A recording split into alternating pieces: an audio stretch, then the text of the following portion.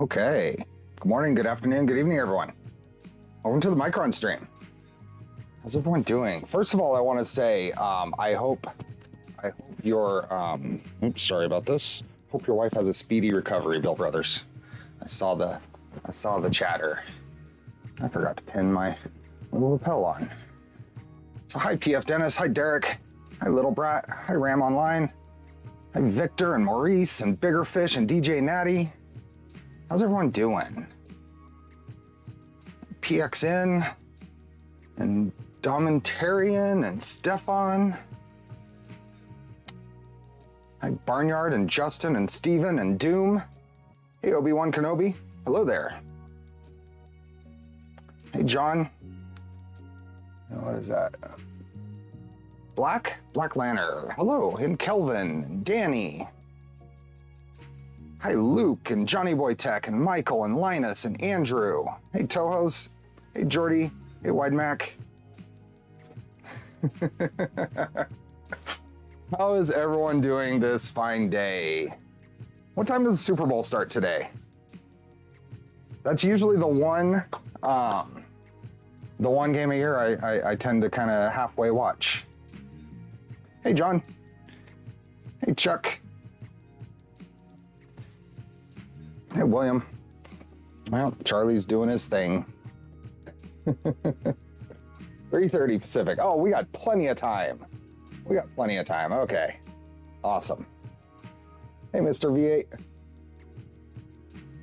Projects in Dad's Garage and Squirrel Brain. Hey, Golden Jaguar. Hey, Sean.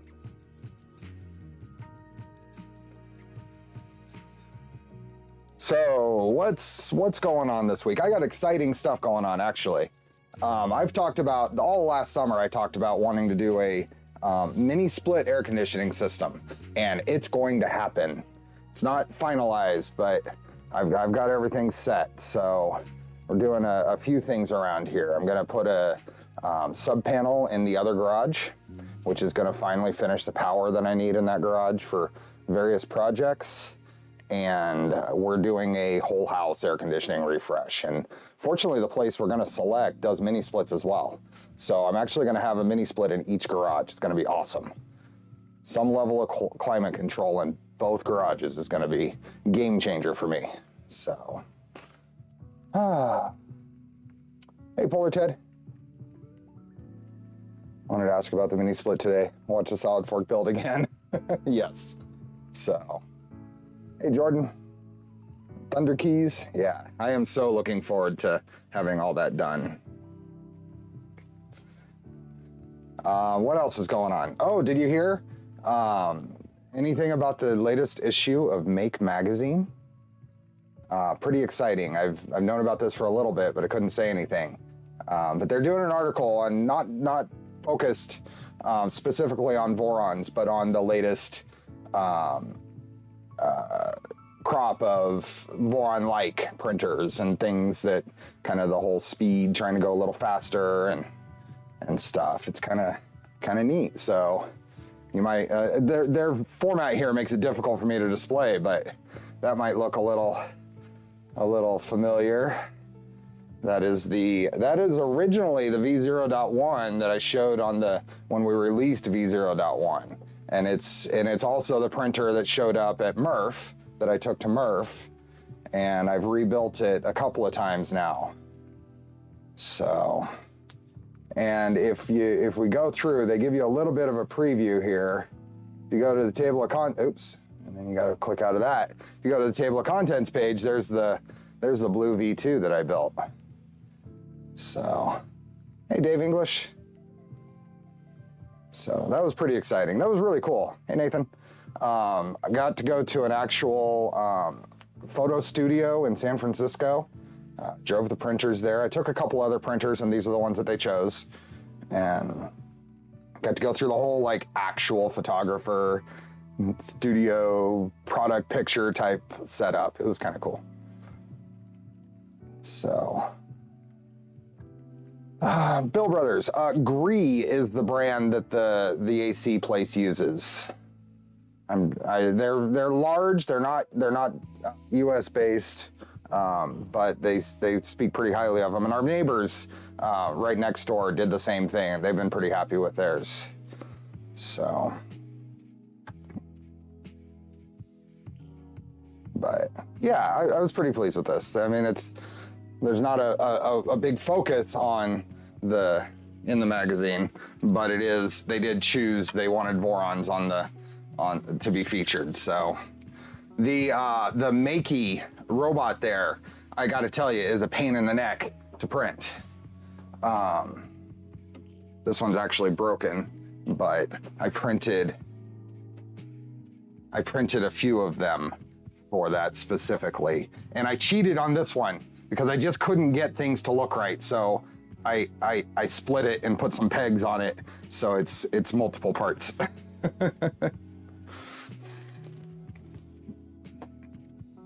That's the Makey that's on the V2 in there. So, Derek, thanks for the gift of memberships. And hi, Moy. And Christian from Copenhagen. Hey, Poity. Oh, Charlie wants more. We'll set him down here in a second. First time getting to use these new crimpers. Whole time thought I was bad at crimping. Nope, just bad crimpers. Oh, are you trying to use the Taiwan-made engineers?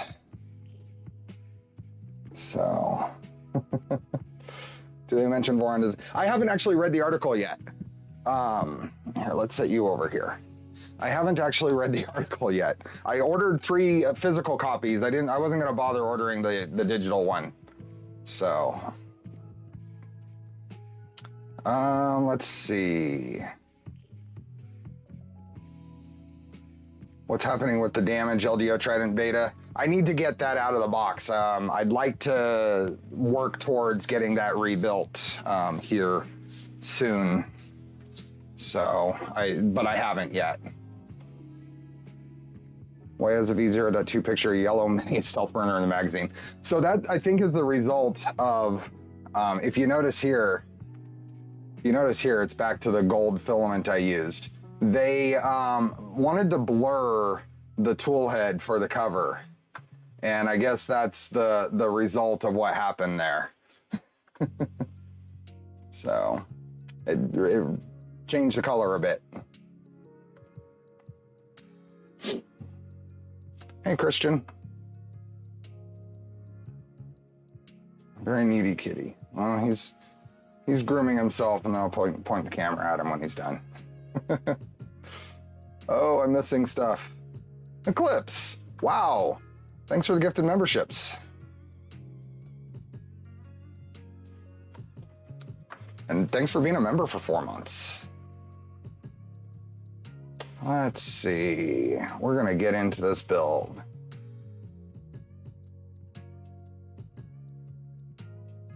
I saw Heart K around earlier. Are you still around? Let's say good morning to you too. I know you're in the good morning time zone, so. How's the 250 Trident Space Gray doing? It is on the box right. I think you can see, yep, those boxes right there. That's it. Lots of projects, not a lot of time. Trying to catch up. Did I miss anything? If I missed it, tag me. Hey, Troy J.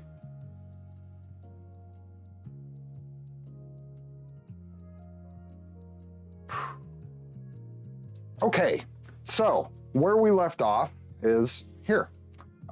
We had the Z drive modules all installed. So now we are going to continue. Hey, Mad Cannon.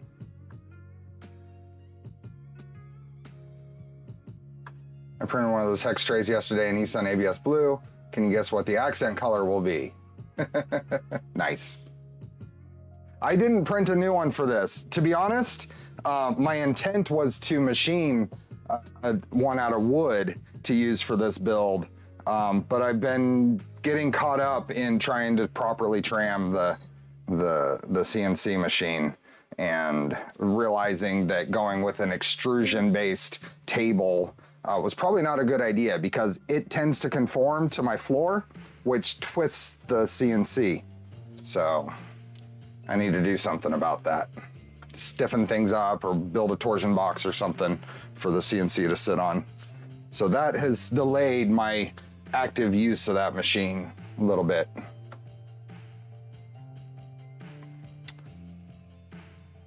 Hey, Honored Twig.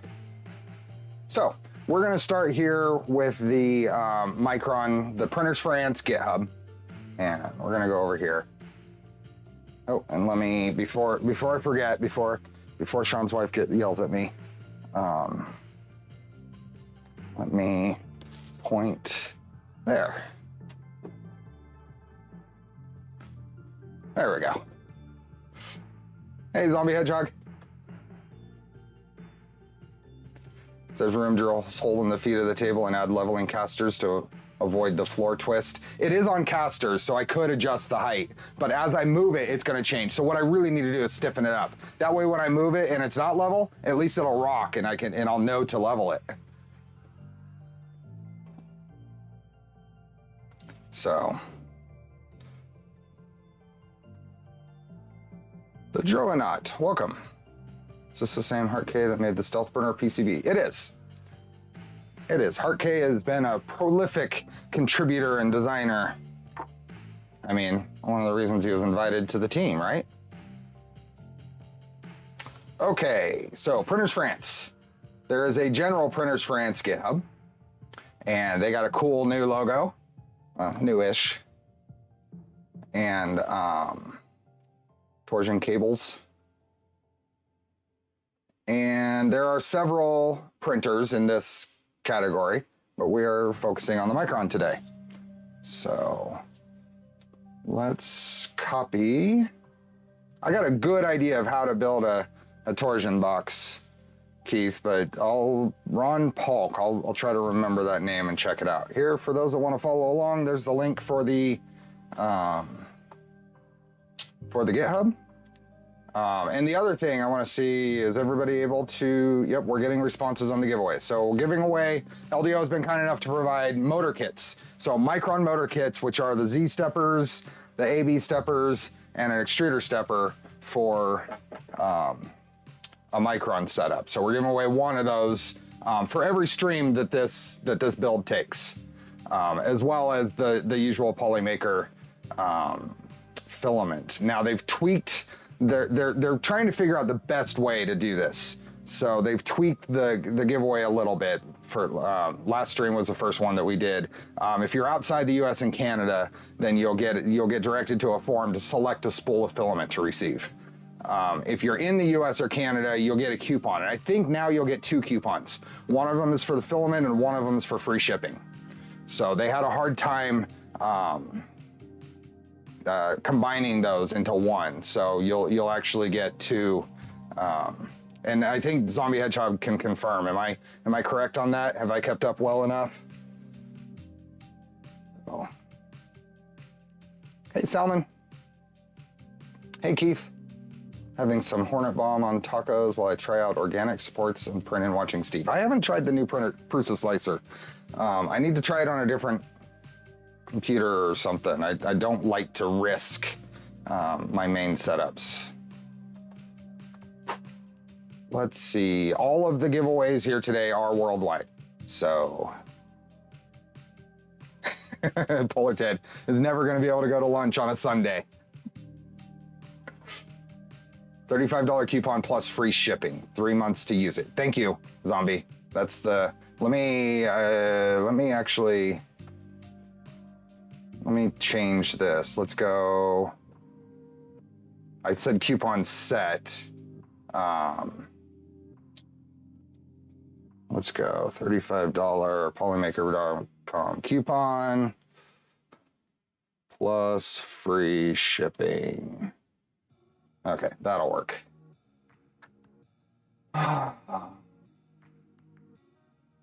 Dominovox, member for 8 months. Thank you. Rewatched part 1 before this stream and 1.5 times. There you go. Hey, Killer Prince. Do you want me to send you a reminder to include USA and Canada, rest of the world options in the form? I think there is. I think everything is there.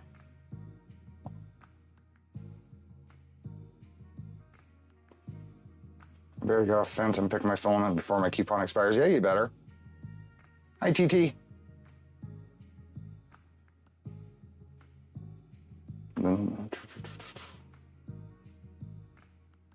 I'll just wait for it to end up in Super Slicer, then I'll try it. I shy away from Super Slicer. It's bit me a couple of times. So I haven't bothered to take the time to figure out a profile for Super Slicer.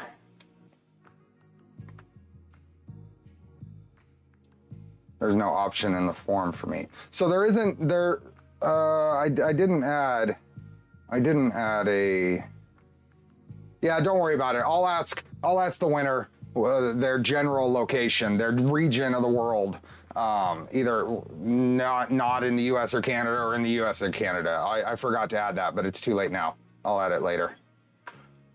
Okay.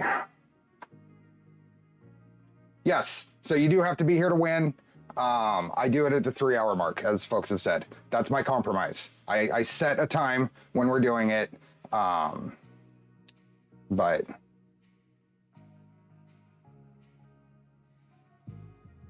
oh, that's right, Zombie. I don't have to worry about it because the form that the winner receives covers both situations. Thank you. Okay, so we are at the Micron Printers France GitHub. All the files are here. Well, screenshots are here, but we're gonna go to documentation. Now, I believe that, and did I have this downloaded? Let me see. Let me see if I had this downloaded.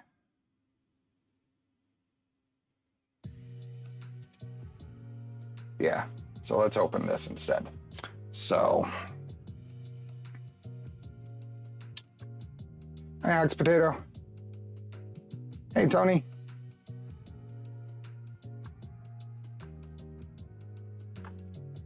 Oh, so this must be where we left off. We put Z-steppers on. Let's see how far we can get in the manual. I'm not 100% sure it's complete.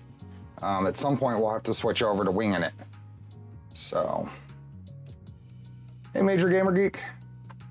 So we put all the Z-steppers, assembled all of those. Oh, we get to the Z-idlers, so here we go. Let me put this thing back here. Let's start breaking out parts. So we have Z tensioners to assemble. So we'll go with this bit right here. We do this, and I'll pull out my box of things. Hey, check it out. I did use the Tridex, the toolhead for this. Hi, Derek.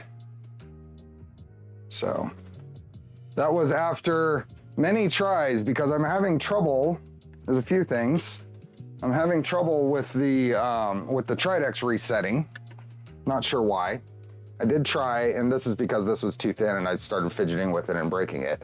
But I did try black accent on yellow, but the black bleeds through too easily. And then a few attempts that failed for one reason or another, bridging or the printer reset. So.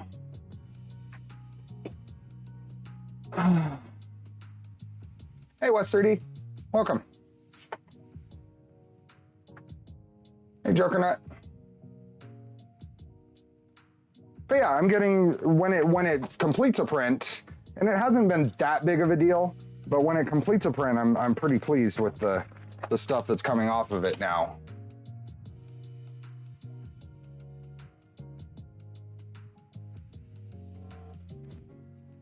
Oh, phone. Let's put that over here. Let's see, the manual was updated 3 weeks ago. Last page is now 94 with a front skirt. I believe they are still adding pages. Oh, I may not have the latest one. Let me close this then and download. Let's download this. and open the latest one. Okay, I got that opened on the other screen. Guess you haven't mentioned the stream we watched together yesterday. Yes. So if you haven't noticed or haven't subscribed to West 3D's channel, they've been doing a Meet the Maker series that is really good. I think they've did the fourth one yesterday.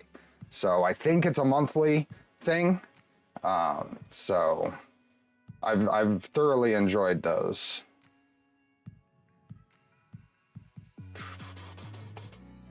Check the voltage to the Pi. Let's see, I'm gonna have to skip ahead because I fell behind and now I'm caught up in that. Hey John. Early stream today. This is normal stream time. Are you kidding? This is normal stream time. Okay, let me get the rest of these bits and pieces. Let me start separating out things that we're gonna need, like fasteners. Oh, there's an idler.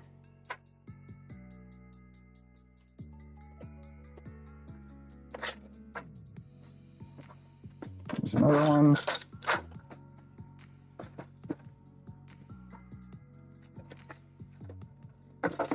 There's another one.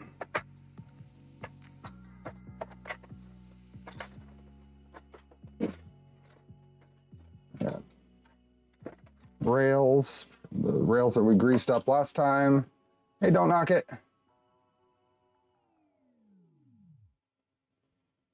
Cannibal 3D does a Meet the Maker stream. I don't know them. I have not come across that channel. I'll have to check it out.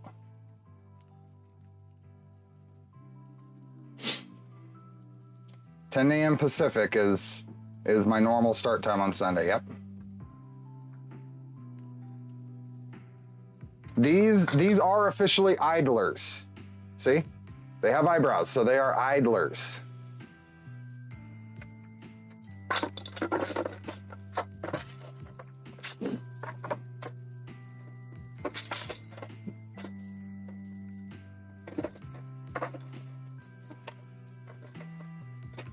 Okay. Where are the last? I need one more of each. Where did they go? Oh, there's the last idler. Now where's the last accent piece?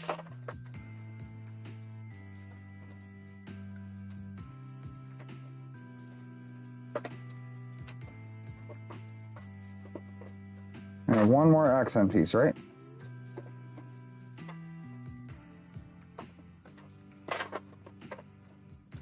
Okay. I didn't see that. Hey, Beartastic. Hey, Joseph.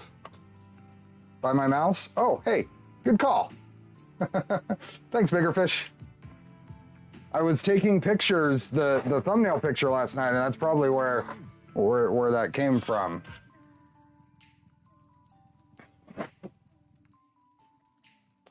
So you see clicky, but we're not gonna go clicky. I printed all the clicky stuff. We're gonna go boop. The intent is to go boop on this. Okay, so we have new manual here. I don't know what page we were on, so we're gonna do a quick scroll through. Get all the way through the frame stuff, the Z assemblies.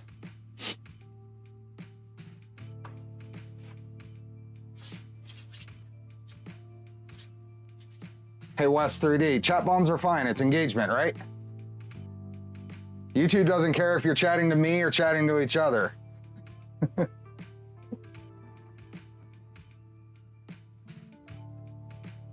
Bartos, thanks for becoming a member. Okay, now we're at the idlers. So I'm gonna need some hex nuts and M3x16 and an M3x20 along with the idlers. So let's go here and start pulling out. So we've got M3x8s. I'm gonna put those there. I'm gonna save that so I can clean up later.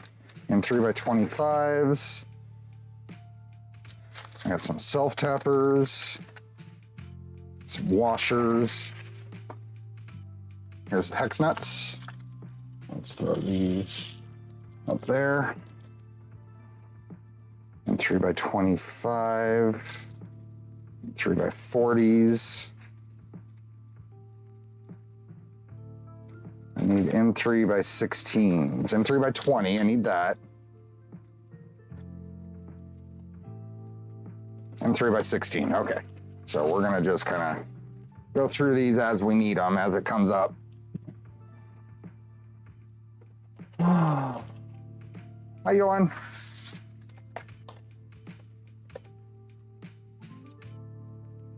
Right on. Thank you for the enjoyable streams every Sunday and supporting the community. Tridex video build helped me through Canvas. Awesome. And thank you. Let's see here. Let's give a little bit.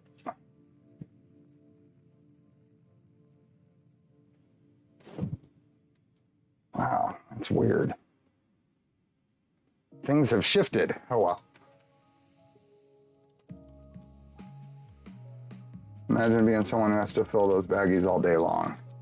I imagine they've got to have some sort of, oh, that's a socket head cap screw. I need a button head cap screw. I imagine they have a machine. I did not see M3x16 button head. Wonder if that's a mistake. I have some. I'm gonna need 4 of them. Let me grab them over here. 1, 2, 3, 4. Okay, I got some. Hi, Michael from Germany. My Trident finally started pushing plastic this week. Congrats, awesome. I still need to tune some stuff, but so far it's been so much better than the old Ender. Awesome, I'm glad to hear that. Oh, I'm on live chat. Where does one get boop? That's a good question. If you go to that GitHub link that I sent you, there is if we go back to Printers for Ants, and you scroll down to the other repositories, there is a boop here. Now keep in mind, this is under active development. So this is a beta. There are changes coming.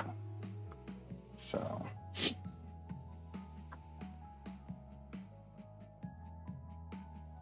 Hi, Donnie.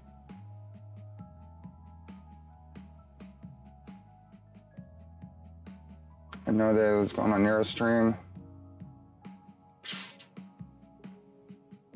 I wouldn't count on that. This is China after all. Lots and lots of people needing work. Oh, I don't know. How much longer till the 0G Mercury 1.1 build? I'm all giddy because it's getting closer. Yes, that is right after this build. When this build is complete, and I'm not setting a timeline on it, however long this takes is how long it takes. But when this finishes, we'll move right into the Mercury 1.1 build. So, hey Monkey Butler Labs. Hey Sanity. Okay, so we are going to put some of these M3x16s up through here. And then a M3 hex nut up here. I think I'm gonna take advantage of one of these socket head screws to make sure this goes in. There we go. So if that goes there, this goes here, and that goes in there. And I think I'm in trouble. I've been working in the other garage, and I think I may have left some tools over there. Let's see if we can fudge it with this. What is the 1mm or 2mm? That must be this guy. There we go. And just barely. Those don't need to be tight. Use this.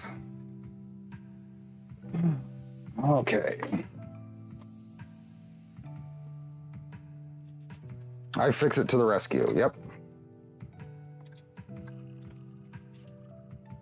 Sergi, what's the best material for light diffusers?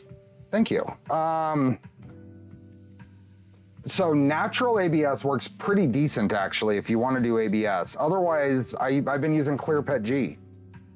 If you're talking about printed materials, if you're talking about some sort of diffuser or whatever that you can buy, I don't know what the best ones are. Okay, so those.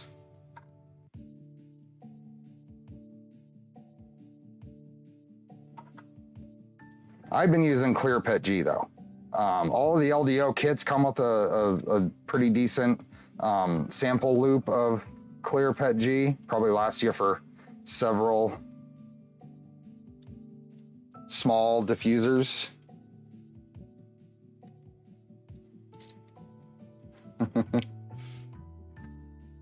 Let's see, have I done any more printing with the positron?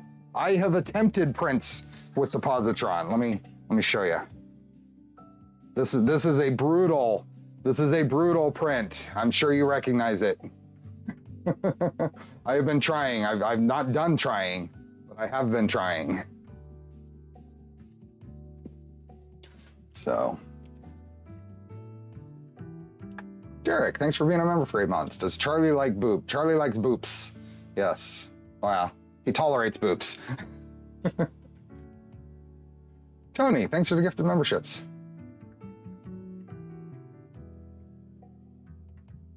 I looked up yellow ABS filament you were using. It is only sold in Canada, but the US, I don't know where you are in the world, but if you're in the US, US shipping from Sparta 3D is actually very reasonable. And with the exchange rate, it comes out to be about $25 a spool.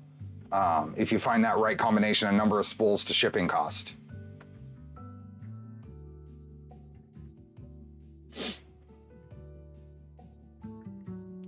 Do or do not, there is no try. I will be doing again. Brutal is an understatement, it is. That's probably at least the most difficult one to print that I've attempted so far. Last year's Valentine's print was this guy, and that is a stringy mess, but it completed. This is, I believe this is red ABS, I think.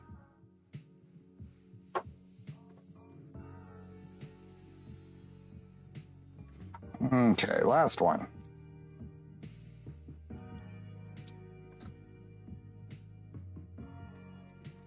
The socket head screws probably would have been fine for this. Okay, our army of idlers. A squadron of idlers? How many is 4? Hey, Mr. K. And then we need the, by 20s, we need 4 of those along with the, is it idler stacks? Oh, it is. Are there any washers in here, or is it just those all by themselves? Place them between the idlers, securing them using M3 by 20. Note the direction the screw is going. Okay.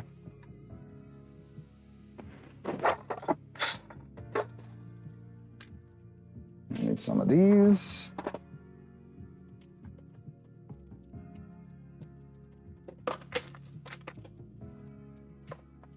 I'll try slowing it down. It's not going super fast right now, but I'll try slowing it down even more.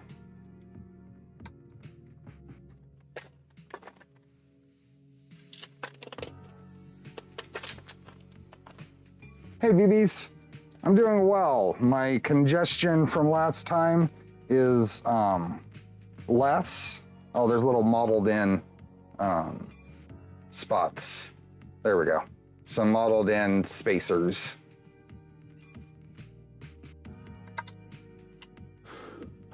Squad is 2 or more. Okay, so this is our idler squad.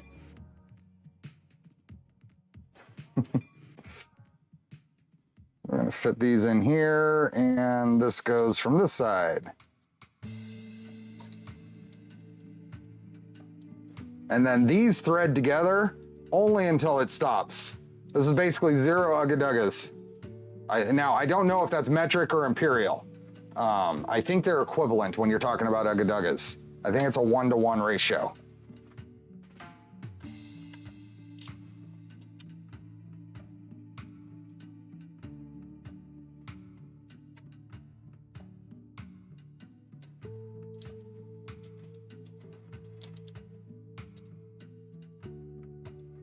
So there is, on these, it does matter which side the screw goes in from. One side is a clearance hole, and the other side is to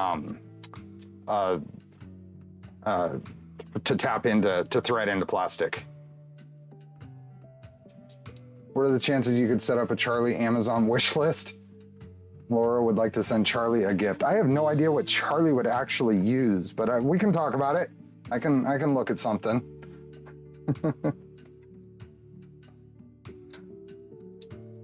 So one side of this, one side of this is intended to thread into plastic, and the other side is a clearance hole.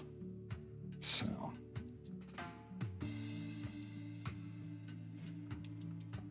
If it's a 1-to-1 ratio, shouldn't it be universal and not imperial or metric? Exactly. That's why I asked. Is it imperial or metric? It's not, it's neither.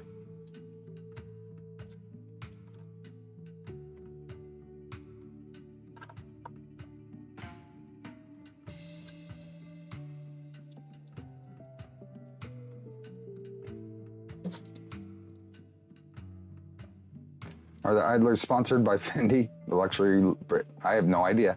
No. No shims in between. No shims. The instructions don't say any shims. So we've got 4 idlers assembled. Being metric person while both systems start at the same base point, one uses degrees, the other uses radian.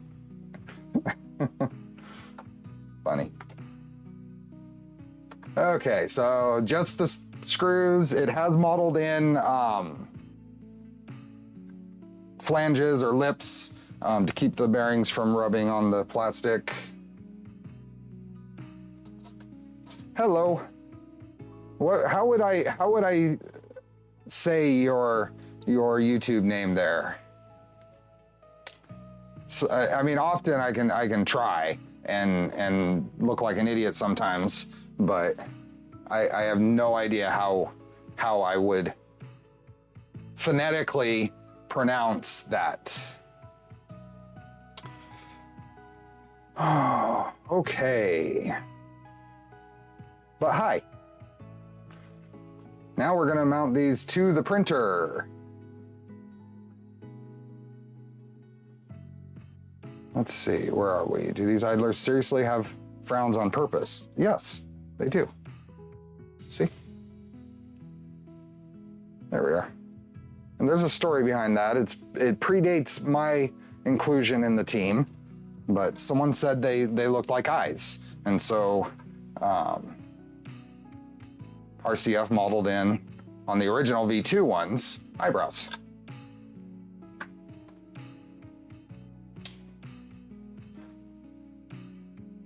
They're angry idlers. Hey, Science Sniper, welcome back. Okay, so M3x20s, I still have those out. And we're gonna put those on the printer. We're going to skip the ZN stop because we're gonna use boop. That Chinese translates means Your Majesty invites you to choose a concubine. What?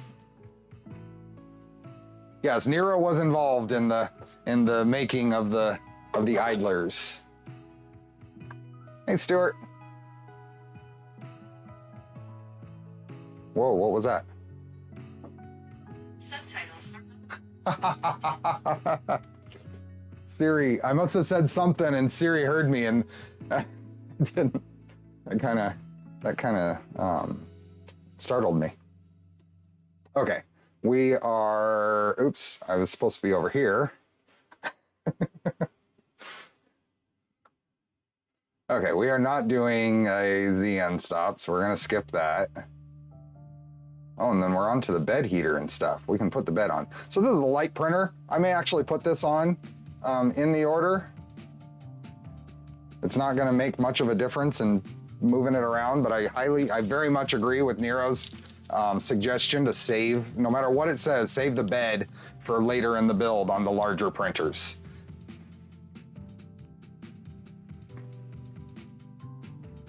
Have you thought of doing a video of your journey in designing and making of the Trident? I have not, but I've talked about it a few times. I talked about it on the release, and I talked about it on Nero's interview stream, and I don't mind talking about it again.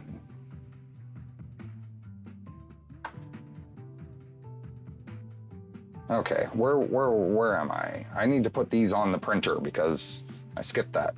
So let's get this. Let's get these ready to put on the printer. Siri assigned new moderators. When is Trident 0.1 coming out? There are no plans right now. I mean, Trident is perfect, right? There are plenty of little tweaks that can happen. They just haven't been. I wonder if this is a good enough view. Is this a good enough view? This goes like that. This, oh, I'm balancing on the carriages here. That's why it's not flat. That caught me last time too. Maybe this would be better. Oh, there's a panel there. I can't stick my hand through it.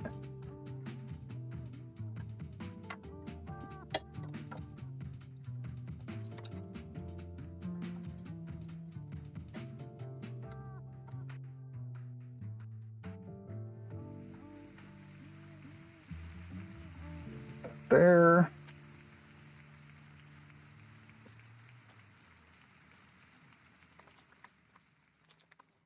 I activate Siri, let's see if it does it, often on accident. Usually on my, I think it's my watch that has been doing it.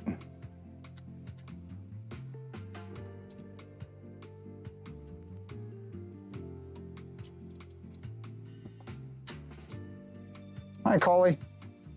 Oh, that's cool. Those both lined up well. Okay.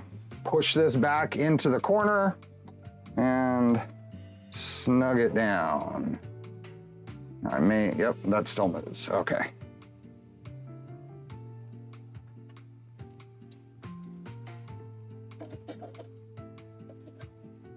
I don't actually have to put that all the way in to the corner. We can move it in there. Ultra watch means ultra Siri reactions, apparently.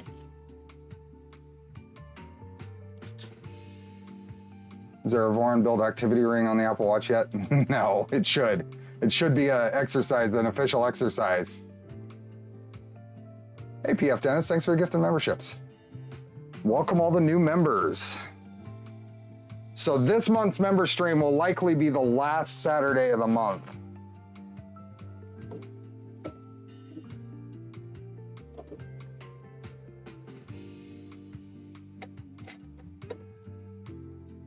There we go. I'll push this all the way into the corner. Do the same thing on the other side. The only reason I know about Fendi is my husband, who has a penchant for luxury items. You DM me some Fendi bag price, am I gonna have a heart attack?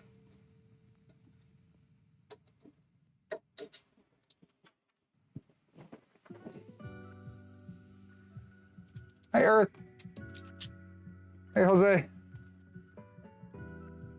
Feel as tired as Charlie right now. We'll see how long he sleeps. I would watch a 3-hour Charlie sleeping stream for a member stream. I don't know what we're gonna do this month. I have nothing on the agenda yet.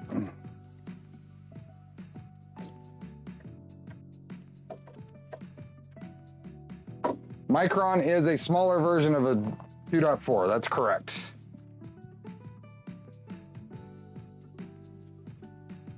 Hey, Janice. It's a V0, it's not quite V0 size. This is definitely a larger than V0 printer. Love your streams, but I do not understand why people want smaller printers. I've never said I would totally print that if I had a smaller printer.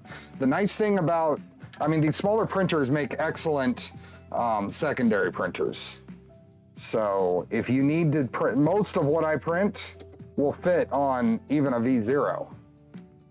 And a V0 heats up quicker.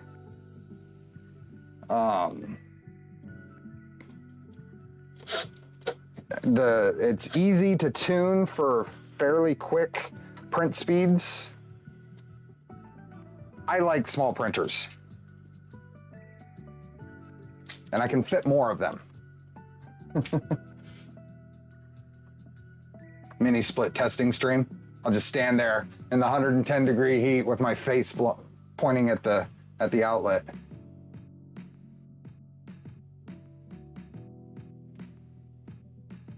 And build a torsion box on the member stream.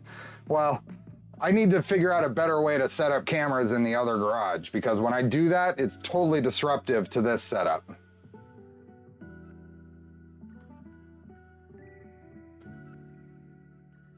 Might look at one myself, so I don't have much room left, but I like the flying gantry compared to floating bed. Yep. Okay, so idlers are on, so I guess that means we can move on to the bed stuff, because that's what's next in the instructions. So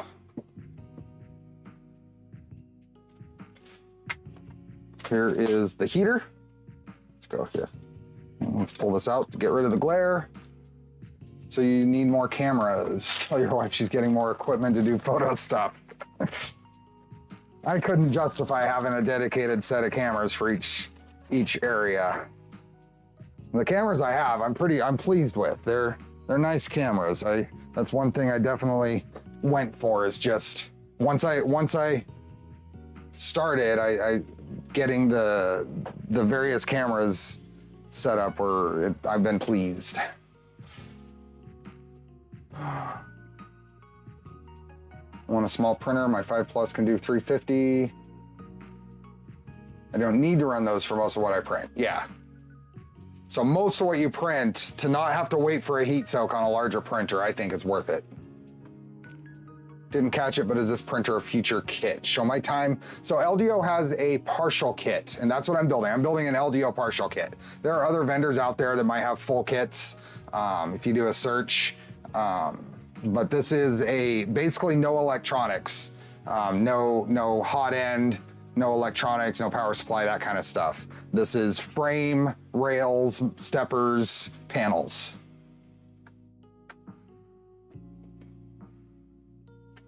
You mean you bought expensive tools? I did not buy the most expensive. I bought very mid-grade, but good cameras. Like I have a 6400, a Sony 6400 here, a Sony ZV-1 here.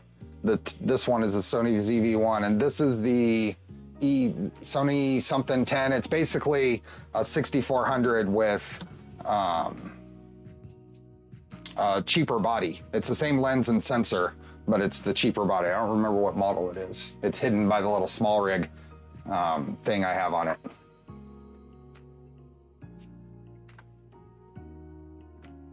I don't have the same cam twice, but they're all running off of HDMI into a Elgato capture card. So I think I could run multiple of the same camera, no problem. What size is the bed and what size is the heater? It's a 180,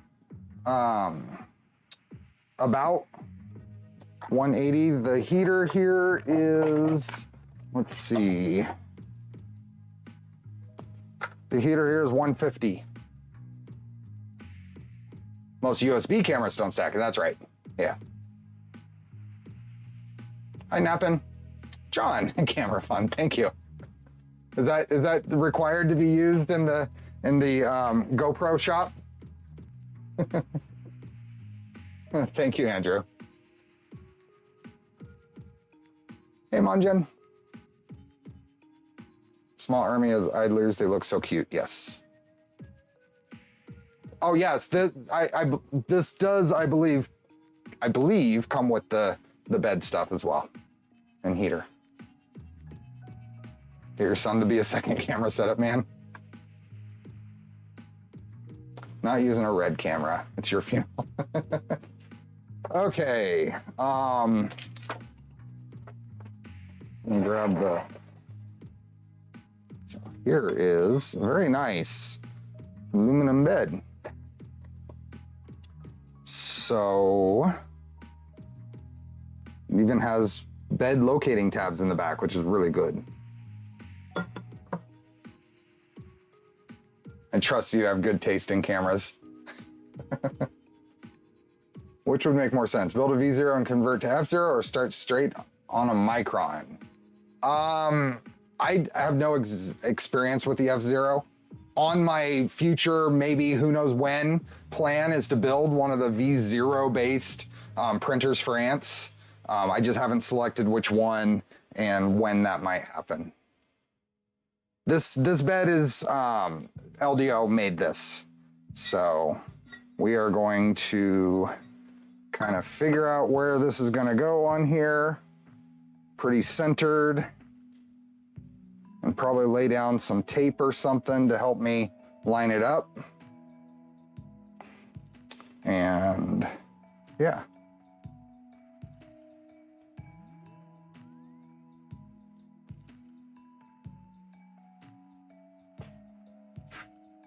I ordered a RatRig V-Core 3.1 on Wednesday, so the kit should hopefully be in a couple of weeks. 3DO nozzle cam on back order 2. I have one of the 3DO nozzle cams, but I was dumb and ordered the wrong length of cable, so it's gonna be a while before I can actually use it. Okay, so this is gonna go here. Let me see, I have some tape. I'm just gonna grab some pieces of blue tape and my ruler and kind of locate this on the, I'm just gonna use the tape to kind of guide myself where the heater is gonna go.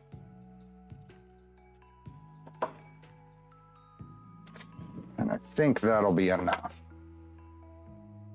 Center it, stick it, preheat to 60 to 90 for 5 to 10 minutes before mounting to frame. So I'm not gonna be able to do that on this because I have no way to heat it up, but we'll be fine. I do have a roller so we can put some good pressure on the heater.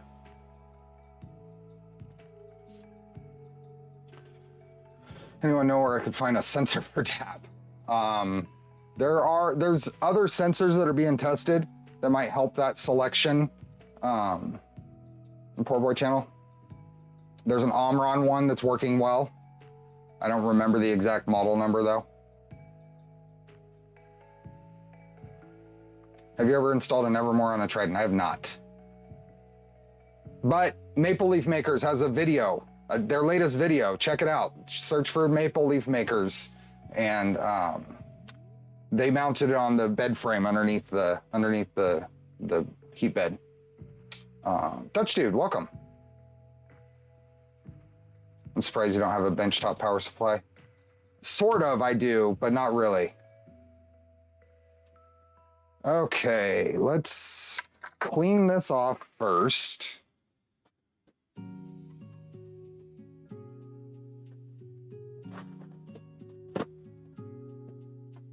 Clean this off. I have not had a single issue with my methods of installing these heaters, so we will be fine.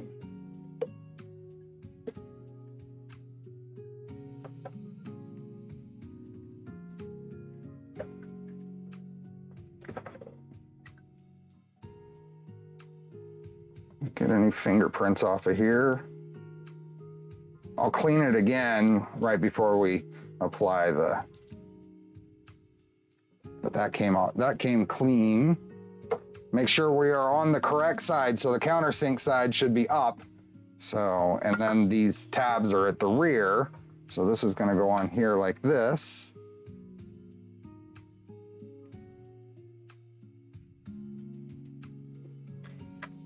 And then we're just gonna kind of eyeball center it, and then I'm gonna check it. So this is, what is the total width of this thing? We've got a 150 millimeter bed, and we've got a 185 millimeter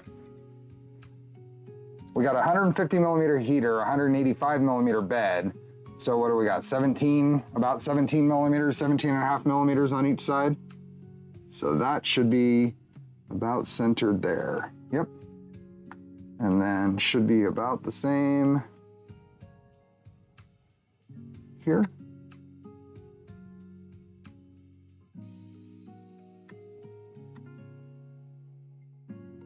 Something like that.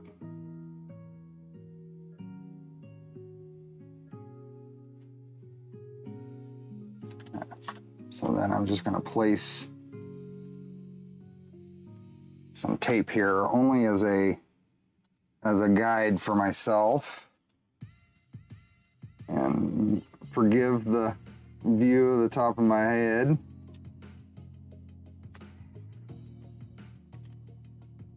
There. So that's gonna go right there.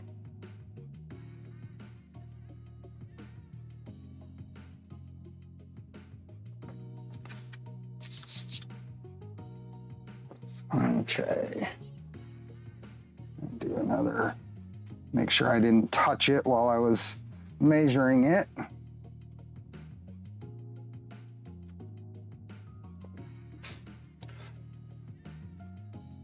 And then we pull the backing off the heater for just a little bit of it. And fold that over. Now this will allow us to set this on here and move it around. And then when we got it in place, we can just touch the end there and put it in. Nice, so you don't have to stare at the back of my head. I think we're gonna go this way. There we go. Going to place this right there and make sure we are approximately centered.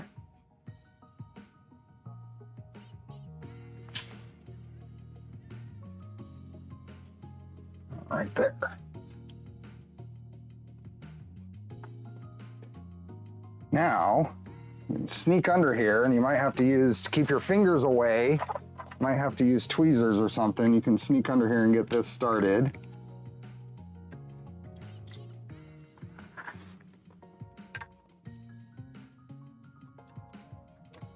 And then work our way from the top.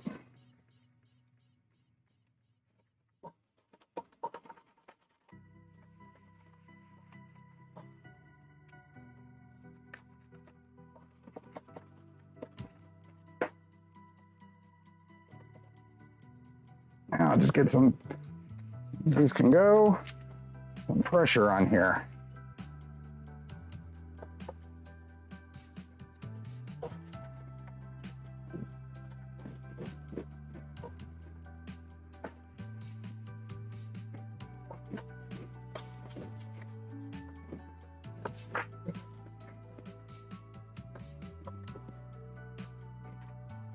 What do we got? You could mark it with a marker, sure. That's what I had. I had this handy.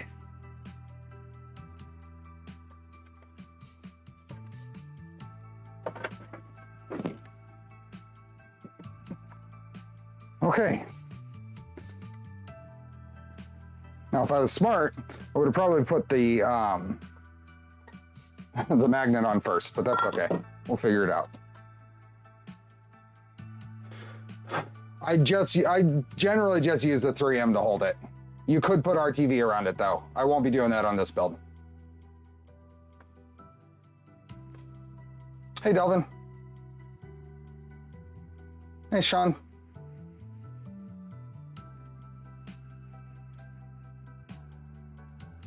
RTV takes a long time to cure and be ready.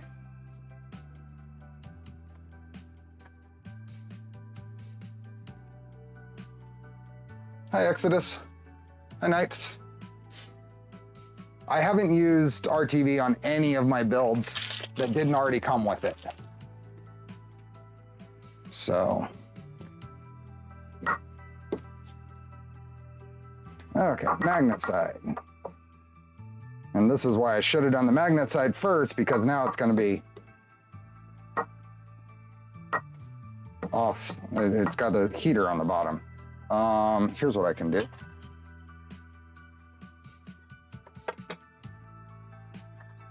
There we go.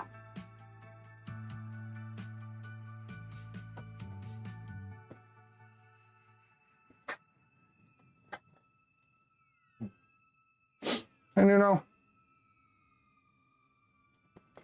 oh, I got a little bit dirtier on top.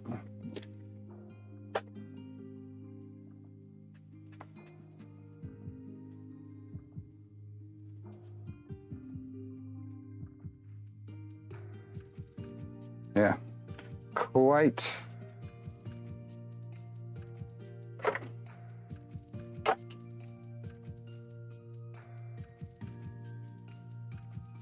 Okay, then I feel a bit safer. Already you should use RTV. Keenovo's official recommendations say to put a bead of RTV around it. So my official recommendation would be to do it. But I haven't. So it's one of those do as I say, not as I do type things.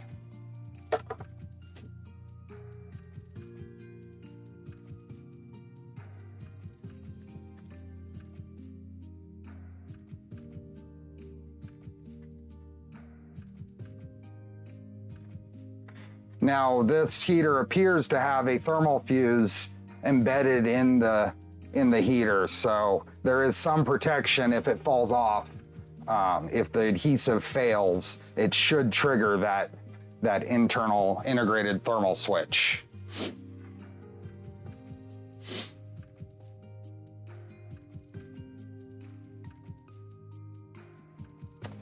I do as you do and not what you say then. There you go. CAN bus will be installed on this. We will be using Big Tree Tech, Manta, the M8P, along with one of the EB-B36 boards. Hey, Mr. 7.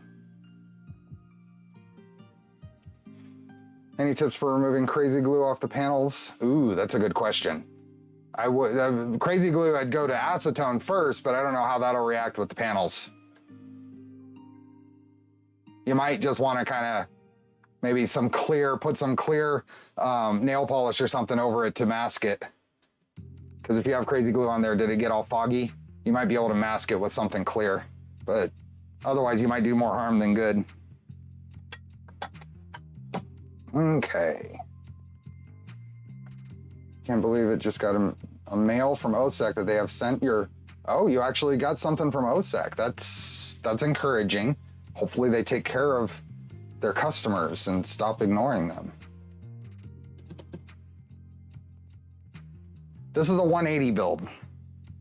Okay, we got a magnet around here somewhere. Okay, so I have this Dark Rock 185 build sheet. This is from LDO, and this is a textured, powder-coated textured surface. And there's a magnet on the bottom here, and that's what we're gonna use. So let's see what our sizing is here. It is pretty much right on, if not just slightly undersized. So I am going to figure out which way this lines up the best, because it's not perfectly cut, it appears.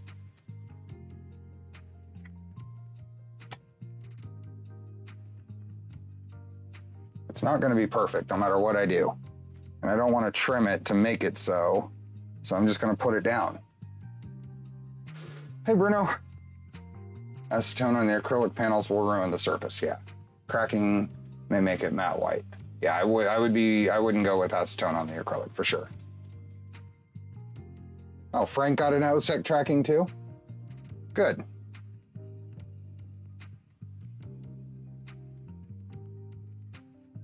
I ordered in May 2022 to Germany and didn't get any updates, just watching them on Instagram posting pictures about new beds. Oh, where's my coffee? Oh, I'll be right back. I left my coffee on the maker. I'll be right back.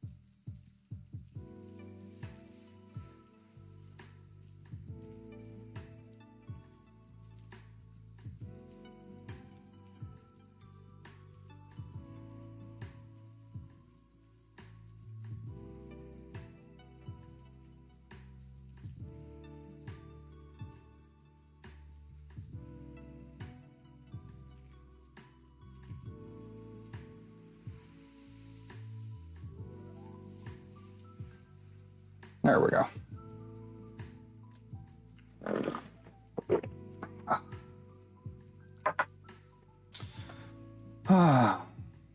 Now. Okay, so we are all cleaned up here. This is not going to be perfect. Oh, that's interesting. One side is cut with a rounded off. Every other corner is sharp.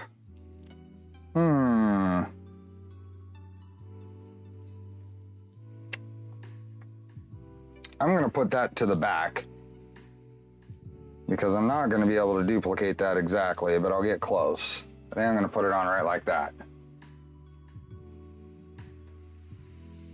So let's go here, I think. So you don't have to stare at the back of my head again. And we'll do the same. Pull the sheeting back a little bit.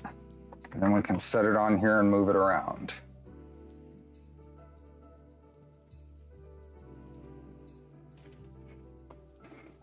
This is not very square, which is rather irritating.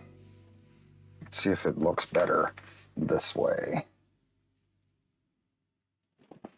No, it's not very square at all. So I have a feeling I may end up redoing this at some point, but I'm going to use what it came with.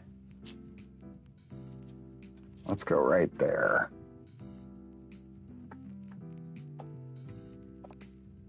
It is a bad cut, but it's what I have.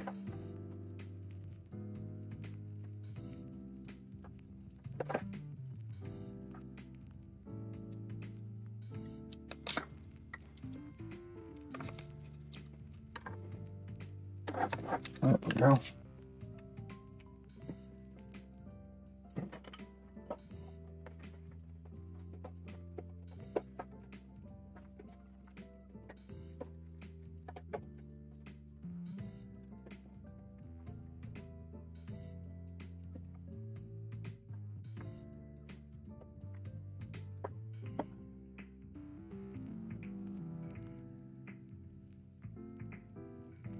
I'll trim it once it's on here. But I mean, it's pretty much barely undersized, which wouldn't have been a big deal if it was actually cut square.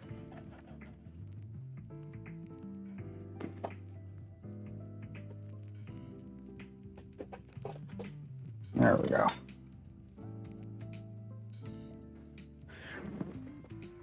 Under Charlie's pillow is one of the Voron keyboard mats. You can get those at Fabrico.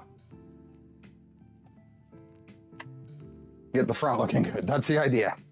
You can get those keyboard mats from Fabrico. There's a LED lit one version and a non RGB one.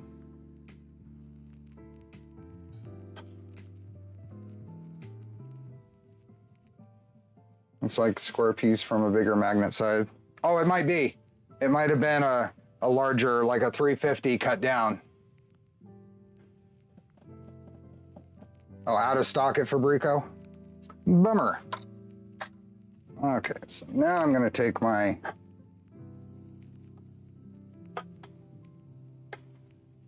X-Acto knife and trim these corners to match the chamfers on the edge. The back one I'm gonna round off to kind of match the fillet.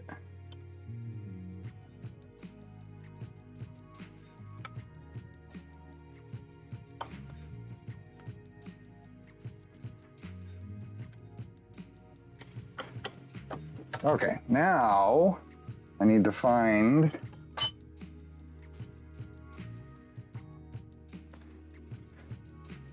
I think I'm going to take my little drill here on the back here to locate these better. Now let's do this with the actual drill.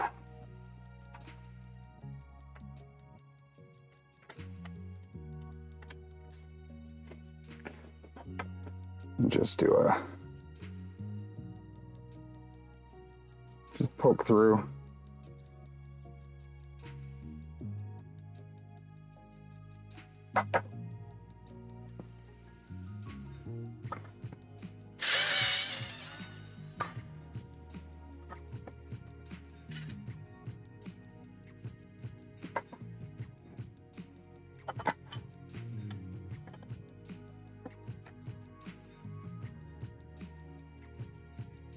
There we go. Where are we at? This is usually the time when most fingers are cut. Yes, this is very much a be careful of the soft bleedy bits.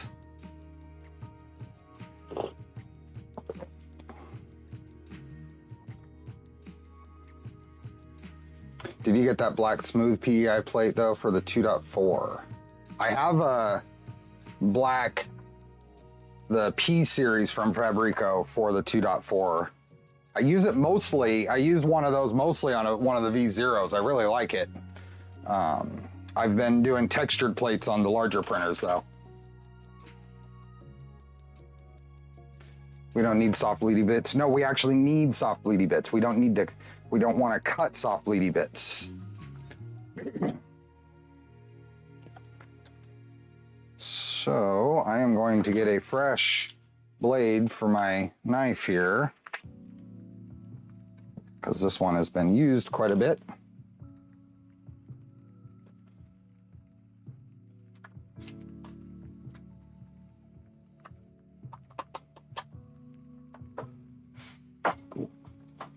Am I a bleeder? I think I'm as much a bleeder as anyone else. Okay, let's see what we got here. I get my magnification and be very, we're just gonna work our way around this, looking for the edge of that.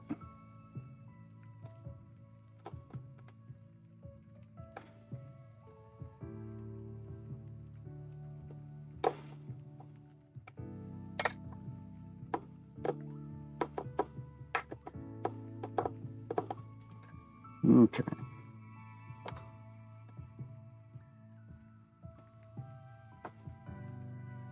Using the inside, the countersunk hole as a guide, working our way towards that.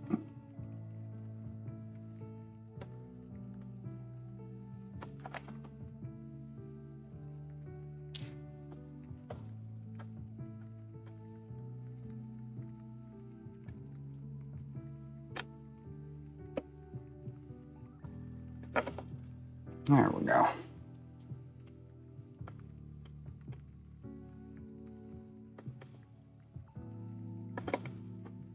There. So shaky? I don't feel like I'm too shaky.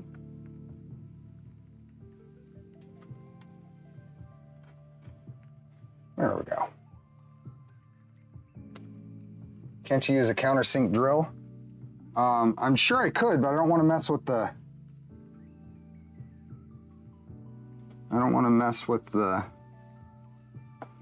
cut into the aluminum. Just be careful, be smart about it, and this isn't too bad. This magnet cuts really, really easy.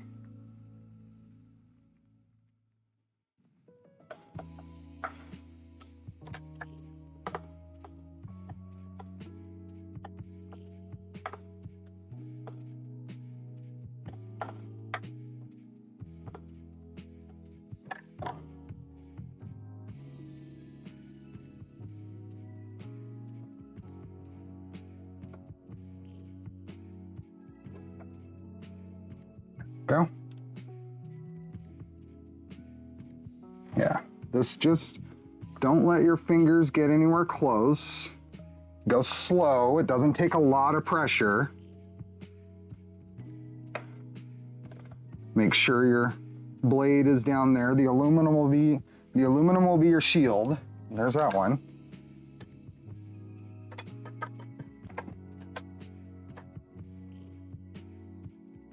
kind of helps. I'm cutting off to find the edges. So then I'll cut basically little triangles out. Just like that.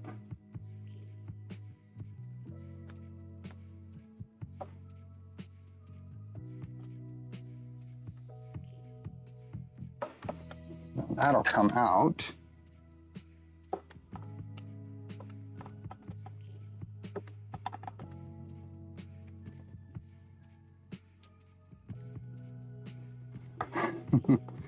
Cutting edge technology.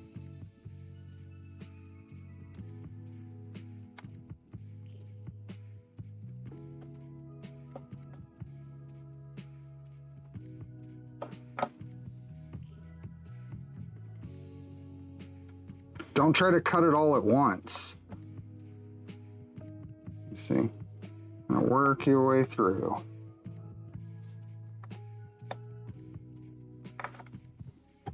There. One more.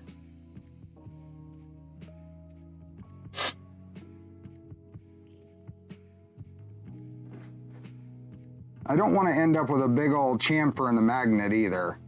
Just my own personal preference. I like the cuts to be square to the hole. I mean, I could take my chamfering tool and just go to town until it hits aluminum, but I'm going to end up with a chamfer that's quite a bit larger in diameter than the hole.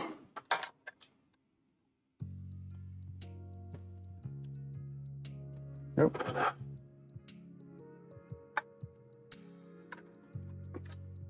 What time is the giveaway? In an hour and 45 minutes.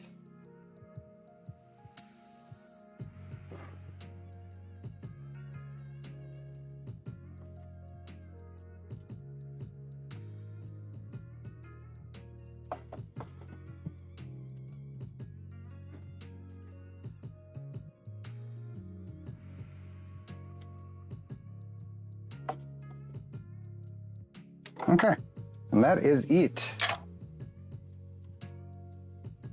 Can you use the Noga to create a chamfer? Yes, but the hole here would end up being like this big in diameter. Maybe that big. It's just preference. You could use a chamfering tool, sure.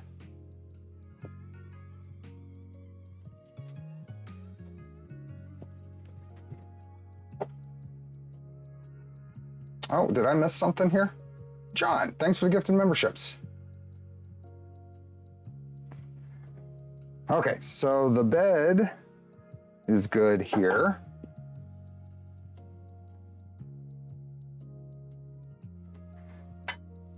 Let's put the Y extrusions back.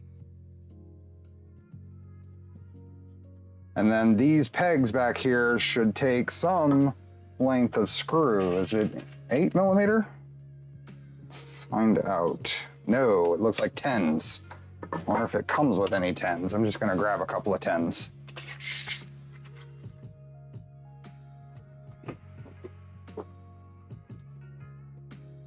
M3 by 10s.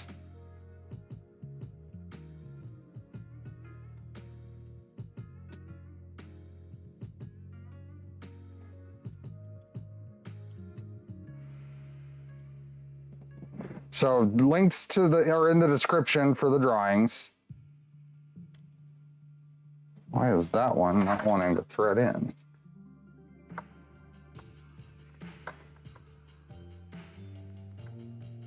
Whoa, what's going on? Let's try it from the other side. Does the thread need cleaned up?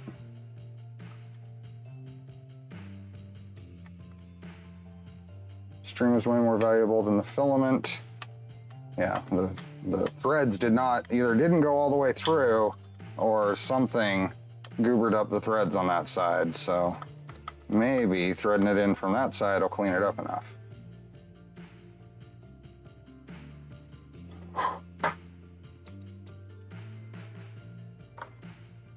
Yep.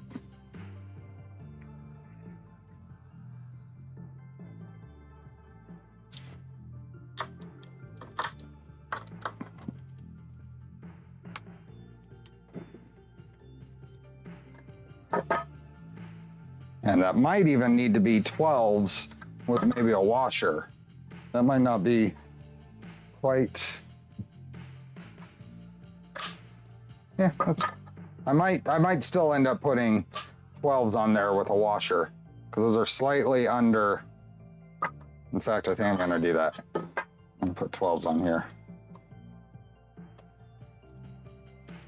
Does this come with, yep, there's a thermal fuse right in there. Thermal fuse right there. Embedded in the bed. Now, I don't know, I'm guessing that it is a resettable fuse.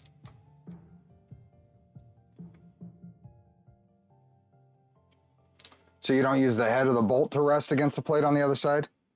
Well, that's a good question. I don't know. Usually I've fastened these in from the back.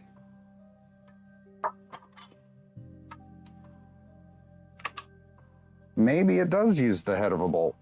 Huh, okay. Sorry about that noise. Let's try the head of a bolt.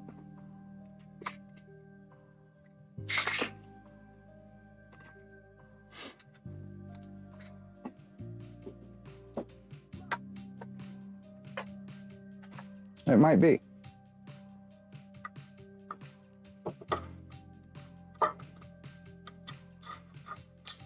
On all my other setups, I've set it up to where it's the other side, but you're right. I think this is far enough back to where the intent is to use this side.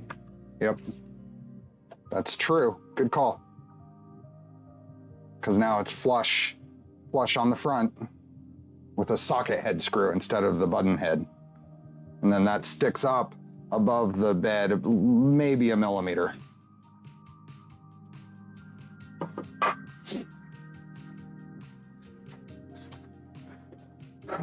Okay, bed assembly is done. Let's go here. Bed heater, thermal fuse. The bed assembly, we have some length of screw that's not identified. Do we know what length these are? Is Hart K here?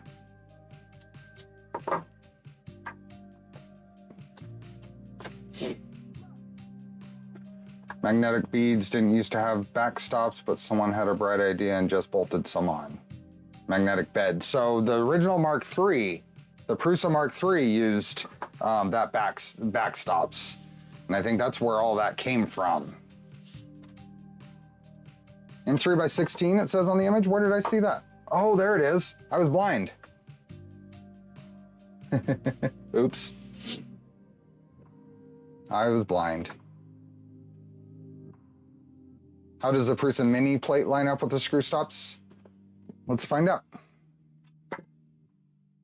Let's find out. So this is this Dark Rock 185. This is an LDO branding for their dark textured sheets. I have a Prusa Mini sheet here, and I would guess, yep, that goes right there. Now it probably sticks forward about half a millimeter or so more than I think it should. These probably could have been widened just a little bit to get that to fit better, but it'll be fine. It's at least located and centered, and you're never going to be printing that far back anyway. Okay, cool. That must be what these are for. M3x16 socket heads. Put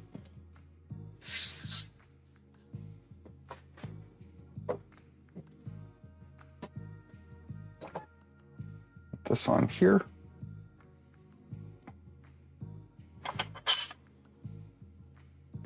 If you lift the screws, will it sit better? So you use stop screws instead of locating dowels. Well, coming from the other side, it probably would, but I think it's fine how it is. How are you finding the Prusa Mini? Mine's been an absolute workhorse printing PC carbon fiber for my V0.2 upgrade. Awesome. I've been printing one of the 3D sets, their new 1/16 scale vehicle with PLA, and it's been fine. I've done a few plates on it. It's been about a week since I printed on it, but yeah. Show my time. It's hitting the head of the screw, not the threads.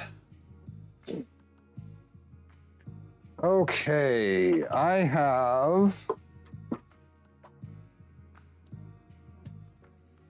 to put the, let's see, I don't know where I put the little plastic pieces that I was printing. Oh, they're there.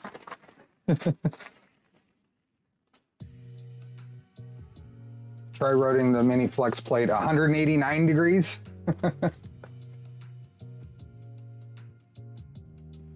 Do you think the PC is as good as ABS in terms of that heat resistance? Maybe any experience or issues? I've been using PC on various builds for a long time without any trouble. Some of the stuff will get brittle over time though. Is there something you can show off that new RC build? I can show you a few bits and pieces, but there's nothing really special to show off yet. Okay, so we've got a bunch of these little printed nut holders things that we did. And these then go in there like that.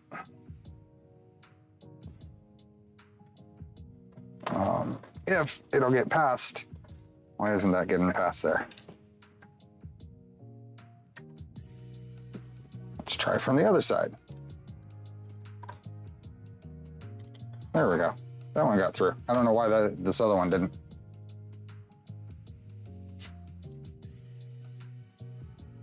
I think it still wouldn't be perfect, show my time. Just the way things are lining up, it wouldn't be perfect. But right now it's pretty close. I'm not too concerned about it. That's what's going on.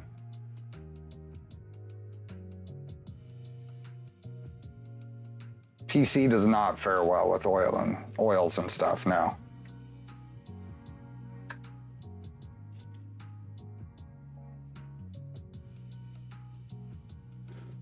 Danny, these are all 1515, same style of extrusions as a V0.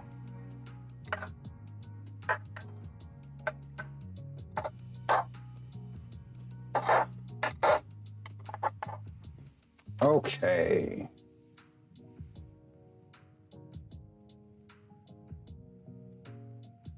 Let's see, is there a specific location for this? They don't call it out, so we'll end up shifting this bed around once we get it ready to print. So we're just gonna attach it for now. And like I said, our normal recommendation on a larger printer would be to skip this. But this printer is so light, easy to move around, I'm not too worried about it. Let's see. We've got the M4 knurled nut standoffs. And then we'll figure out what spacing we need on these. Let's go about there. About there.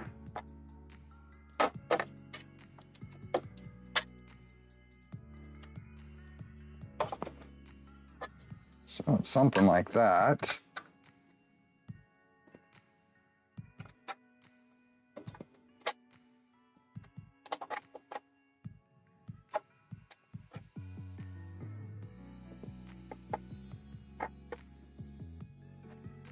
For those 3x16s.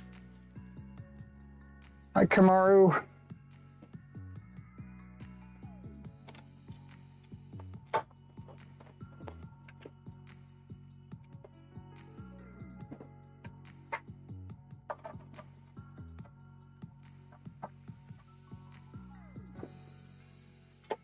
Suspect we are too short. We probably need by 20s. Yeah, I think we're gonna need 20mm screws. Let's see what's going on. Let's move this forward. Set this in here. It's really close. 20 is gonna bottom out. We're gonna need 18s, which is a weird size. I think I have some, but 16s are too short. They're not actually hitting the nut.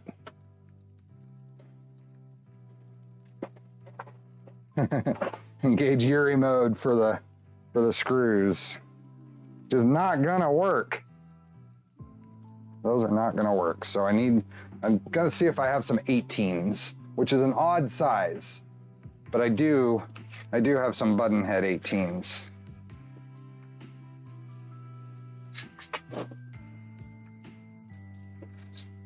Okay, let's line this up again. So the particular length of screw you need is going to be a factor of the thickness of the bed and the thickness of your spacer.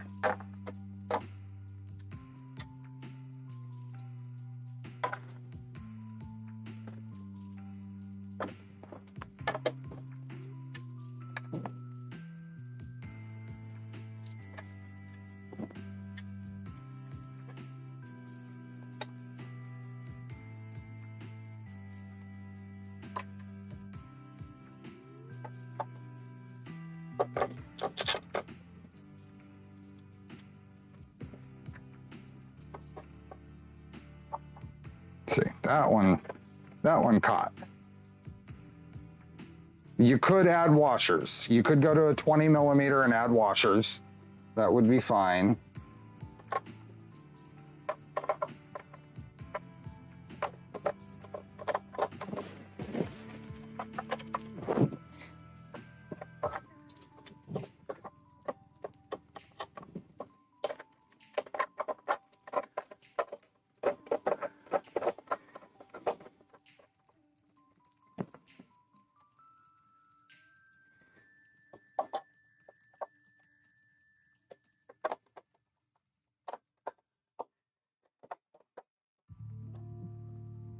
I gotta move this around so I can actually see what I'm doing.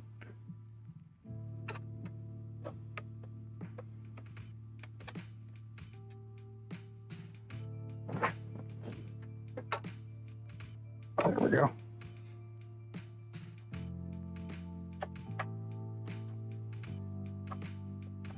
Actually hit the nut on all of them. Okay, so we're not actually locating this. I'm just gonna snug these down so that the, oh, Charlie's waking up. Snug these down so it doesn't shift around. And then I'm gonna put the bed plate on here so I don't damage the magnet. Hey, JC. Thank you. Okay, so see, this is still easy to move around, and apparently I missed the, I hit the magnet, I missed the spacer on this side. That's funny. This one missed the spacer altogether.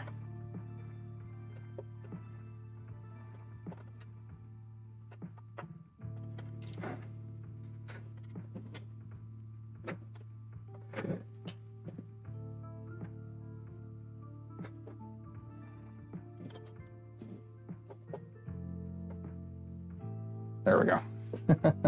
Oops. Did I hit it on the rest? Yeah.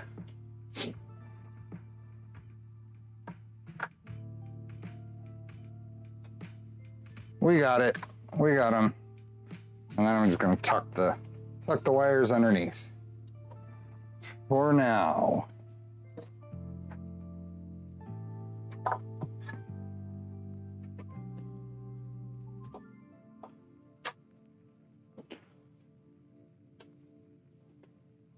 Okay, So that's done. We're not doing a Z end stop because we're going to use boop. Hey, Max.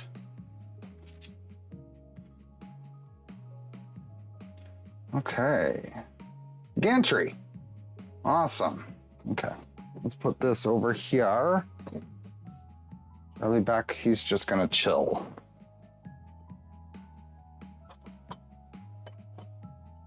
So this is the Y linear rails, which are going to be these.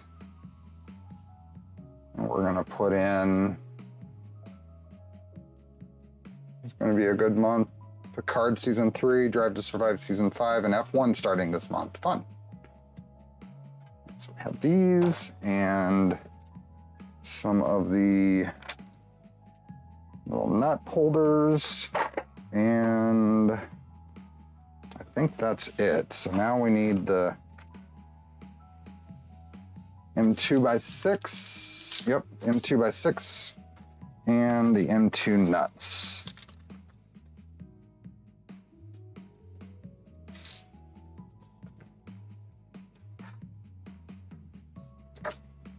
And we're just going to put these in every other hole of this.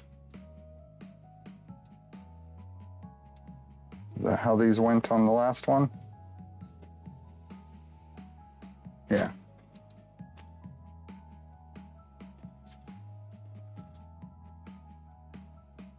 And if these aren't a tight fit, then they fall out easy, and these are not a tight fit. So I just have to be careful.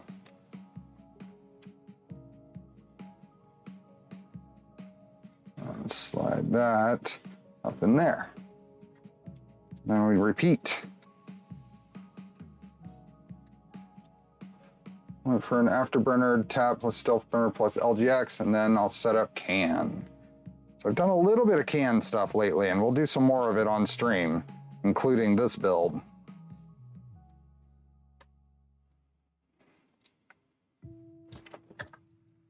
That one went in crooked.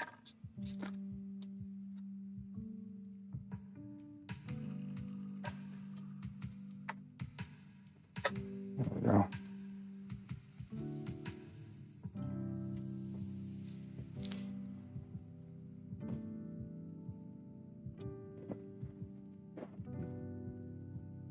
Yes, it is a small 2.4.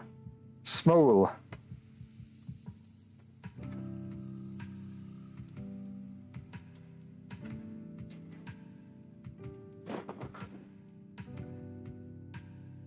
And one more.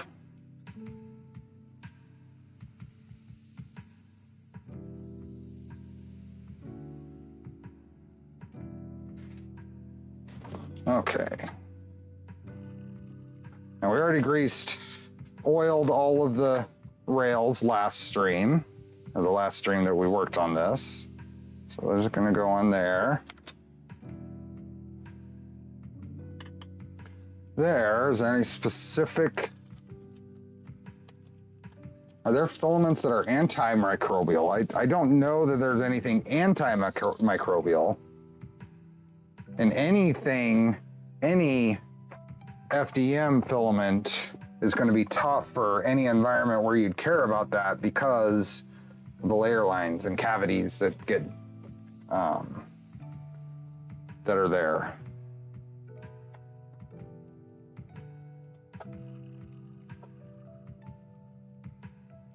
Okay, so all these M2x6s are just going to go in here, every other hole. I'm not tightening them, I'm just locating them. Just got here, which can board are you going to be using? This will be the EBB36 for this build, the version 1.2. I've had it for a good while. I've had it since last June. I ordered them when they first came out. I'll be pairing it with the Manta M8P for this build.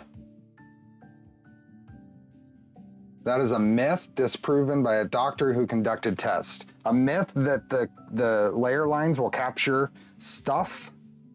I would imagine it depends on the stuff.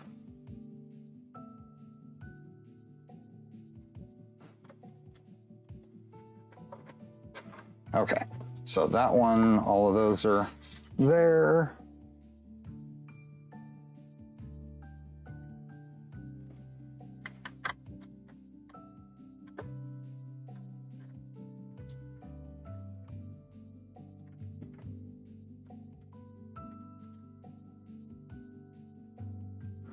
There's one that Zach Friedman tested out that claimed to be, but he had more bacteria on a culture than plain PLA. Oops.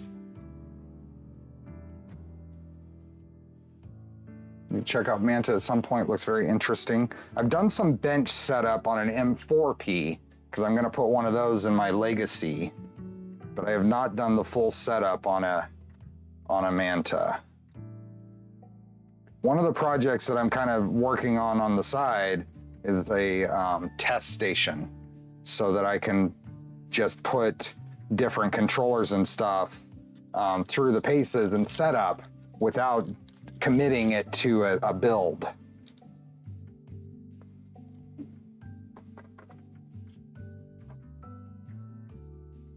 Oh yeah, exactly, DJ Natty.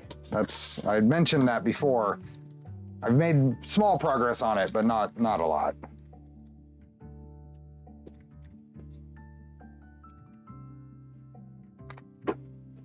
Oh, there goes Charlie. Okay.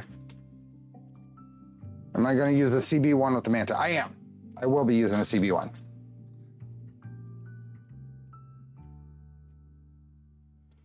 What was the cause of your V0 bed screws adjust being all wonky? I haven't fixed it yet. I haven't investigated. Let me let Charlie out. I got busy this last week prepping for and getting quotes for the electrical work and the AC stuff. So, and I haven't gotten to the DuPont board, that Recore board yet. That's one of the things I want. Here, I can show you a little bit. We can take a little sidetrack. That's one of the things I want to use this test board for.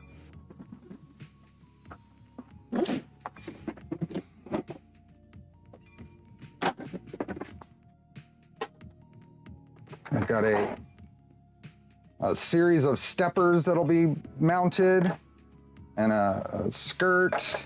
It'll look basically like the very bottom part of a trident. Some extrusions that'll go on. Yeah, this all mounts to an extrusion. Steppers mount along the bottom here, and it's at an angle so you see them a little better. This will be along the back side. And then the deck here will have electronics mounting stuff, and then connectors wherever. Yeah. See how it turns out.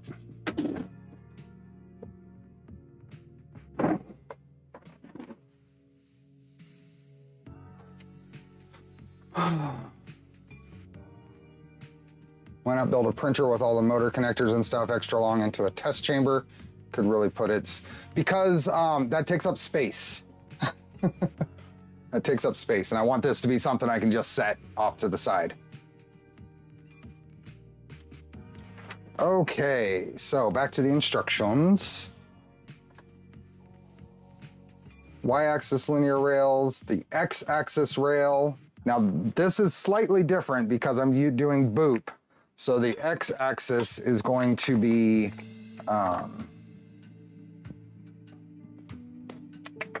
let's go here. So I have a MGN9H rail here for X. This is a honey badger rail, so it has a big old blob of grease there, because that's how they grease these. So let me just take a Q-tip here and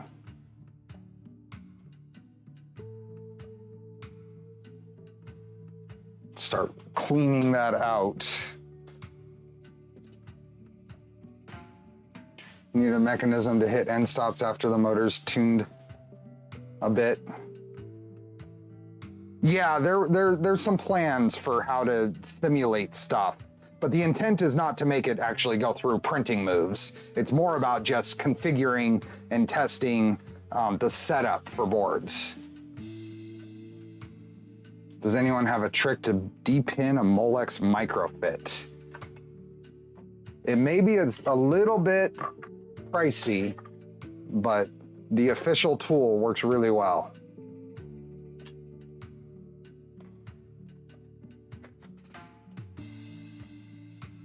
Hi, Artem.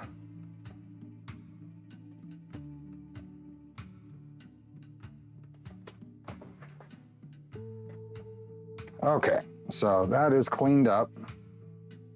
Feels fine. We do not have a little holder, nut holder thing for this. And I need some M3x8.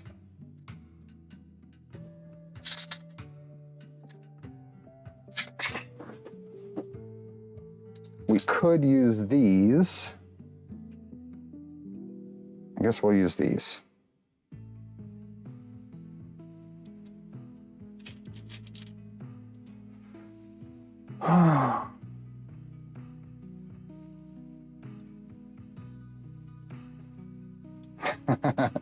Best tool for depinning MF3 is a flush cutter. I reuse MF3s all the time. I have a lot of luck with that official tool. If you can find something similarly strong and thin, then I'm sure it would work just as well. How many of these do I want? 1, 2, 3. 3 from each side. Okay, so 6. 1, 2, 3, 4, 5, 6.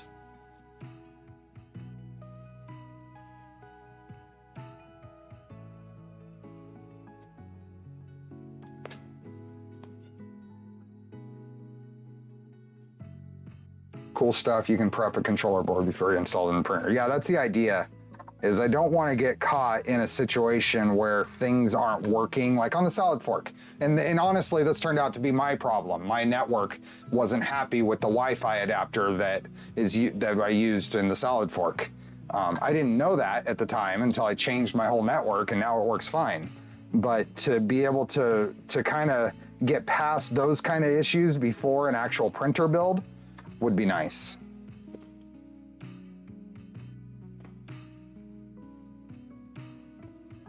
I'm gonna relocate these stops to the second one so it's not in the way. And then I'm just gonna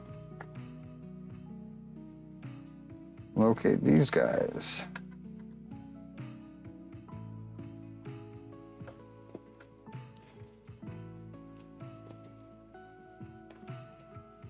There we go.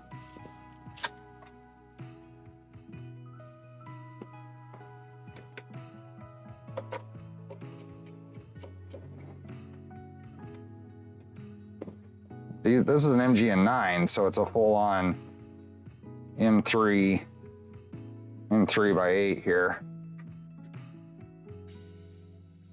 Keep going, Count Dooku with that beard. We'll see how long I last.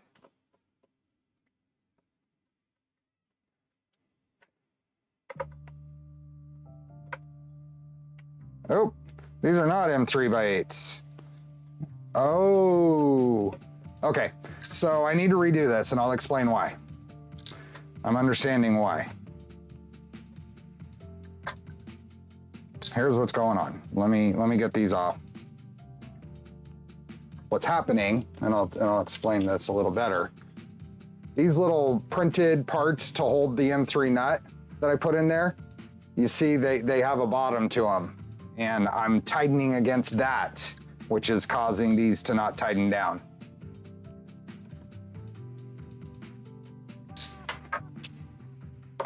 So I'm gonna get rid of these, and we are going to instead pre-thread these. Actually, I'm gonna check to see if this is even. I don't like that. I want an M3 by 6 for these. M3 by 8 is gonna scar the back of the, M3 by 8 is gonna scar the back of the rail. So I'm gonna switch to M3 by 6s. which means that'll be button heads, but that's okay. Do I have some M3x6 button heads? There are some here, but not enough. I have others. Let me let Charlie in. There you go. I think you need the boot manual out. I will need the boot manual, but we're not going to get to the point of installing boop yet. Not in this stream. My expectation is get this, the gantry in and get to the point of going to belt it today. But I have not printed all the parts I need for boop because I've been waiting to see if there's any last minute changes before I get to that point. I got screwed, yep. Okay, I need a few M3x6s instead. Ooh, I'm running low on these. At least the stainless ones. Now, M3x6s may just work fine with these pieces, actually, now that I think about it. Let's see. M3x6s may work for these. M3x8s, we're gonna bottom out on the extrusion anyway. Let's try M3x6s and see if it'll tighten down. Yep, okay, so we can use those. We can use those after all, just by changing the screw length.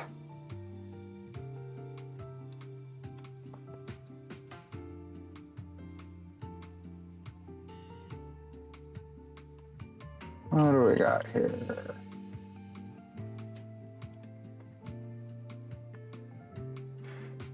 Four, 5, and one more. You did say M3x6? Yeah, I don't catch every comment, but I appreciate the attempt. Okay, let's line these up.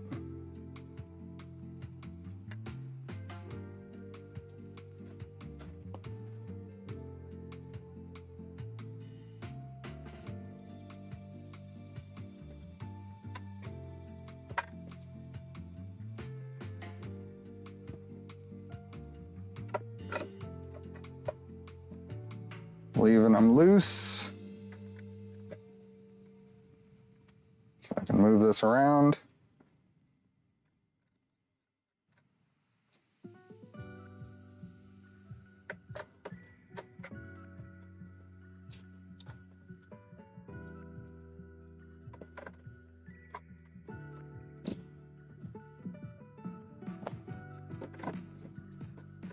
Okay, so that's on there. This can go away. Where are we at? Okay, so this is the X. I think M3x8s are too long no matter what in these 1515s. I would switch those to M3x6s if it was me, and no matter if it's a regular Micron build with clicky or boot.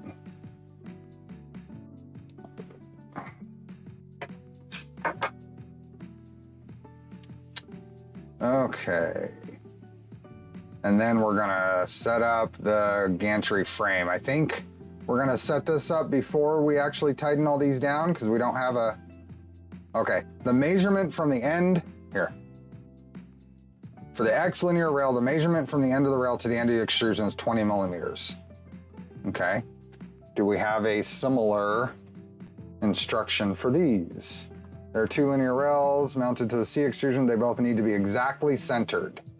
Okay, we'll tighten these down then.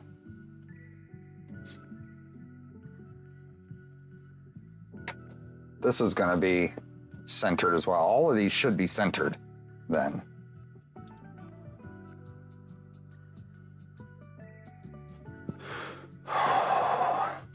Doesn't you folks are talking about the Vegas F1 race, doesn't that have some pretty ridiculous requirements to get pre-sale tickets? Like, you're not guaranteed certain things and it's really expensive. You have to put a lot of risk a lot of money down and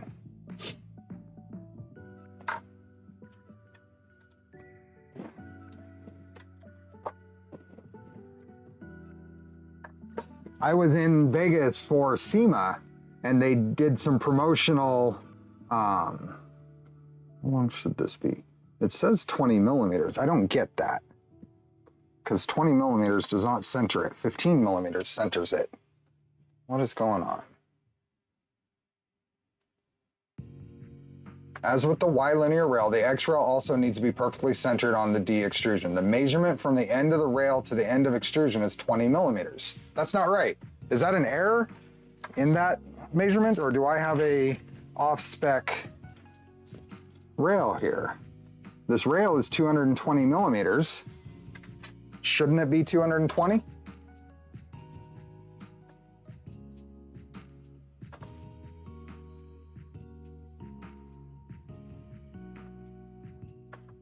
And where are we at? We're an hour from the giveaway. So hour from the giveaway. Don't knock it. Thanks for the memberships. Thanks for gifting the memberships.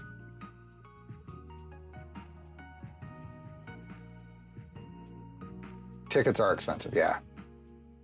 The manual is for a 160 build. Well, it says centered, so centered makes sense. So we're just gonna build this centered. And let me see where I think that's these guys. Yep.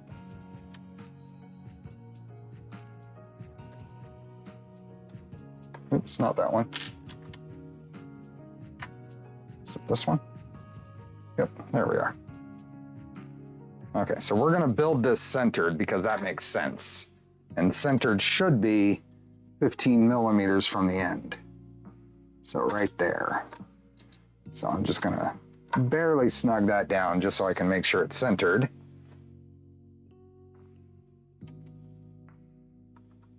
Yep. And then from the center, we will tighten them. Center and work out.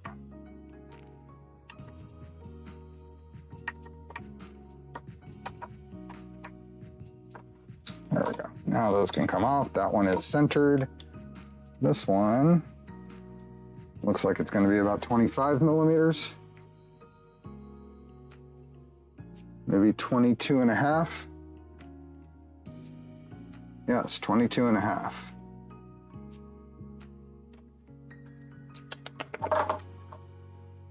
And those guys. There we go.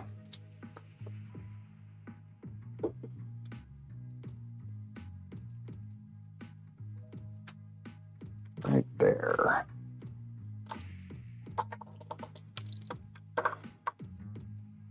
And snug from the center out. Oh, here, uh-oh. Here comes Charlie. Okay, let's make sure. Yes, 22 and a half. So now center out.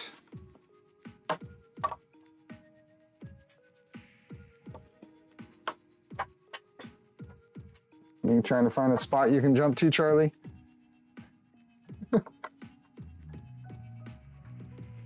Okay, that one is done.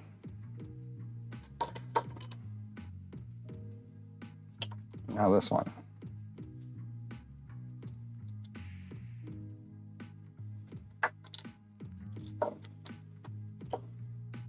Hi, kitty.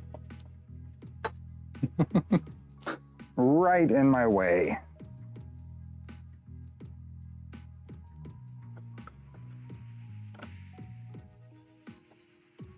That should be right there. Where's my screwdriver?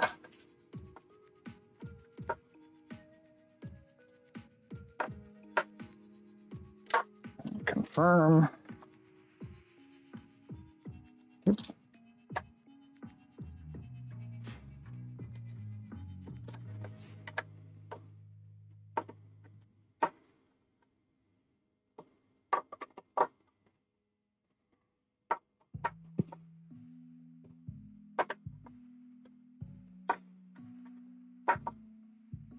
Disruptive Charlie.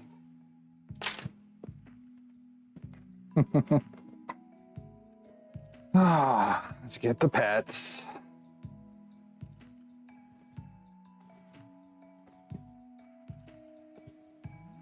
All the pets.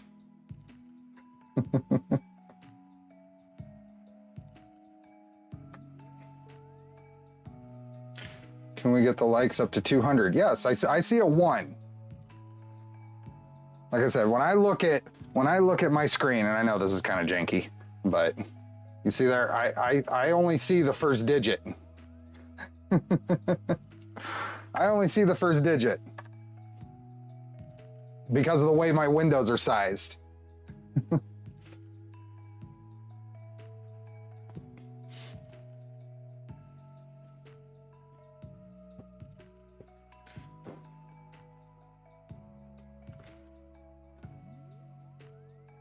You can't click more than 3 times. Well, you can click 5 times or 7 times. Would you prefer a ball end or a straight end on a hex driver? Depends on what I'm doing, Danny. On the smaller drivers, definitely a straight end. But I tend to gravitate towards my this ball end 2.5 millimeter and the 2 millimeter that's in the other garage. We did get to 400 last week. That'd be a trick with 343 people here, though.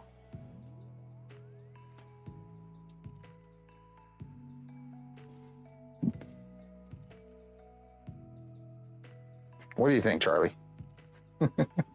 Okay, where are we at? We're at 200. Woo!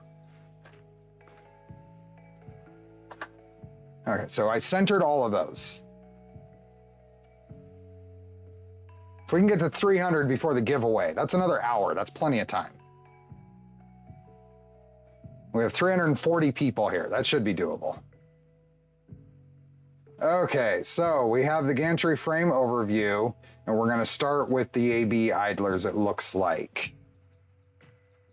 And those use extra heat set inserts. I used to do karting at the same track Lewis Hamilton later raced at, and then karting world champ. Martin Hines lived on the next street to me. Nice.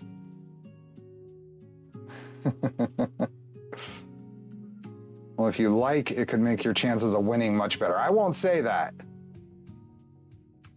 I won't say it's not true, but I won't say it's true either. My girlfriend wants to see Charlie all the time when she's in my room when I'm watching you. I think YouTube allows you to skip back to the points. I should do a clip show after each stream with just the Charlie highlights.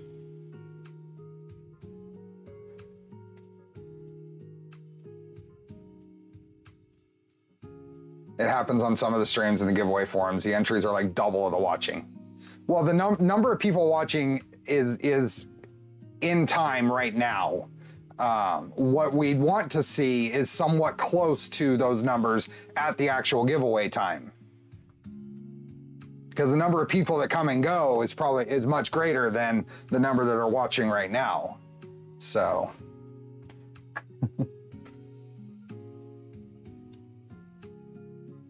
Charlie should have his own channel called Meow Mix. Oh, there we go. There we go. Okay. We are going to grab some parts while I can sort through parts one-handed. I can do that. We need one of those. We might as well pull out all of the gantry parts. So we got an XY joint and stepper drive mounts. A couple of those. Well, that's weird. How did that get in there? There we go. That. Another part like that.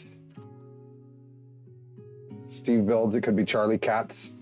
Yes, Charlie Cats with the best of the cats.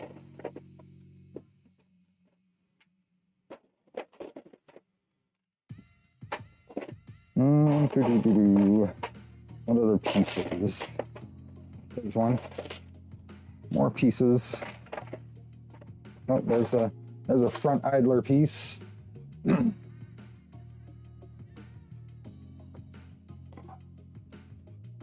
I'll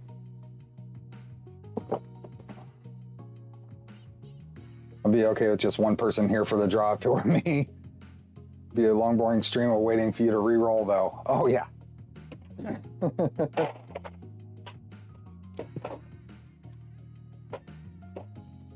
Okay. Give Charlie his shoulder time, so as long as it takes. Do I have? Oh, I got both of those. I have 4, 2. Oh, I have more than 4 of these. That means I had a problem with the print. I'll have to look at those closely. 1, 2, 3. I'm missing one of those. And I have all of the XY joints. So I'm missing one piece of the. There it is. Okay. I think that's all the pieces I'm going to need. Hey, QC.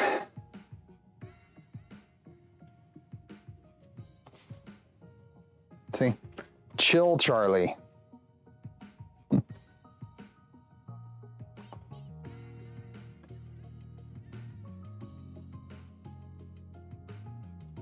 just came from 3D Musketeers stream, which ended with a call to give your pets more treats. There we go.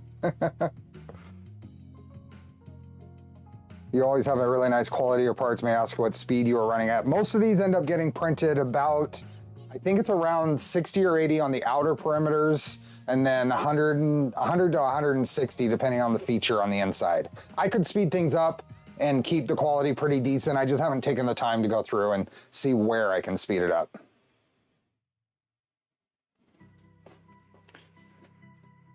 Yeah, Charlie's feeling fine.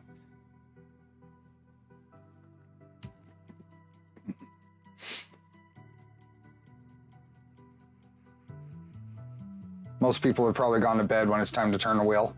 Yeah, I don't know if 3 hours is the best time, but it's a good point for how long my streams usually run. Is this my second Micron? Nope, this is my first Micron. Let's give Charlie a little bit of grooming time before we point the camera at him.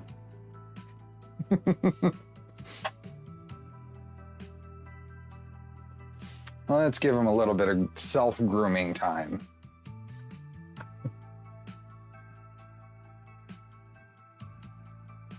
Should open the giveaway 30 minutes prior to the 3-hour mark to assure winners are present. It works out. I haven't had any major issues. The last stream was the most re-rolls we've ever had to do. I'm not worried about it. If it becomes a problem, then we can adjust. But right now, I'm pretty pleased with how it goes. How many printers do you think you've built? Over 20 at this point. Over 20. Okay, so I have a bunch of parts here. All these parts, I haven't done any prep on them. So there's a couple of things I like to do. I like to take my flat file and just clean up any little bits in very, very little bits. There's slight stuff that I just knock down, but it doesn't take very long. Now, which part do I have 2 of here? That's a question. It's not that one. Is it that one? It looks like it. Now, why do I have 2 of those? I had some print quality issues I was working on, and one of these must be from that. Okay, so let me look at these. Let's see which one.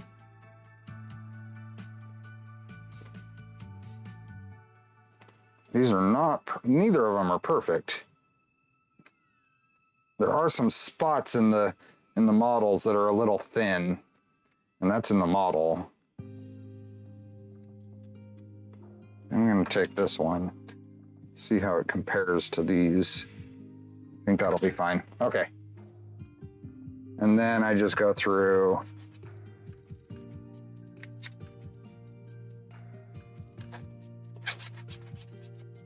all these mating surfaces. Just make sure they are clear.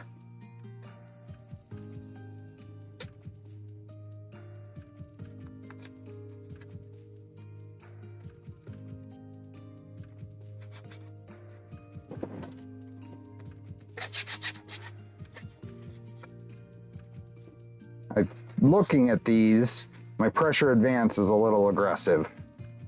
So, and I'm pretty sure I'd actually fixed that recently. These were printed well over a month ago.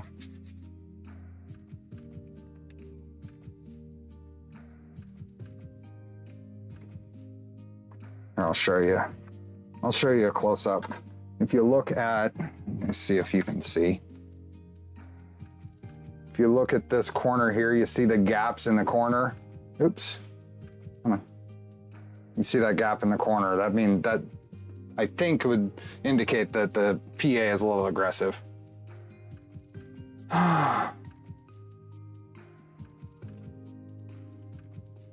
Let's see, what is the front of the toolhead? Yeah, that's the Printer for Ant logo. Yep. Okay, so those are cleaned up. Let's go through and just do all of these while I'm here.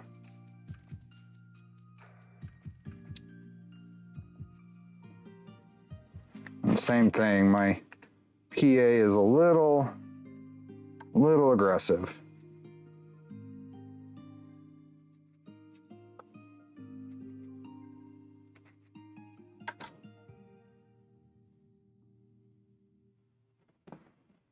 Front idlers look like dogs. I see that.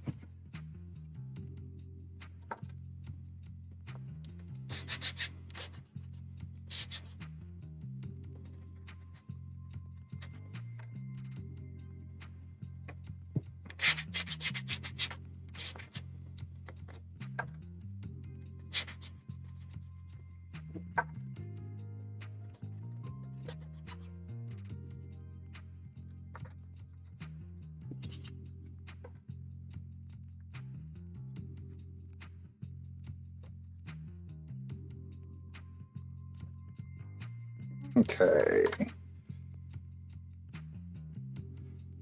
I'm going to call this one Bumblebee. It'll probably be Micron. Since it's the only Micron I have, or probably will have, it'll probably just be Micron. Just like I renamed the Tridex, it's now officially Tridex.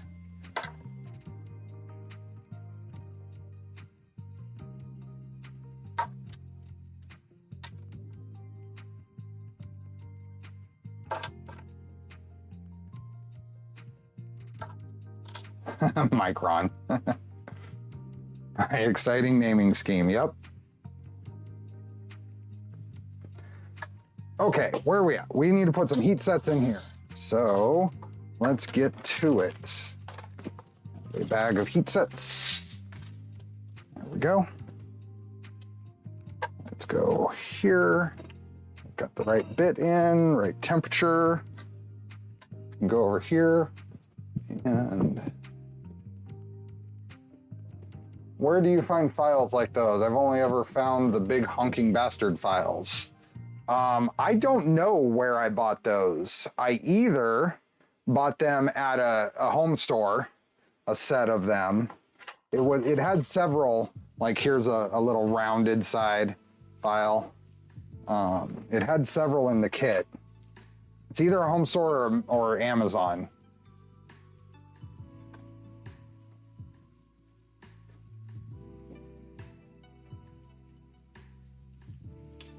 Harbor Freight has some that are a little smaller. I'm fairly certain these came from Harbor Freight. I don't use those. This one has just the right size to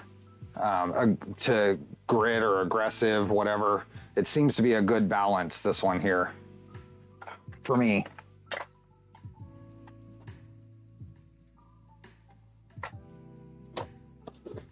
Needle files, that would be a search term. Okay, heat sets. Need 4 to start with.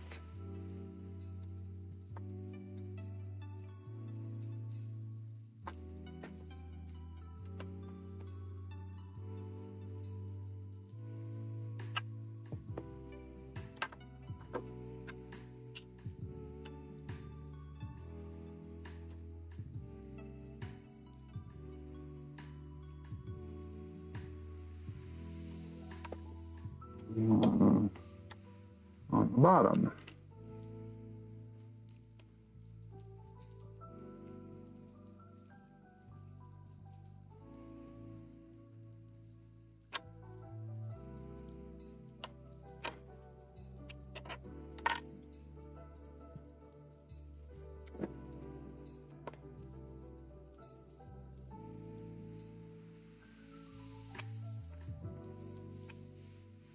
Go. Micron thingies, net heat sets. Apparently we needed heat sets in these. Are there any other parts that need heat sets?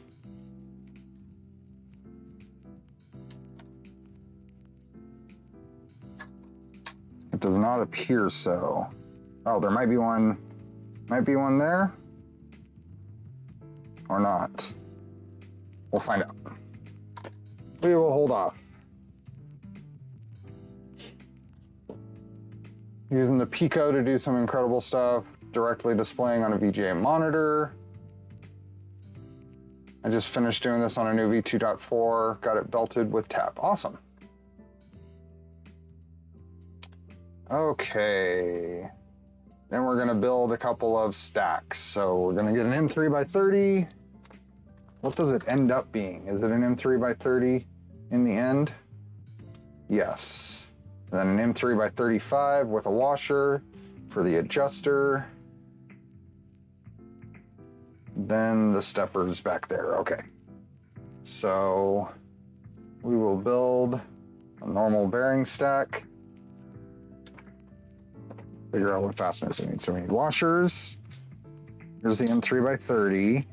And then we need M3 by 35. And I think that is all we need for right now. And then our bearings.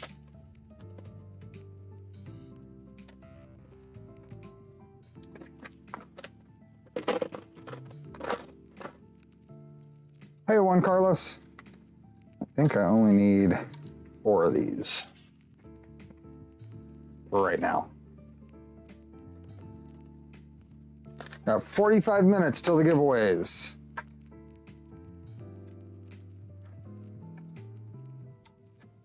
Okay, so these bits. So AB idlers. We've got a, let's see. Well, that's the wrong piece. Do I have, oh, I've got 2 of those. Are these supposed to be the same?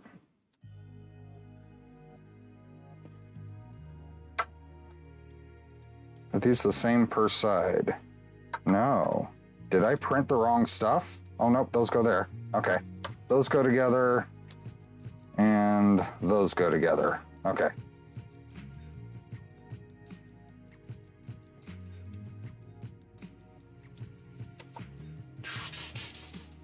What size is this kit? It'll end up being about a 180 build, about equivalent to a Prusa Mini. Okay, so this is gonna go, let's see if this is gonna be this side of the printer. I'm just looking at another printer. And this will be this side of the printer, which means we're gonna go with the 3 by 30. Get 2 of these out. We're gonna go up on this one. Maybe we get a little more zoom on this.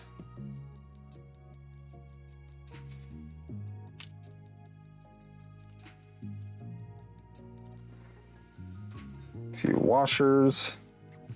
So, washer, bearings, and then another washer.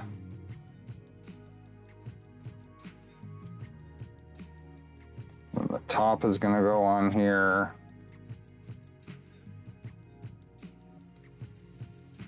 I guess I'll just let that fall out. This one should be here.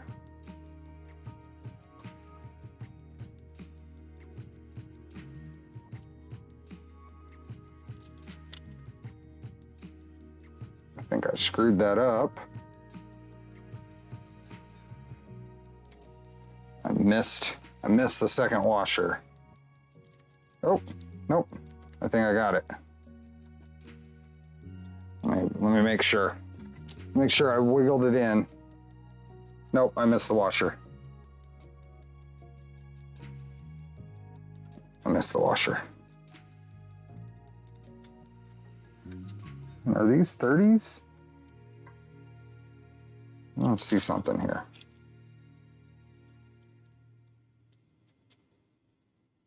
These should be 35s.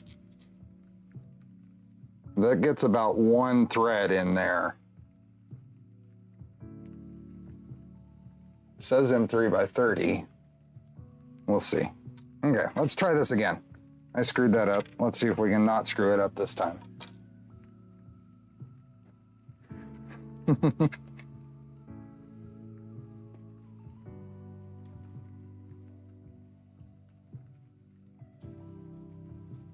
One. Washers.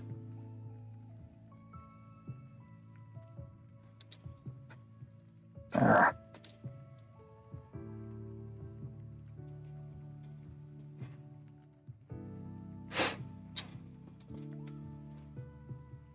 That goes like that. And we need to be able to put this on here. So that has to, we'll go all the way to the front there.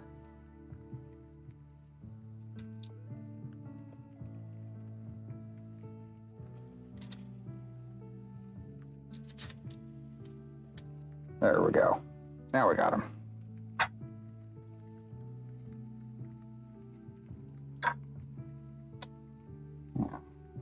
It doesn't need a ton of threads, and a 5 more millimeters will stick out the bottom, so I think I'll leave it. What is the next build after this one? It is the Mercury 1.1.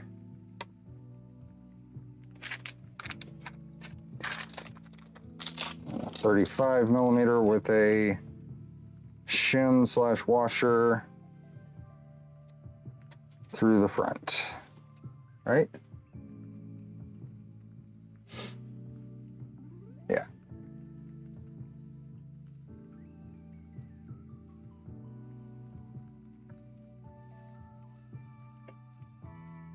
Next build, yep, Mercury 1.1. This seems awfully long. Why is this a 35 millimeter? Am I reading that right? So we need an M3 by 30 to go through this stack. And then it says M3 by 35 to go through there.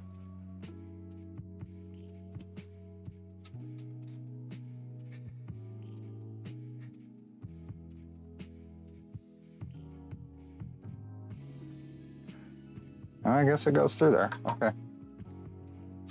That's the M3 by 35 in there. So let's move this to its, there, there's one little setup.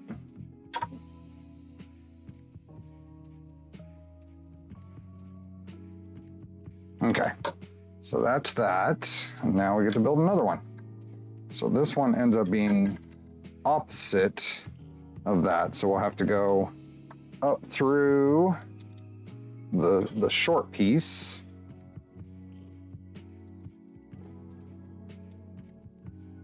Washer, bearing,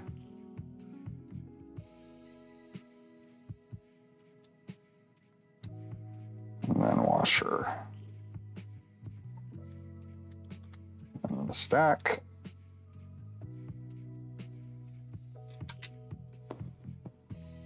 See if that'll work. Goes here. Oh, nope. Messed it up.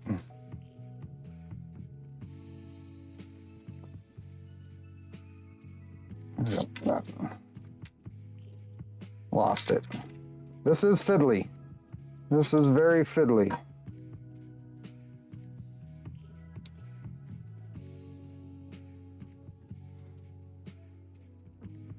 I don't know, what could we do to make this easier?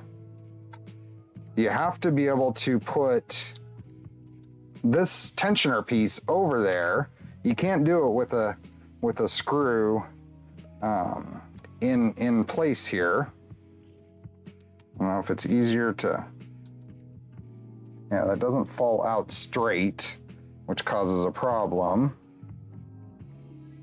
And then that all shifts around way too easy.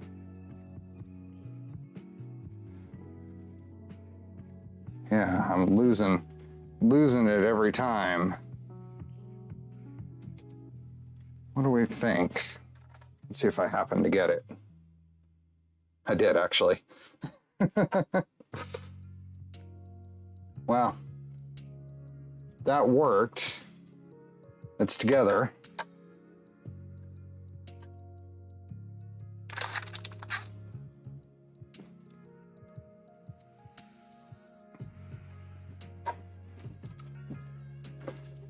Shorter screw, maybe? Well, you got to get the screw out of the way to put the tensioner on, no matter what. There's no way around that.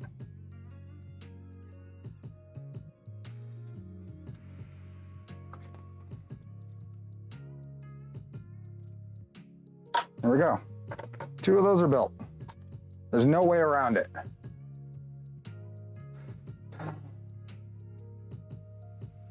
But it worked. I got them together. So next.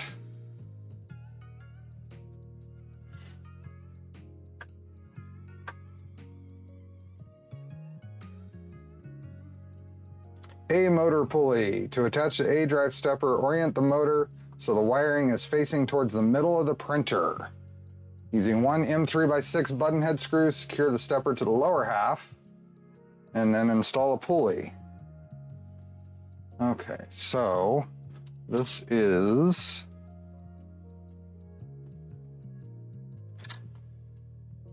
which one is this?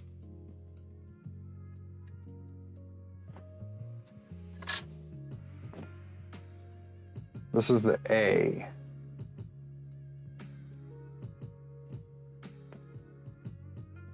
Must be this, but that doesn't make sense.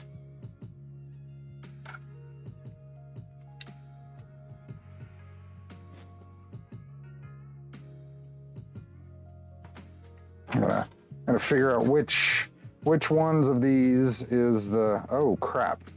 Did I accidentally print 2 of each of these? Oh, I might have the wrong parts printed. I've got 2 of these with the switch mount, and I think only this is the same. No, it's different parts. Why are there 2 of them with the switch mount? One of them has the umbilical. Oh, one of them's the umbilical. Maybe this part was right then, that I tossed to the side. One of them, that might be what the difference is. I got one of those with the umbilical mount.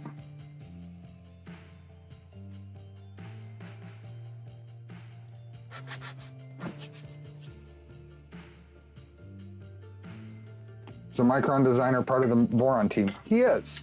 That is Heart K.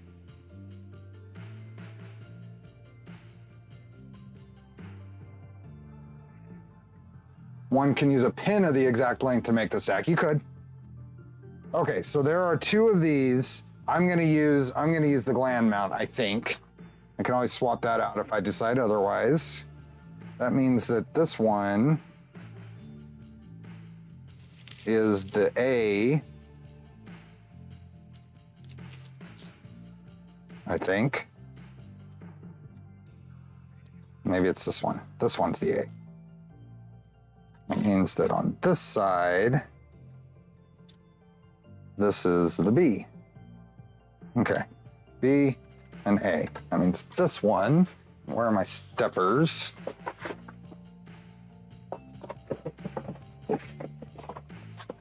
Stepper here.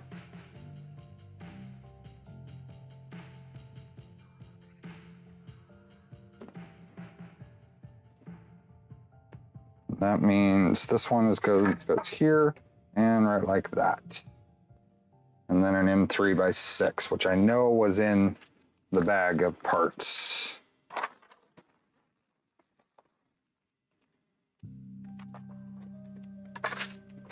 There were not many of them, but there were a few. There we are.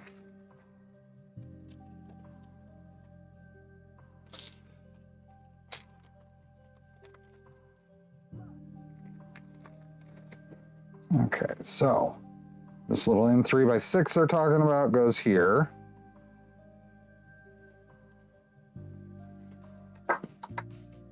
And then we need the pulleys. Where did I put those? They must be in here. And are these 16 tooth? Yep. There's 1 and 2. Okay. And this one goes up.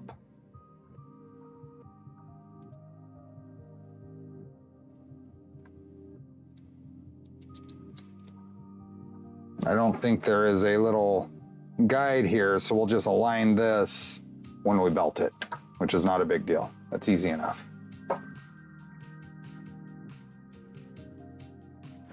I think I intentionally downloaded the one with the glands I have. If it isn't, I can always order the correct ones or figure something out. Also, something that will complicate life later, the EBB36 will collide with the umbilical gland in my experience. Oh, that's a good warning there, Electro Leon. The EBB36 will collide with the umbilical gland. I'll have to check on that and maybe do some adjustments between streams. In the meantime, we'll keep going on this. But thank you for that warning. Okay, pulleys on. And we need to do a Y end stop. What am I doing for a Y end stop? I did not plan for that.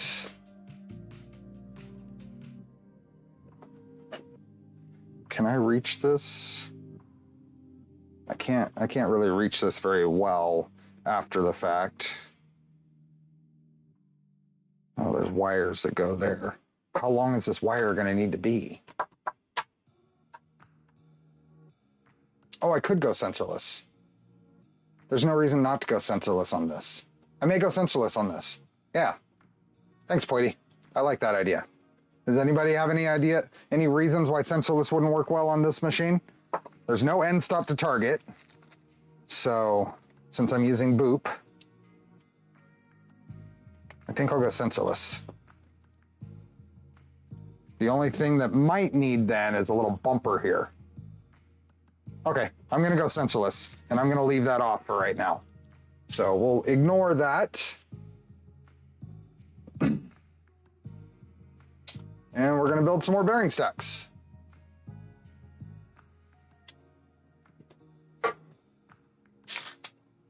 Let's put these washers in a bin here, because they're a pain in the neck to pick up. So they'll be easier to pick up out of my tray.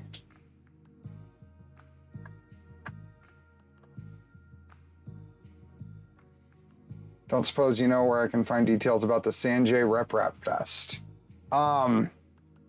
Sure. I don't know exactly what the site is. If you search for SMRFF,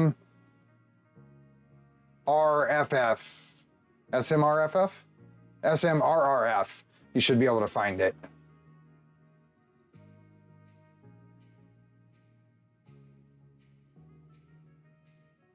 SMRRF, Smurf. Okay, M3x25s. We need M3x25s. These are the M3x25. Put those in there.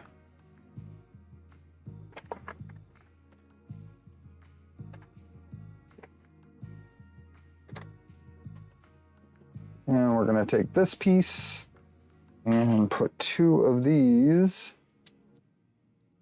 here and here. And build our bearing stack here. Let's go here.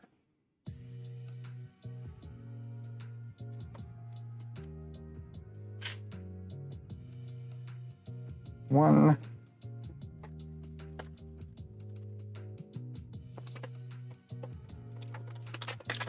Came over with someone's Smurf Twitter.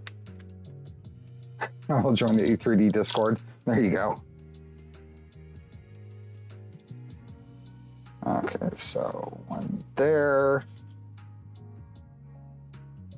And there. And then the other side gets two. And then two washers in between, just like any other Voron bearing stack, just with smaller parts. Okay, just like that.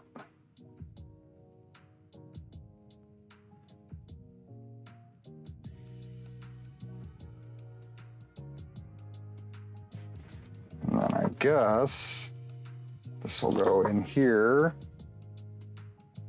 in 3x25s. This will go, I guess that threads into plastic there.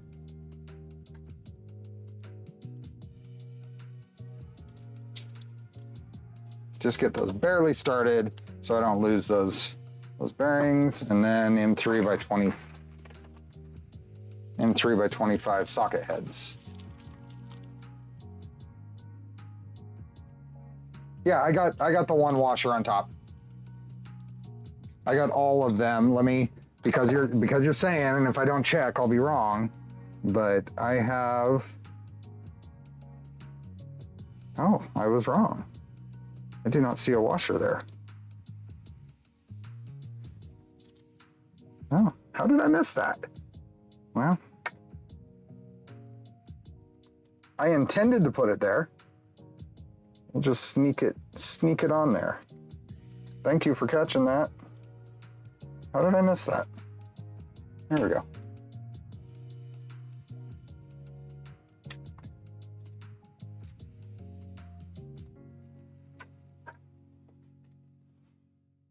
Old age. Who are you calling old? Come on.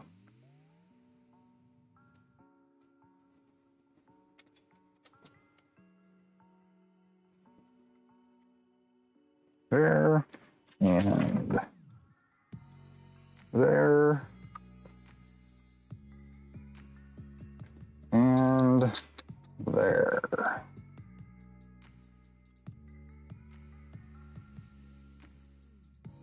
Sure everything lines up. Where are we at? That's how I know.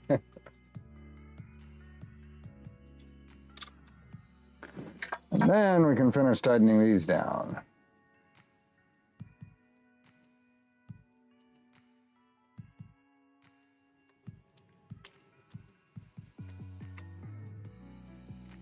These are just threading in the plastic, so just thread until the head bottoms out on the plastic. There we go, there's one. And these move. Now I can line that up, so if you sight down between this bearing stack and the pulley, we can actually line up. We can line up the pulley now. So it just needs to move down just a hair.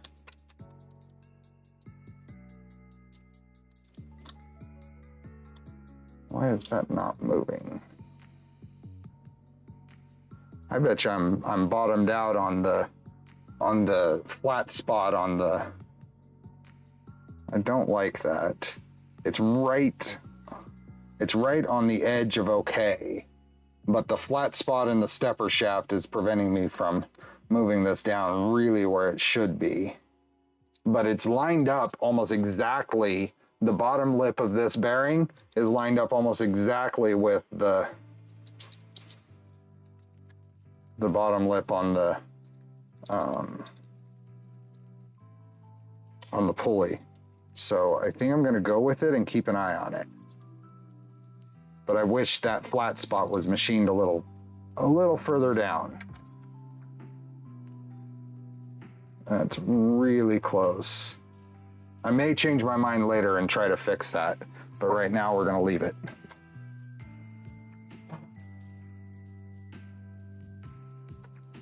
Steve minus 30 is Charlie human year age. Yeah, pretty close. That's about right. Hey, Vince Wall. Shim the motor down. No, I don't want to shim the motor.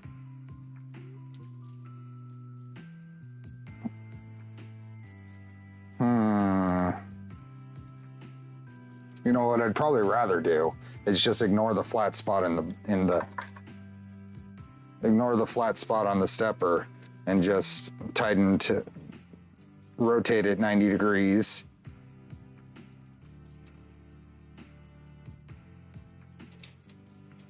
Let's see if I can get some pliers in here to rotate that out of the way.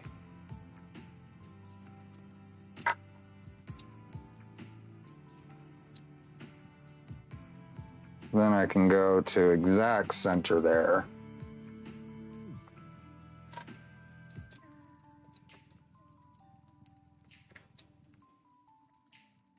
Yeah, I feel more comfortable with that. It's off just enough before that if it's going to rub on the belt. That's a lot better.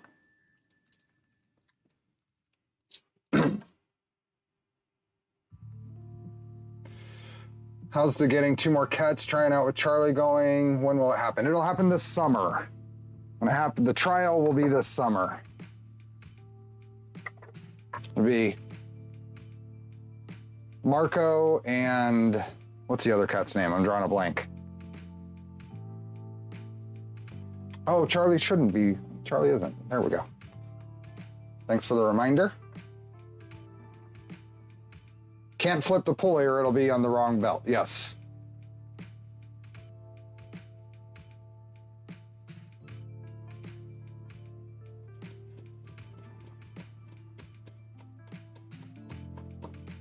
The split is going in the garage.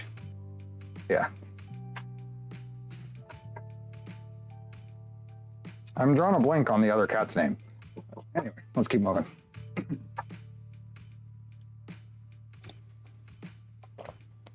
It's not Polo. I could file the shaft more. I just don't really have the tools out here to do that.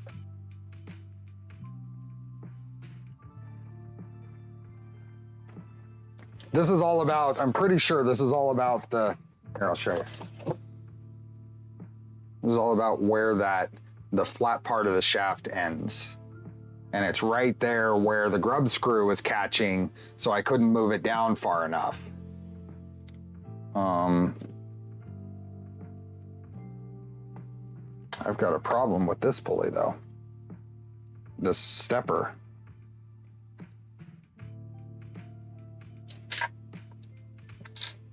There we go. The stepper it's moving fine now, but it didn't move before. It wasn't moving right. I don't know why, but it's moving fine now.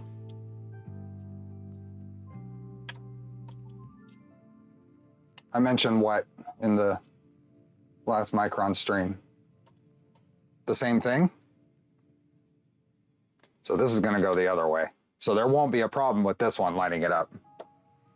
Oh, the cat names. Yeah. Shoot. Let me ask. I'll send a text. My son will know.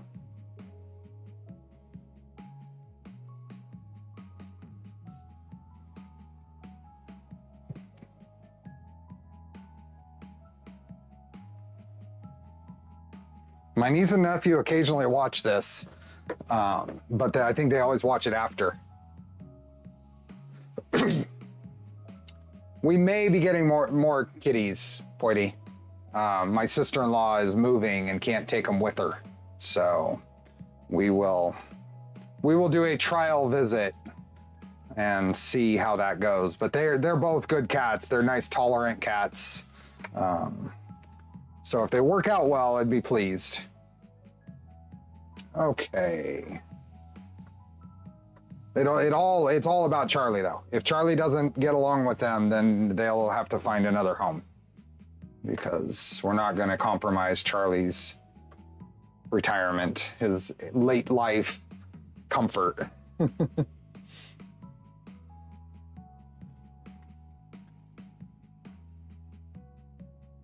The idea is that they would still be able to see their cats. They'll be able to visit. Okay, second one. So same thing. Pulley towards, or wire towards the inside of the printer. That would be right like that.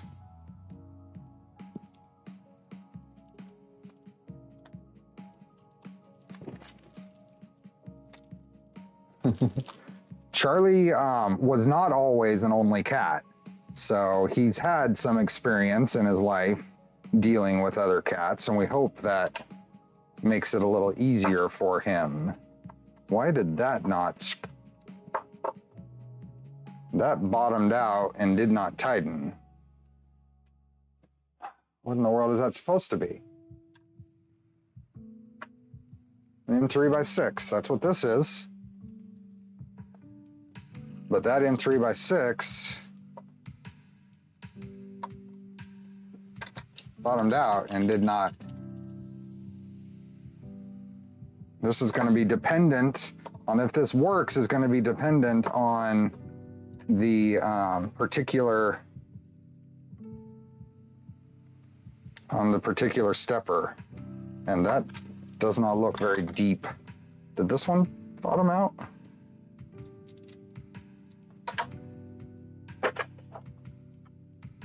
I'm having all kinds of trouble here.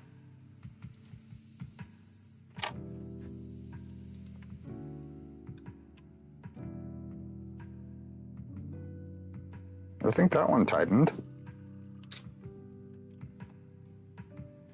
But this one bottoms out before it tightens. I need a shorter than M3x6, and I don't think a washer is going to go in here. Maybe these little washers will. Nope. Oh, maybe. Maybe I can use a couple of these washers. Yep. Let's try that.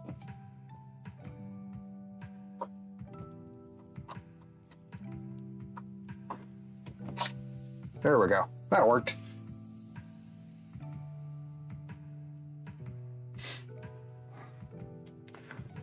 Used a couple of the little M3 shim washers to make that work. So that's going to be dependent on how deep the threads are. And that's dependent on how long this screw back here is. Because what happens when these get assembled, there's a long screw that goes in back here and it threads into the plate in the front.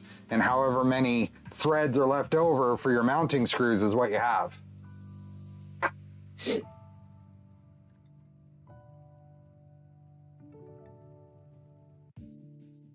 think the motor should be replaced. Fortunately, I'm in a good position to where I don't rely on any one printer. So this is moving fine now. It may have been something in there that dried, and once it's broken free, it's fine. But we'll see. Have you been keeping up with the Boop Dev channel? Yes, I check it. I check it every time I see there's a unread messages. Or yeah, anytime there's unread messages. Okay. Bearing stacks.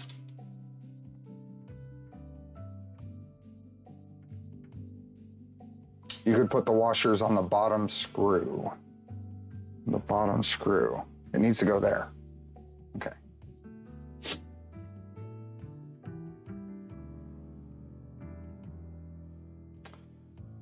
Okay, so this guy, got a stack here and a stack here.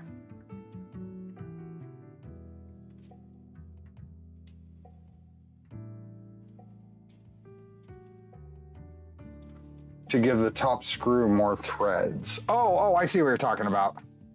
I could, but this will work fine. What I did is fine. Now I want to make sure I don't miss that top washer. Although that one fell out. Let's see if I can hold.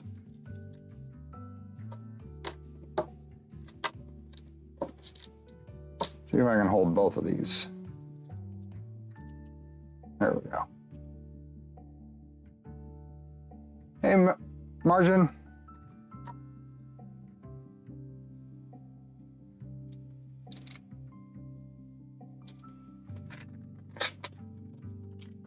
I've had steppers with solder blobs inside the body of the stepper and they get caught in the cutouts of the armature. Something happened. Okay, top washer on that one. 2 washers in between here. 2 bearings, and 1 more washer. Okay, now all of this goes on here. Nope, what do I got going on? Oh, there we are. Goes on there.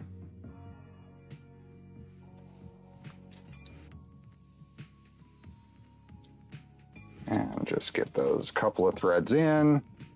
Make sure I didn't lose any washers. It is almost time. 7 minutes to the giveaway. Links are in the description.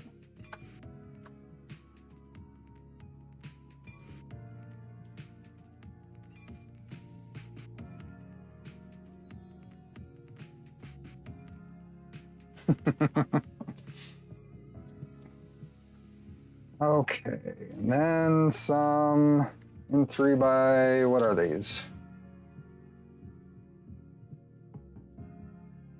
Those M3 by 25. So where were those? There they are.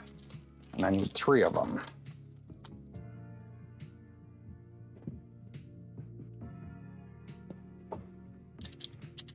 Let's go here, here, and here.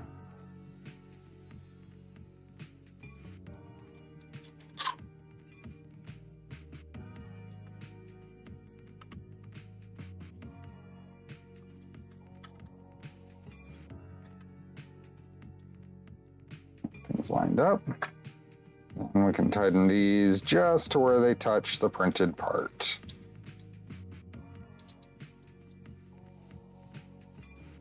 There we go. Those move. Now we got to line up the pulley, and you see how it's way off right there.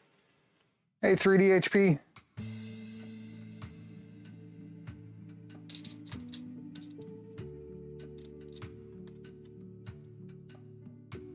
So now I can loosen this and move this down, get the right glasses on, and then just line that up right there.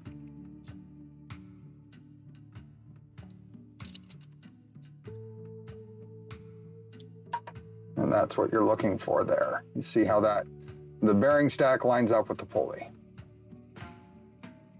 Hey, DeWitt, how you doing?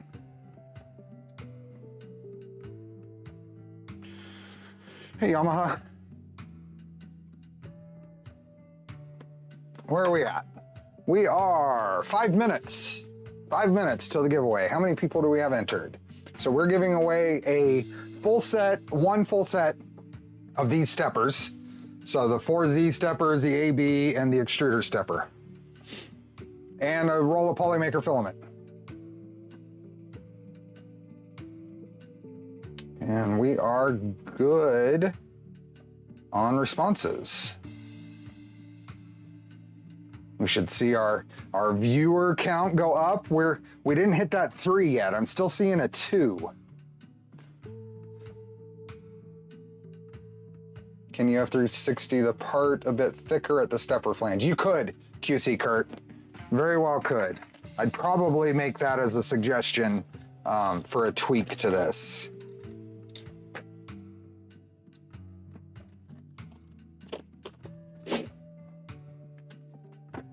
I'm still seeing oh, there's a 3. We hit a 3, I'm happy. We hit a 3. Okay, so that is lined up, and this is kind of talking about the lining up the pulley. And then we're gonna get into the XY joints. So we'll get into the XY joints after this drawing. Ah.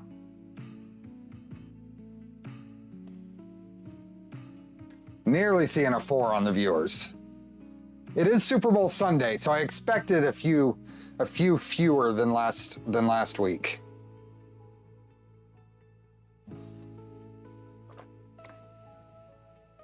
So V0.2 conversion is done and printing beautifully. Awesome. Very good. Okay. Oh, what else is going on? I'm looking forward to the electronics part of this. The wiring is going to be a while because the wiring isn't included in the kit. So it'll all be I'll be making the harnesses, but since I'm using CAN, the harnesses won't be very complicated.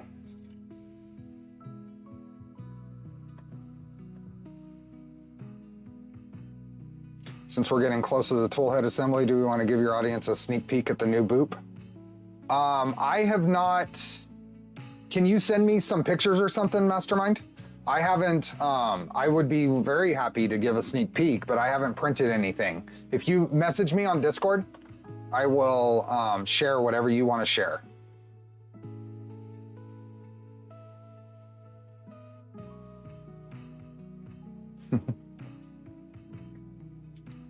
Making progress on a Prusa Bear. Awesome. I have a Prusa Bear. Do you need a CAN board on the M8P, or is it working without a board at the board? I'm not sure. I need to look into that, but I have a CAN board for it. I have a USB to CAN adapter. We have 2 more minutes.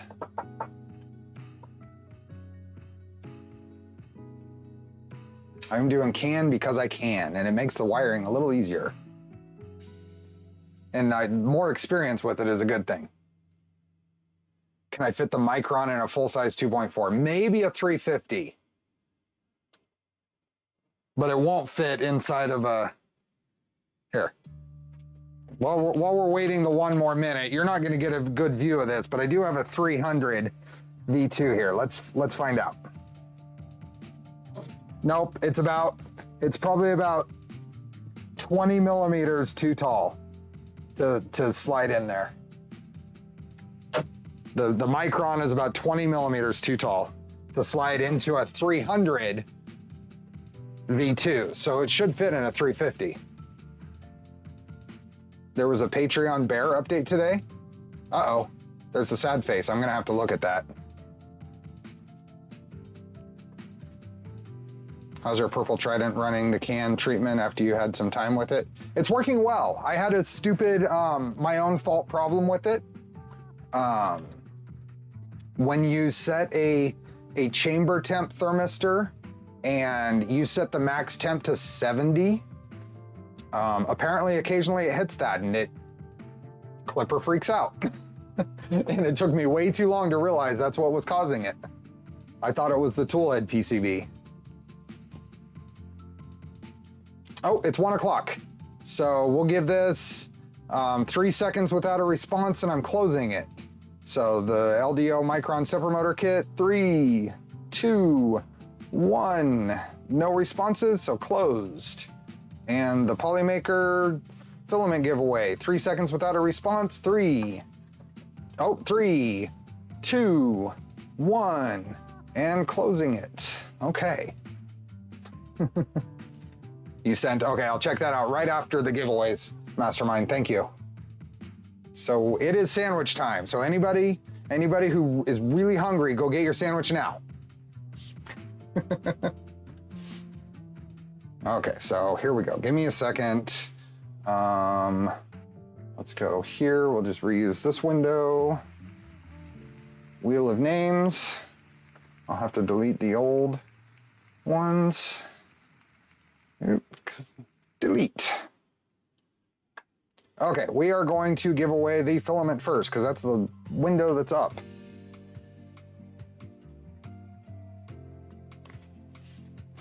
Polar Ted is here. Well, Santa's giving away things. Santa Charlie gives things away. So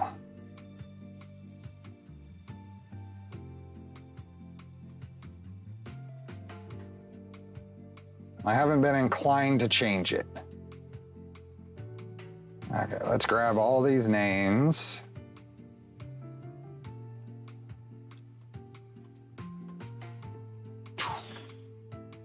And paste. You're here? Awesome. Everybody's here? Charlie, a Voron ball cap? I could. Okay, so all the names are there. What do we have? How many people do we have here? So we have 300, oh, what, 400. It bumped up over 400. So let's go a random number, something between 4 and 10.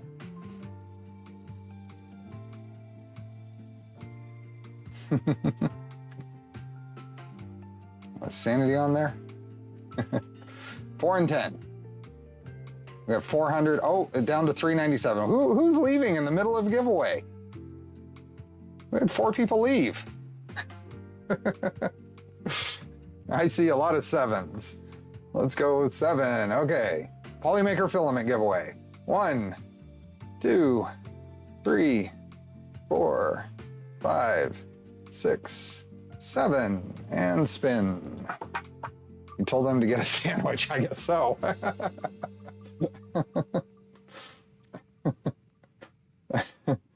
Let's see here. Moy, I remember saying hi to you.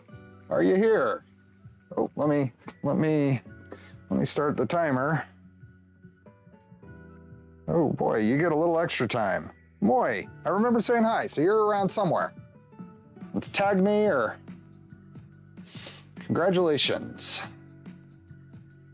Moy, when you tag me, let me know, what is your general area of the world? Non-US or US and Canada is fine. There you are. I see you. Can you tag me and let me know if you're... Not that it matters. You know what? Zombie confirmed, it doesn't really matter. So, Moy is here.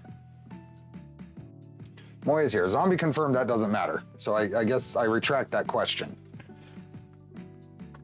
Okay, let me make sure I have what appears to be a good email address for you. Yep, there's that. And there you are, and I have a good email address. Okay, let's close this and delete these names. Congratulations, Moy. Non-US, okay, so you will end up with a form where you can select a role that you would like to receive. That's the only difference, is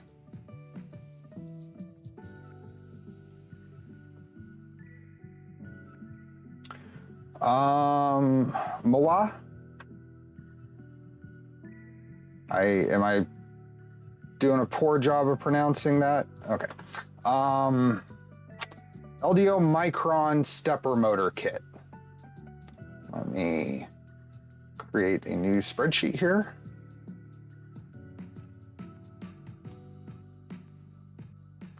Moi? Moi. Okay. Moi. Okay, sorry about that. My apologies, moi.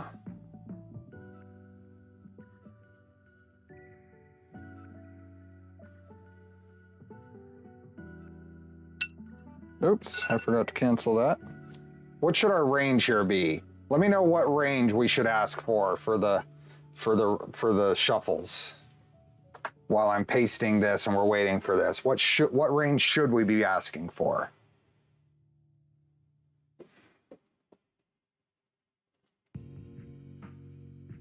Five to 10, 0 to 1, 1 to 100,000, 7 to 15, 5 to 10. I've seen 5 to 10 a couple of times. Let's go 5 to 10. Pick a number between 5 and 10. Hey, Dominic. Number between 5 and 10.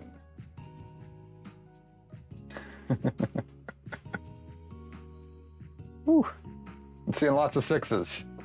Let's go with the 6. So this is for a full set of Micron steppers. So that's 4 NEMA 17s for the Z drive, 2 NEMA 14s for the A and B, and a pancake, 36 millimeter pancake, the 20 millimeter version for the stepper. So I said we're going 6. I'm seeing lots of 6s. So 1, 2, 3, 4, 5, and 6, and spin.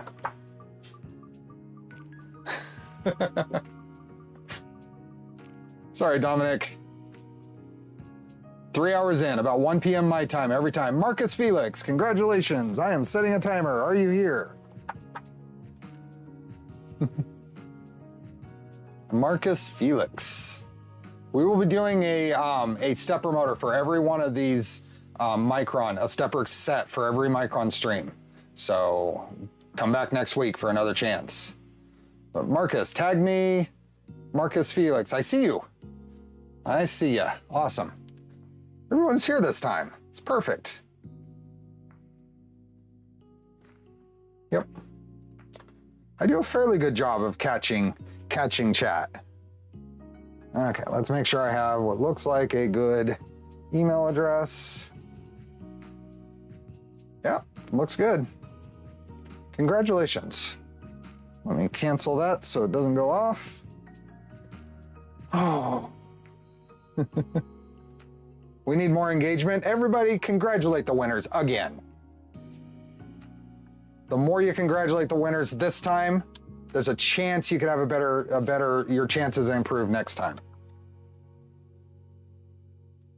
Okay, let me close this and we are going to go back.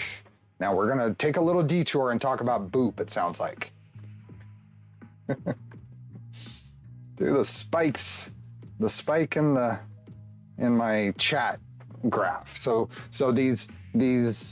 the little analytics afterwards, you see the chat, and then the spikes and the giveaways go like 10 times more than the rest. And then the viewership goes like this, and then it doesn't plummet, but it does drop off and then level off. Okay, let me bring up there's Mastermind. We have got, let's see, what's going to be the easiest way for me to open in the browser? Okay, so little sneak peek of the latest versions of Boop. So this is courtesy of Mastermind. Let's bring up that. So we got the front piece here. Nice aesthetic to it. I am not able to see chat right now, so let me minimize this so I can. Oh, and I'm getting reminders to unpin. So I've unpinned, and while you're gazing at that, let me edit let me just delete the giveaways in the description. And save that. Okay. Boop is a smaller tap, yes. Intended to fit on the Micron and Solid Fork and other V0 based machines that have a rigid bed, right? And have the space. So on a V0, there's 2 reasons why Boop isn't going to be easy to do on V0. First is you do lose quite a bit of Y travel. And the other is that the bed is cantilever. So the force of triggering Boop will flex the bed. So,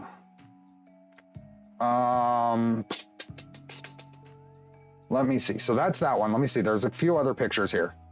There's a rear side picture. So let's check out the back side. There's the backside picture. Let me bring up, there we go, see. Do we know what the actuation force is on Boop, Mastermind, or anyone else who might know?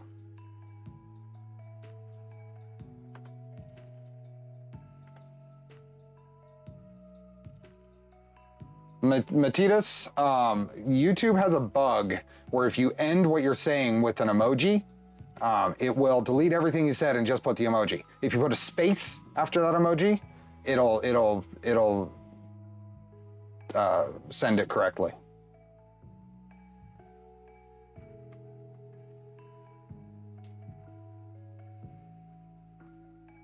I'd be leery of any mechanism that places more than a few micrograms of force to the build surface. Well, it seems to work okay though, CNC Maker. The tap on the other machines works quite well. And it puts quite a bit more than a few micrograms. It's gonna be slightly more than the toolhead weights. Hard to say for certain since there are so many toolheads out there, yeah.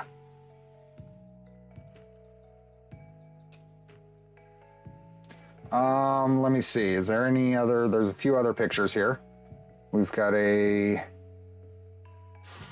oh, so this is the old setup. Okay, so this is comparing the old setup and the new setup.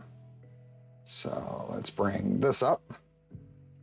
So there's the old setup there on the right and the new setup on the left.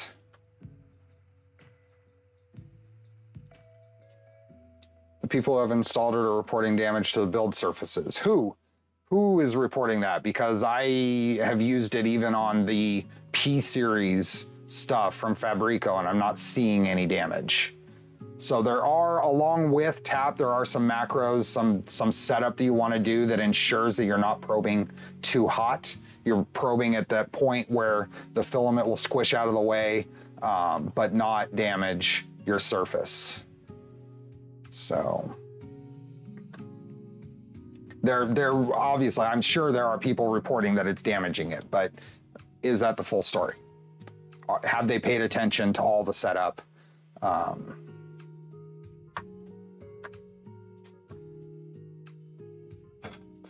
So Mastermind is officially working on this along with Yuri and other folks that are putting input into this. So just for the...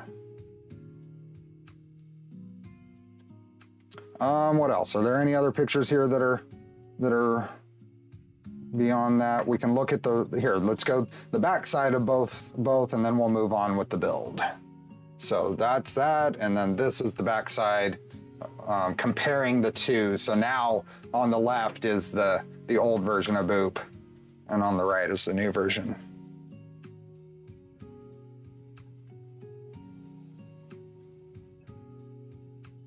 So this is not quite released yet, but I think it's close to being another version of the beta, right?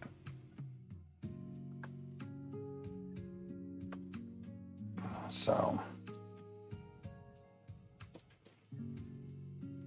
still internal testing, but so far the results have been very positive. That's good. Okay.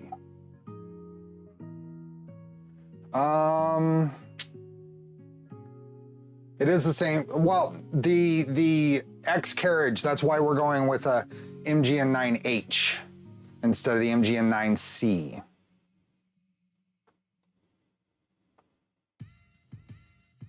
The MGN9H little 50mm rail is the same as tap even, I think.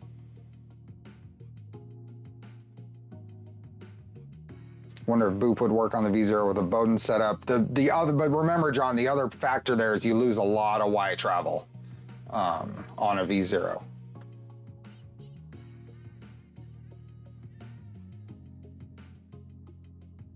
Is it important to have a front rail for Boop? Yes. In its current iteration, of course, for sure. Okay. Let's move back to the build. So back to the manual. Now we're going to start building the XY joints. So we're going to build all the printed parts and then connect them with the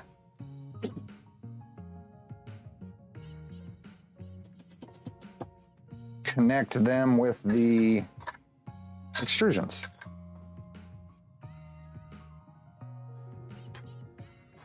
Let's see, what part is this? That must be this one.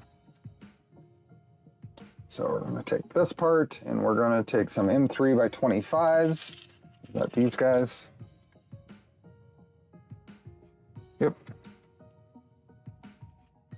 Go here and here. And then we're gonna just build quick bearing stacks.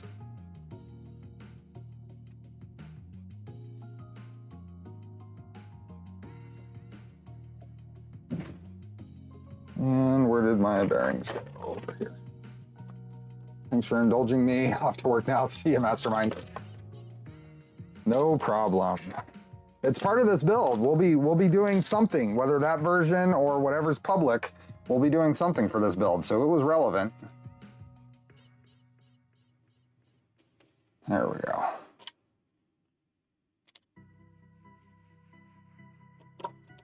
Hey, Dr. Info.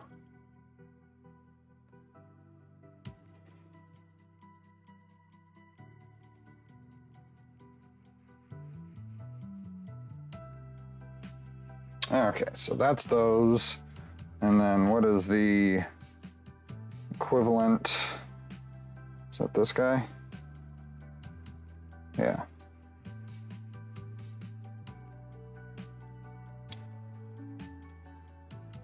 Which one is it? Yeah, gotta be this one.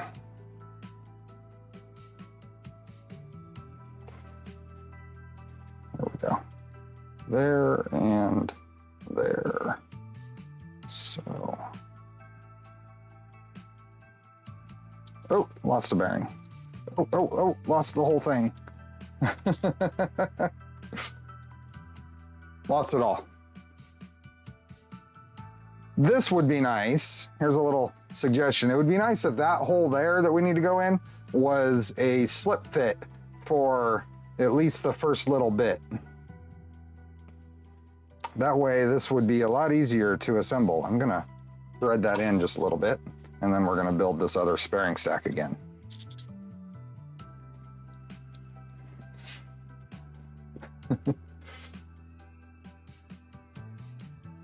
This is gonna be more of a challenge. It might be not worth the challenge. Let's see if we can get this up here. There we go.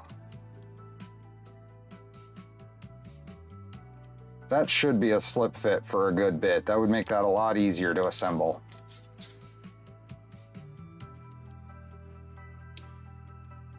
There we go.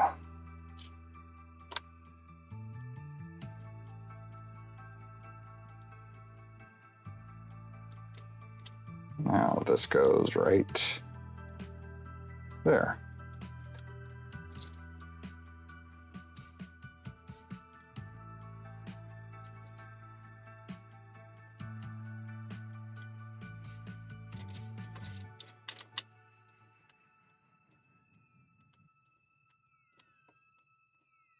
Hi, PJ.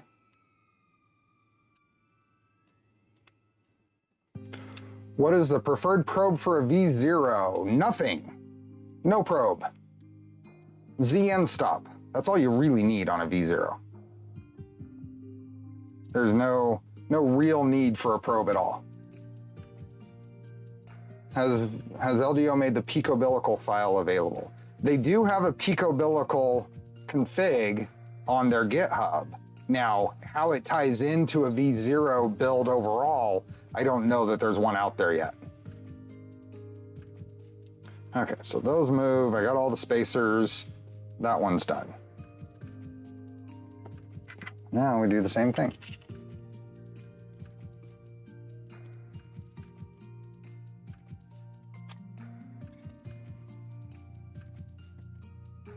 Isn't the picobilical open sourced by Timmit? The picobilical is based on Timmit's design for the V0 bilical or whatever you call it.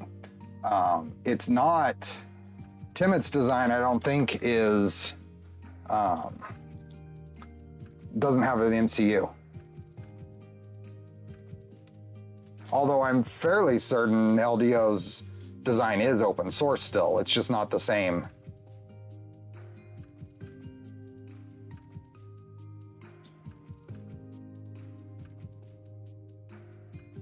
Okay, bearing stack. Let's see if I can do a better job of not screwing this one up.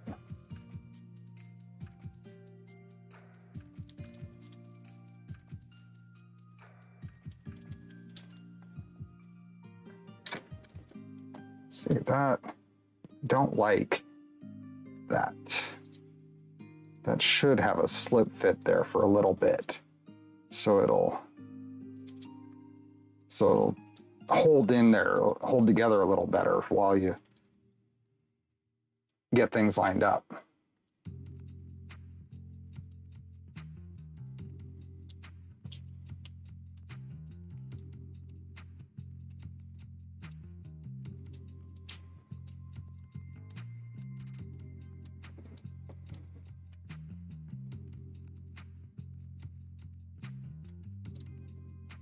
Okay.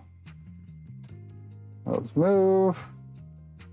Make sure I didn't lose any washers. Everything's there. We're ready for the next bit. Let's see. So that left XY joint bearing stack.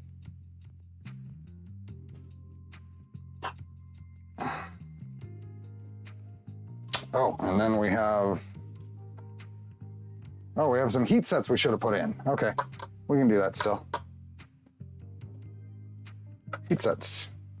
And put some heat sets in here so we can tighten the whole thing, the rest of these bolts in. And those are M3 by 35s that go through the whole thing.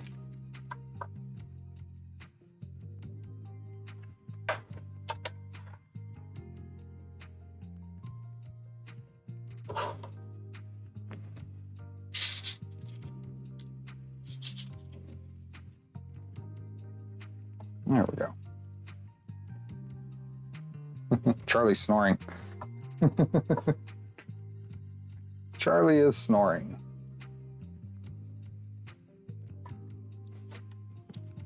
Okay, heat sets.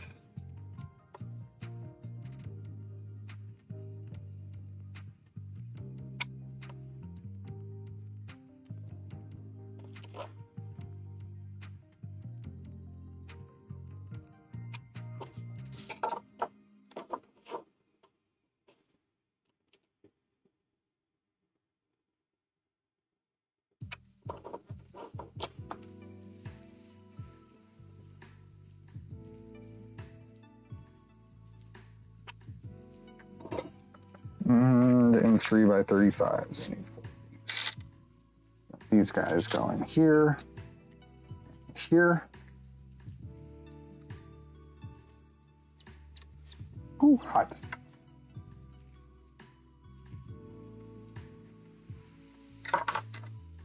And here and here.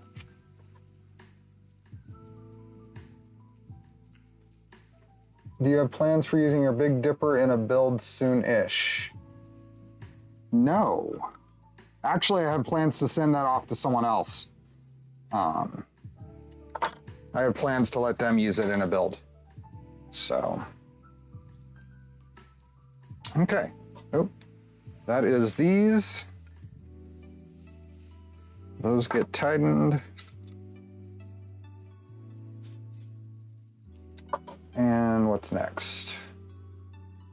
So then the other side, so we just did both sides, so it's same thing, just the opposite side. And then Y end stop extender. The Y end stop needs this little printed part to make sure it gets hit properly. This should be installed 8 millimeters from the end of the extrusion. This gets installed on the opposite side of the MGN 9C rail. Now we shouldn't need this, right? Because we're running sensorless.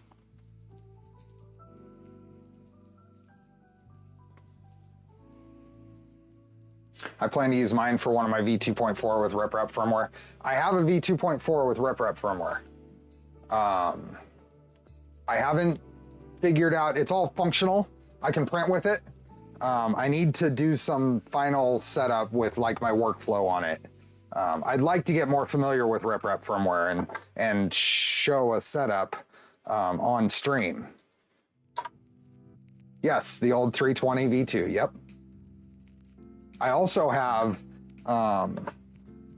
potential content on that one, as I have a full set of the CNC, the Chaotic Lab CNC parts. And since that printer is already red and black, it would be appropriate.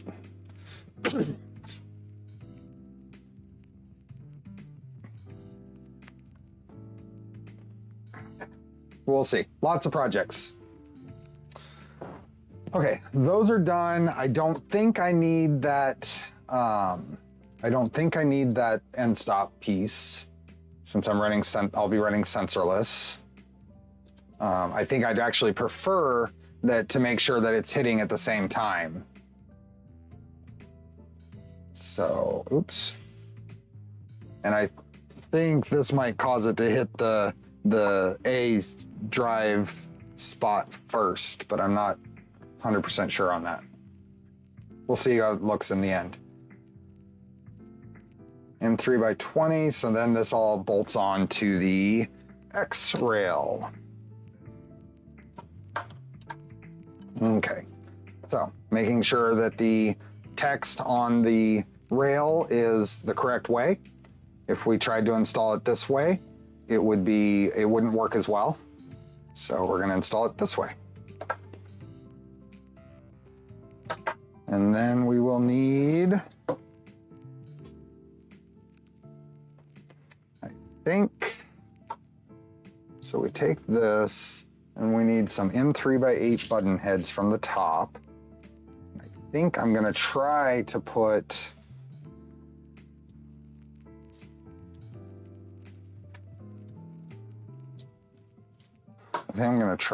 the nuts on here first.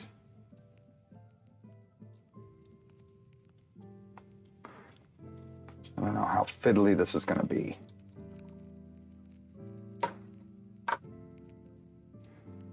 Because they're not gonna hold in place on the, let's do this.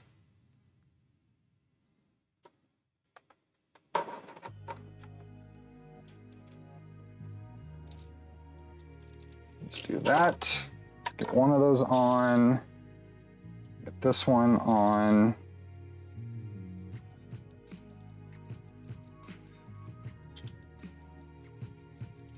So like that.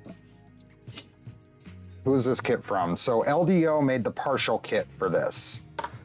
And then we need 20 millimeter M3x20 socket heads.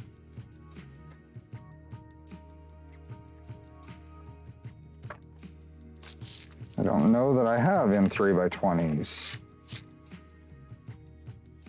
I don't remember seeing M3x20s. M3x30, M3x6, M3x16, 3x20 button heads. Maybe they're button heads. We can do button heads. So now an M3 goes down through there.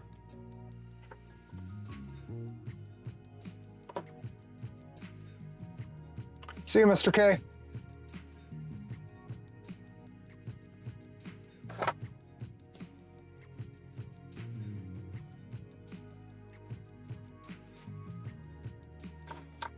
Oops. I need a third hand to try to finesse. There we go. Not on there. I need to also get an LDO subscription, if you want to call it that. Given all the stuff they release right away. Wow. Okay, so this is going to go on the end here, and I'm hoping I can fiddle these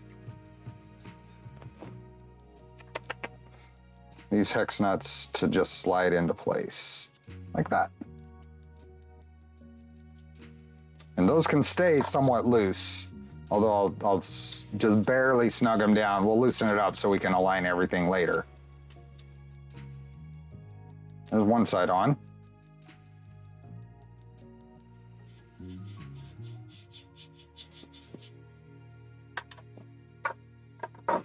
And then the other side, we'll do the same thing. 3x8 on the inside one. A nut. And I think just holding it here.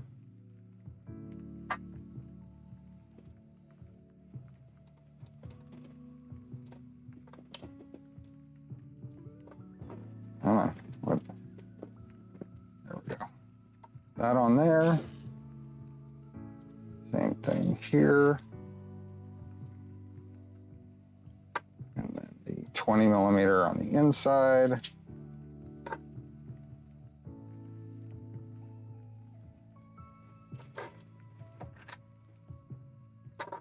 It could be better to go.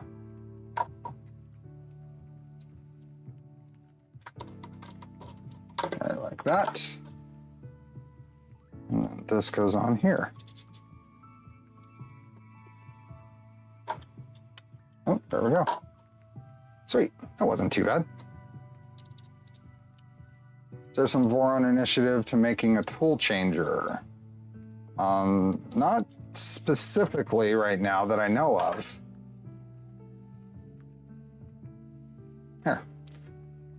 X-Rail, done. Charlie can be my third hand. I got it. A little bit of creative hand holding. Okay.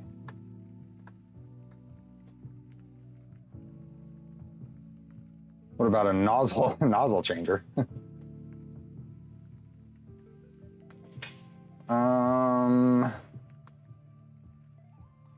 Well, they didn't actually have us putting these on the extrusions, right? We just built all of these. We didn't actually put them anywhere. But now, down here, we have them on the extrusion. Okay. In 3x12 with a belt clamp and some more printed parts.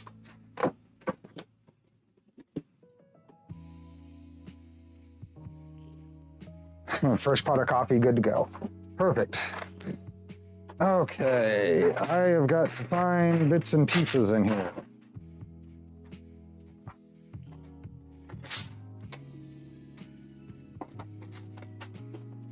Well, I guess at some point it was bound to happen. I don't have the parts for the next bit. I never printed these.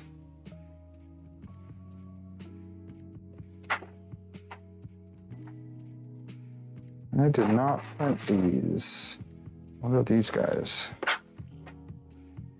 Yeah.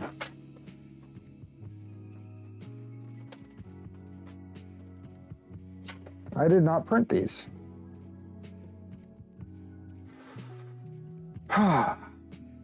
Okay. It is 3.5 hours in. We can get set up. What can I do? What can I do? We can get some of this going, but I'm gonna need to start to build all over. It's not Super Bowl time, right? It's 2 more hours. It's 2 more hours until Super Bowl time. Okay. Let's still kind of tweak or mess around with some of these. So these are gonna go like this. There's no real good way for those to be set. These are gonna end up going on the end here. This is, which side is this? That's this side. So this is gonna go in there like that.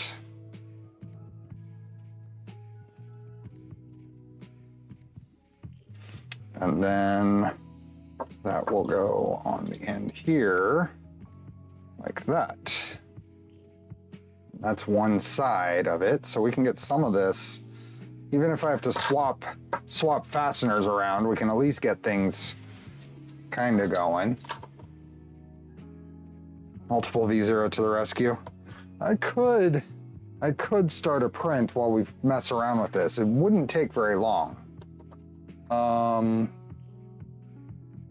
Let's see. We want to go to the Tridex.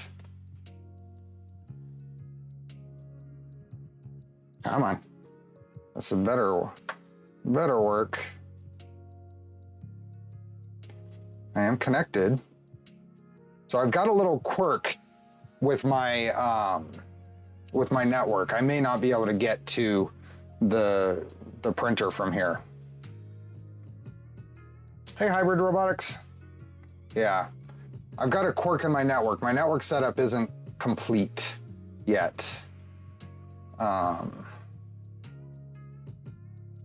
tested this yesterday and it worked, but today it's not. Let's try this again.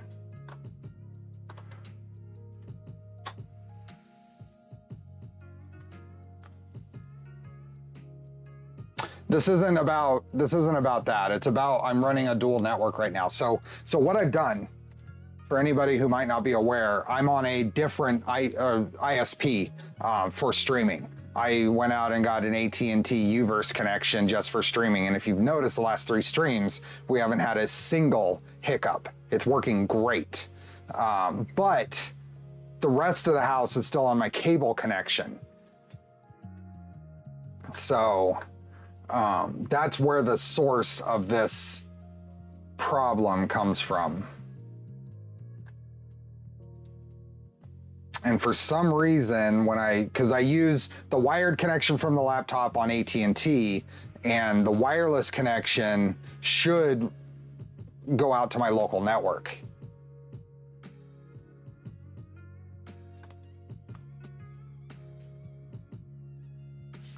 Before you had AT&T, you never forgot to print parts. Touche. Yeah, it's not working great right now. I have 2 networks, yes. And they should be able to talk to each other locally, but they're not. And I do not have the luxury of good fiber anywhere close to me. And it's not going to be anytime soon, because my neighborhood is too new, so all wiring is underground, which makes it more of a pain for them to get networking to me. I can still keep this going. Let me do the things that I need to do on the other computer here.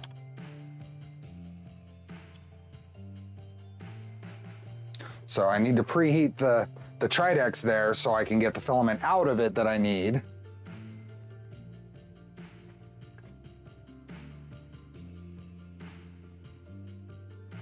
We've got symmetrical 1 gig. I wish I had. So I'm gonna preheat the extruder that has the filament I need on the Tridex. The Tridex has been temperamental. So I managed to print this and it turned out great. But this is after a few tries of MCU resets, and at one point the Pi did a full reboot for some reason. So nothing to do with Tridex itself as far as it being a Tridex, but weird things with the configuration, the controllers.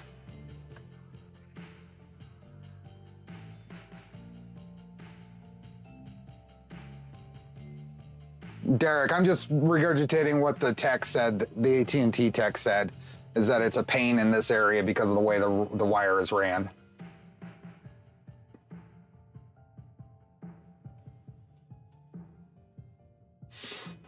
I remember seeing a pic last week alleging the outcome of the Super Bowl. I'm not saying it's legit, but I wouldn't be surprised if the outcome is the same.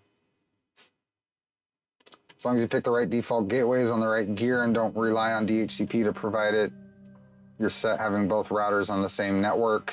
I don't have 2 routers. I have 1 router. There's 2 WAN connections on it. I'm using the Unify USG. The Tridex is still using the Fly Super 8 controller and then the Fly SB2040 CAN boards. So, okay, this thing.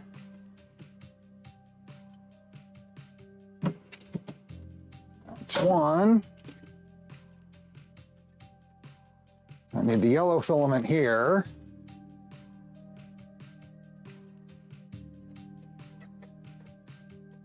Now, for some reason, so what I have set up and what was working before is I use the wired network for the internet, and I have the priority set to where anything that is going locally should go over the Wi-Fi connection.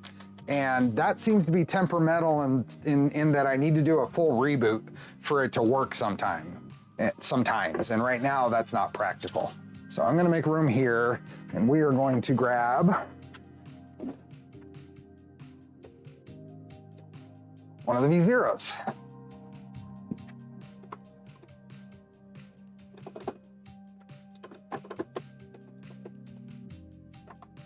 And power it on. At least we'll be able to see something going.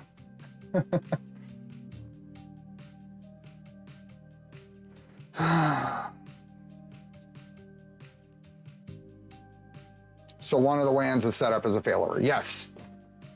The AT&T connection is set up as a failover to the cable connection.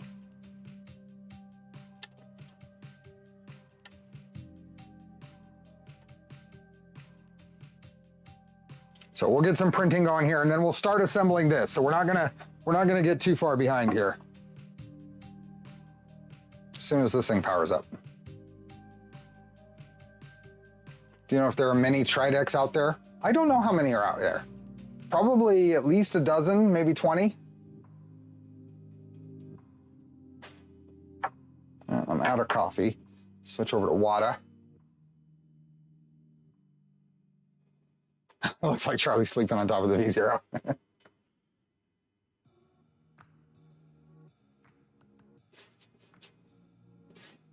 But I'm super happy with the connection. I mean, the stream has been rock solid for 3 weeks now. Okay, that is powered up. So let me get it preheating.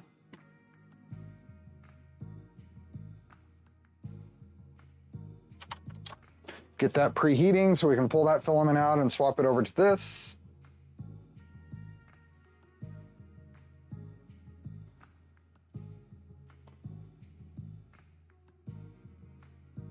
On our twig, it looks like, oh. And then I need to pull up the slicer and grab these parts. So Micron, and sorry I can't show any of this. What is it? What is those parts? Those are tensioners. No, not that. What parts do I need here? What are those parts that I'm missing? They are called belt clamps.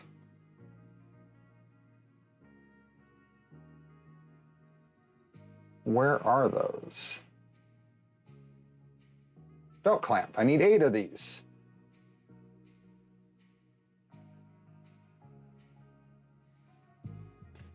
Let's go 9 for good measure.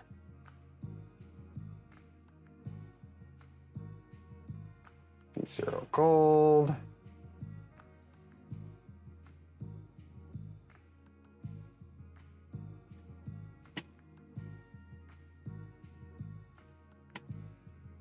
Slice that and send it over.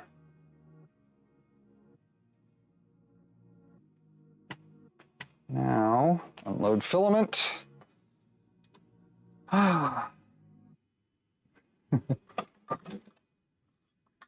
one. You out of here, John? See you, John. I never rely on the ISP router for LAN. I use my own gateway UTM and put the ISP router into bridge mode. Yep, that's what I've done.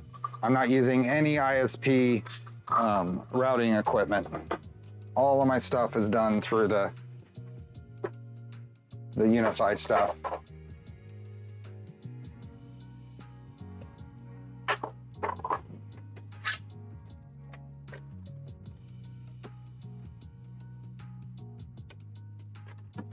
Yeah.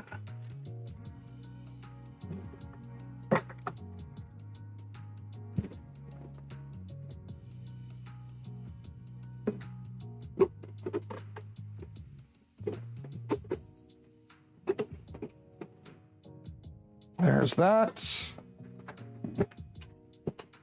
And I forgot to clean the bed.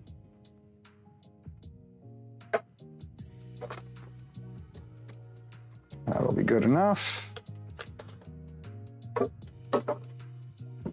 Okay, did you get any of that burnt orange from Sparta? I have not. I haven't placed a Sparta order in a while. I still want to check it out though.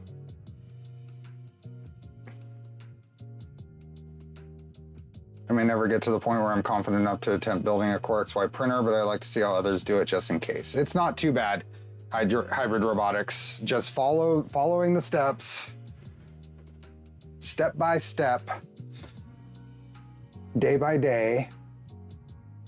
Load filament. Okay.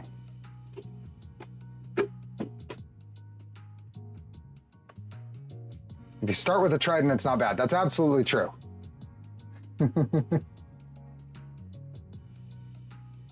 And Charlie Cam does line up pretty well, doesn't it?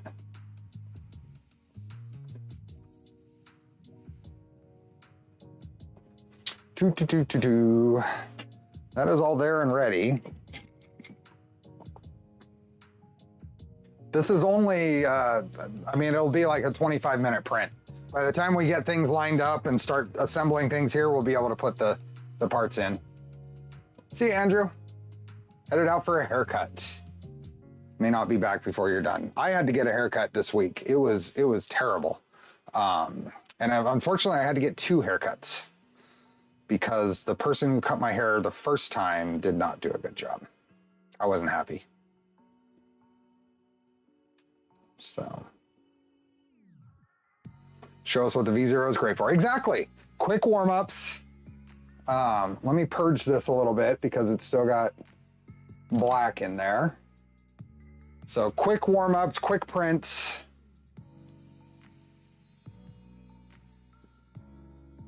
Yeah, let's do one more purge. This is a good example of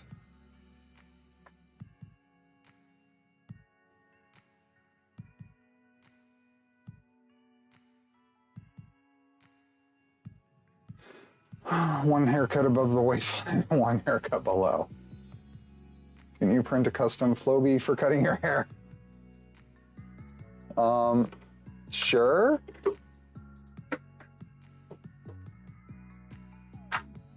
The bed calls. Yeah, see ya, William Martin. Underwire was my first non-box printer I ever did. Second was a V0. Trident would be next. Awesome. How do you like the Micron so far as opposed to V0.2? I'm trying to decide between these two if you have a better option of printer to go with my V2.4s and switch wire. I know it's still being built. Yeah, so that's the big thing. It's still being built. I think the extra volume is going to be kind of nice. I expect to actually use this printer. So, how's your wife coping with your beard getting bigger again? So far, she's been tolerant. So far. Okay, last booger. And let me cool it back, or get it back to its idle temperature, or its preheat temperature. We're at 95, 96 degrees on the bed right now.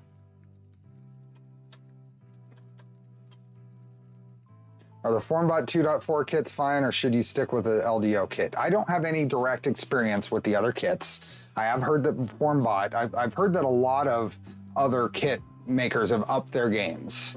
So take that for what you will. Always know what's coming in a kit. Even if it's an LDO kit, know what you're getting. Know what specific parts you're getting. If they're not gonna tell you the specific parts, what steppers is it coming with? What rails is it coming with? If they won't tell you that, then avoid it. But if they tell you that, make your decision based on what you want.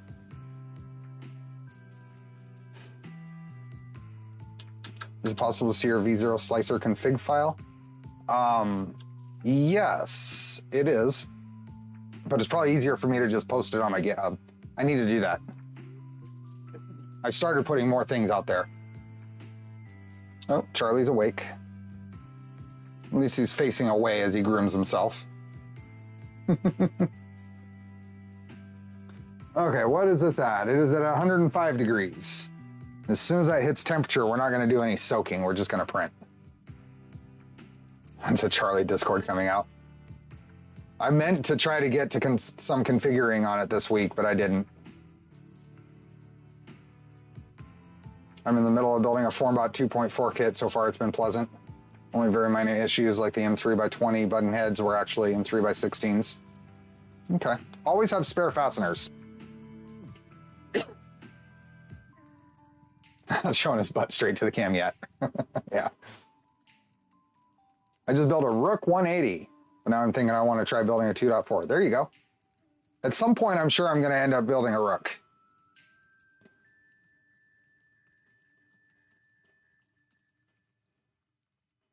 Is that up? 109. Okay, I'm going to go ahead and hit print on this. So we should see that going here in a second.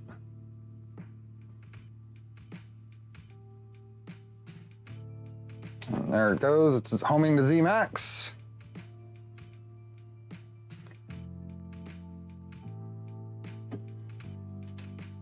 And then it's going to do its sensorless homing for X and Y. I'm actually out of water, so give me a second. I need to refill my water because my throat's getting really dry. I'll be right back. Oops, wrong button.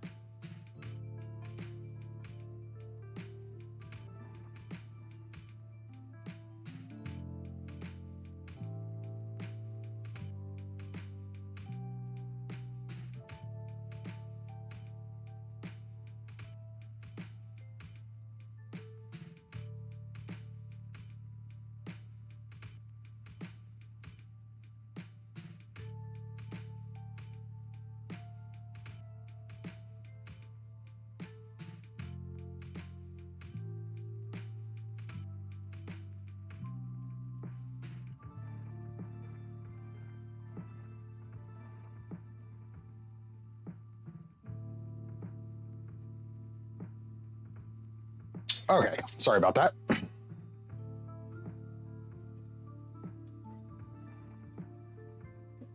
Yeah, Rook and Tic Tac. There's a lot of little community builds I'd like to cover.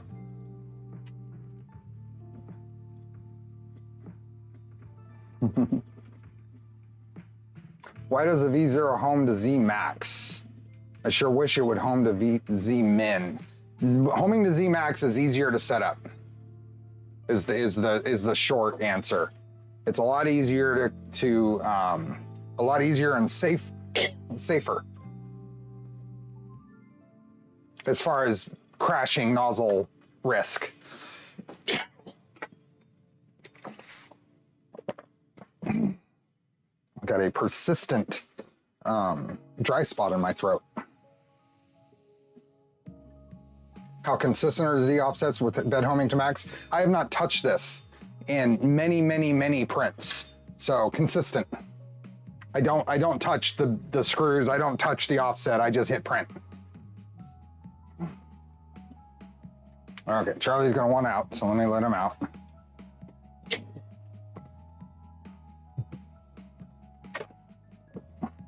Okay, while that's printing, we can get back to this. Try honey. I don't have any honey handy. I can see it working though, for sure. Okay, so we should be able to start working towards maybe fastening these. We need them on the tops and bottoms, but we can put this extrusion in the back, so we can run this guy. So that is going to take some 3x8s, I'm sure.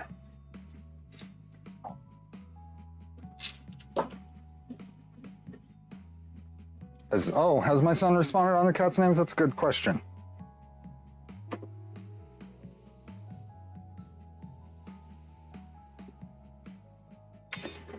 It's Marco and Leo. Marco and Leo.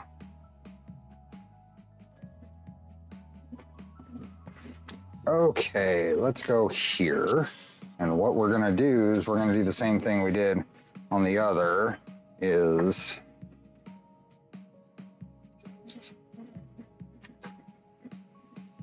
put these partially threaded on. Leo is who I couldn't remember.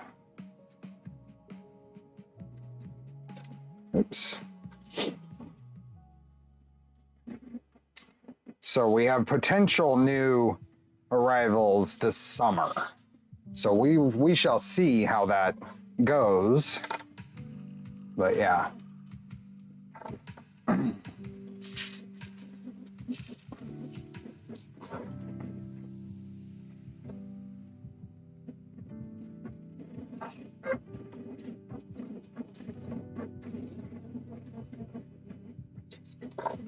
Go.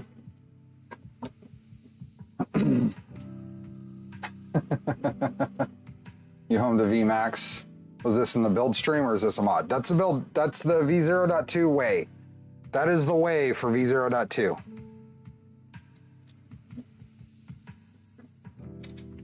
Okay, so that's gonna go there, and then we got this guy, and I'm gonna try to, there we go. There, perfect. And we'll just tighten those down just enough for now. We'll loosen them up when we line everything up, but that'll keep things from falling apart. So that one, and then we'll do the same for this one.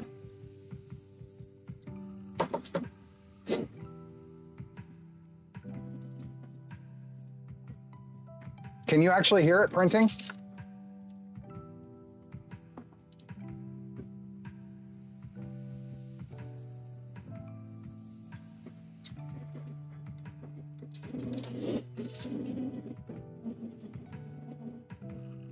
What should I use to remove VHB residue from acrylic? Friction? And I roll it with your finger? I don't know what other great ideas there are. What do other people use to remove? Any solvent or anything has a chance of causing acrylic to crack. All I can hear is my trident.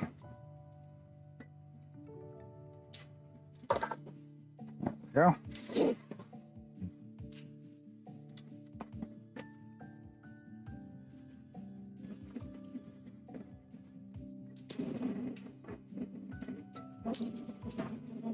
There are acrylic cleaners.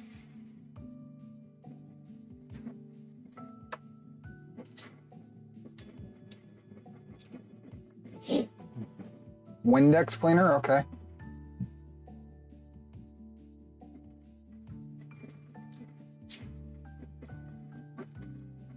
There we go. And then this one, this should be able to go right like this.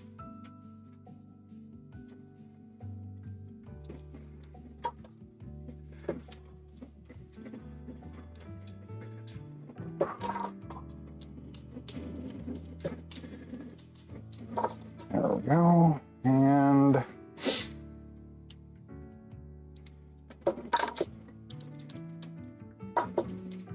there we go. Those are on.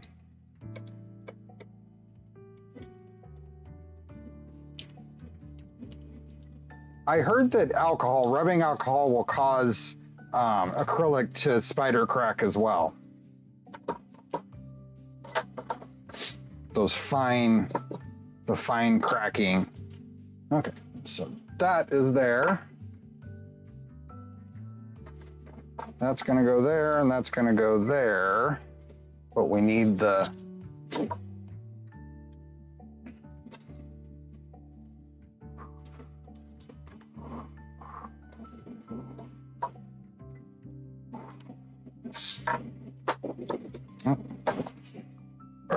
hi, Charlie.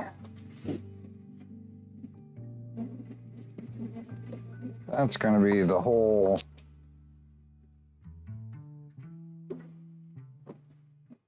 whole thing. We may get a visitor. I think he really wants to visit.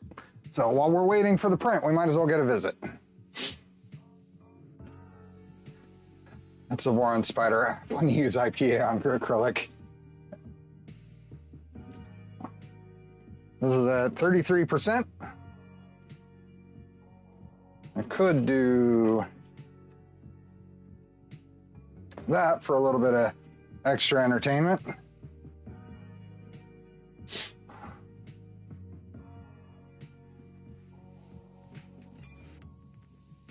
Alcohol can melt some clear plastics too, so always test it first. I have this stuff that I've used and I've used it on acrylic with success, but I don't know if it's the greatest idea. It's the Zenit Stoner Chemicals. This stuff removes every residue I've ever attacked it with. I bought this like 20 years ago. I bought a case of it. Me and my friend split a case of it, and I still have some.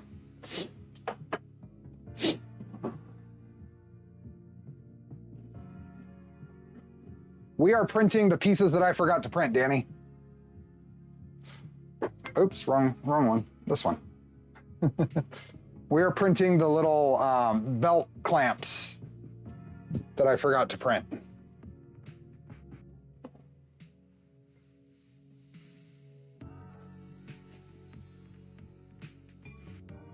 Using it? Does he not use it? No. It's a citrus degreaser, yeah. Is that a dirty 0.4 nozzle or an Obsidian? That's a dirty 0.4.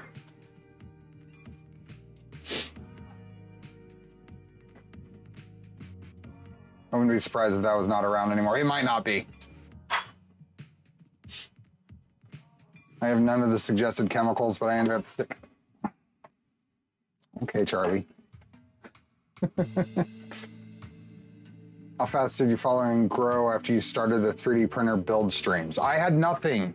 I was at 56 subscribers when I started streaming. I had no, the only content I had out there was my serial videos.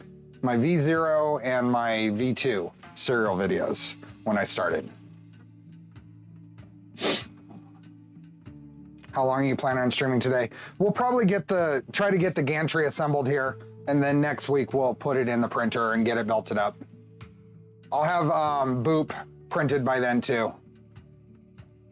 My tech review, I think this is 240 degrees for this ABS Plus that I'm using. Most of the stuff I print at 250, but this stuff I print at 240.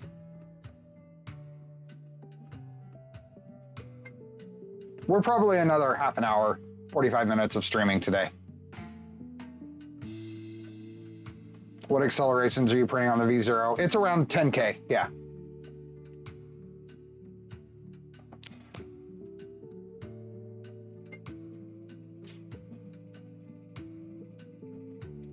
I started, how long ago did I start streaming or today? We're at hour 4. We're starting hour 5 right now. I started streaming in September 1st, 2021. September 1st, 2021.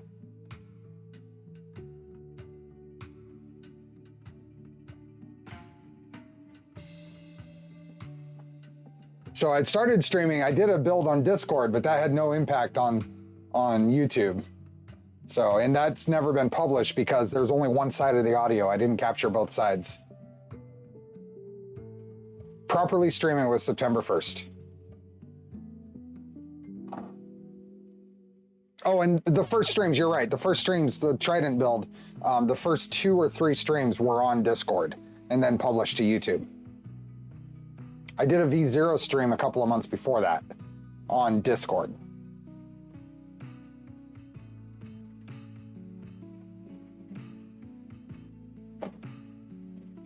See ya, JC.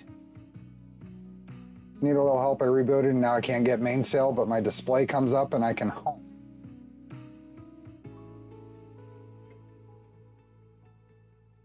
Do you know, can you ping it? Do you know what the IP address is? Can you get to the IP rather than a host name? This is over 50% done. So we'll let Charlie have a little more petting time. Okay.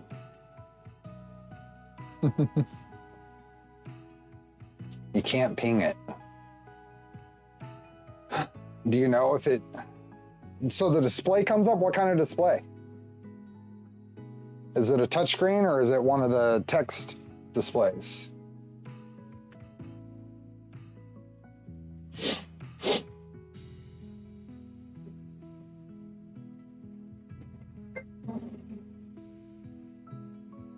Oh, one of the mini displays.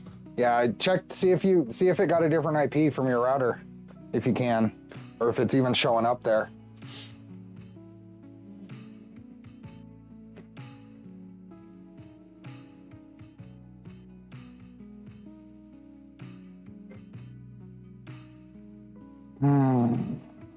Okay, let's see if you'll take to sitting down. Oh, so we are going to need a bunch of M3x12. So let's get stuff situated and ready for when that print finishes. We got M3x12s right here. What else are we gonna need?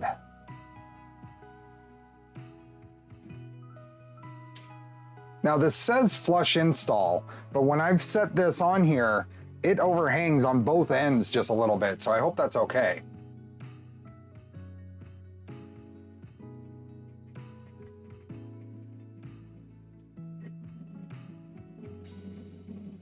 And then on to clickies, so we'll see where that goes.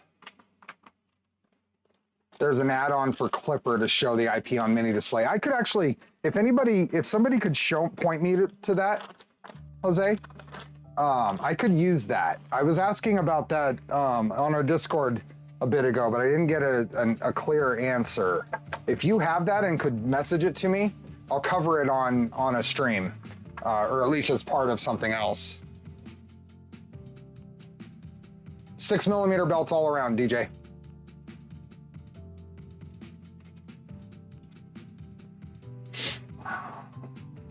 It's not coming up on your router.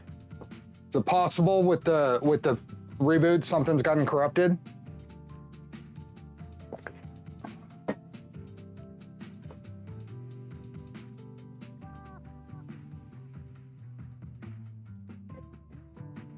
It's at 66%.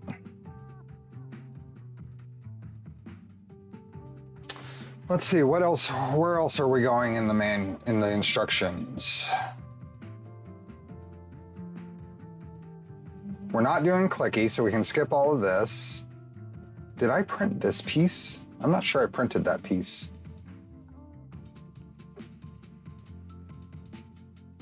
Oh, so I need to pull that back apart because I need some additional, I need at least I need at least 3 nuts in that back extrusion.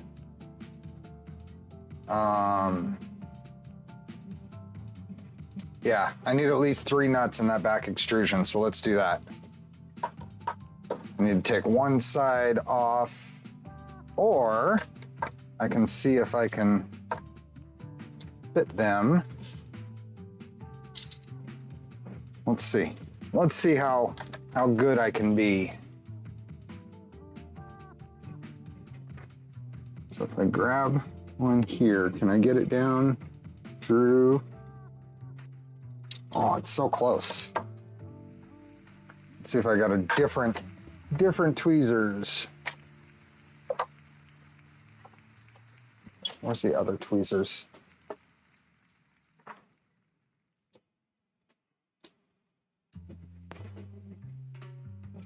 Put Charlie back there.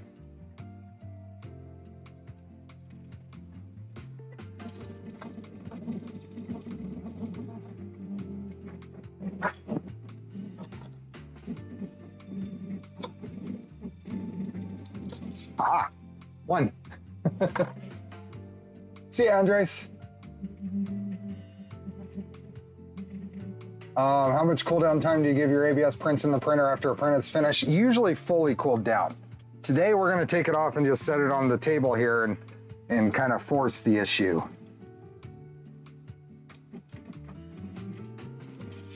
2.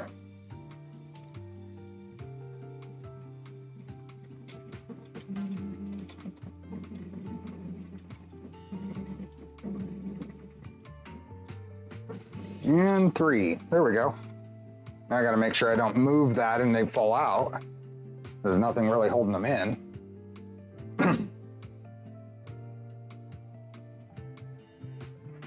Actually, I will put 2 screws in here. Just a little bit.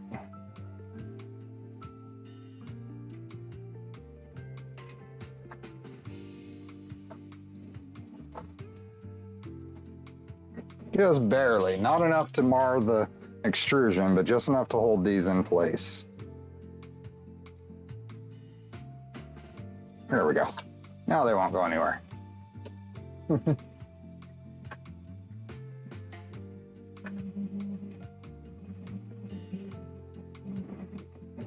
It's 79%.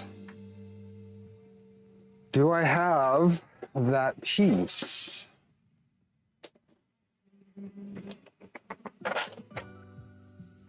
I have these pieces, which is the printed Z chain, which I was going to use.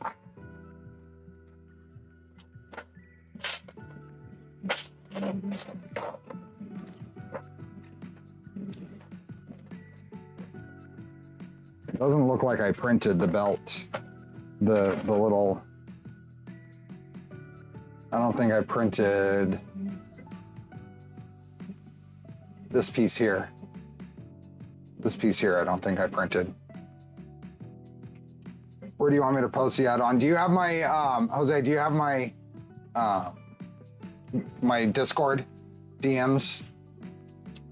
Or Twitter, or wherever is fine.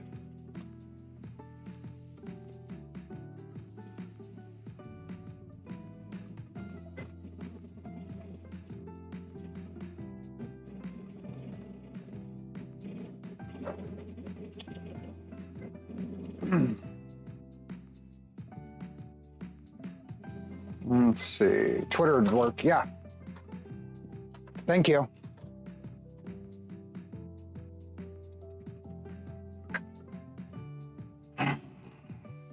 It's 85%, almost there. I think where's the next things we're gonna do? So we have, what size? M3 by 8 is what all of these are. It seems really long.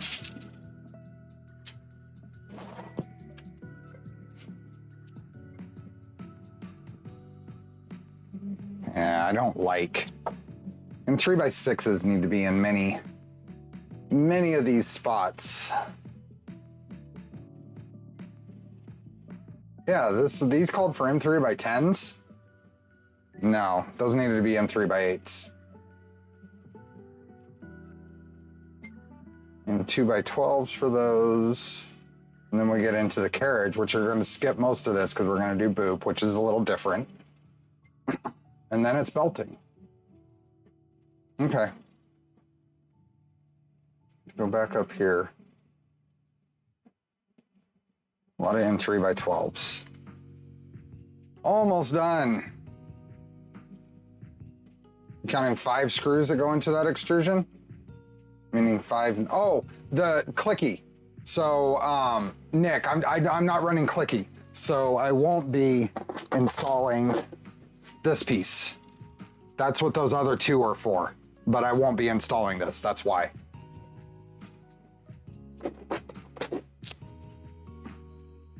%.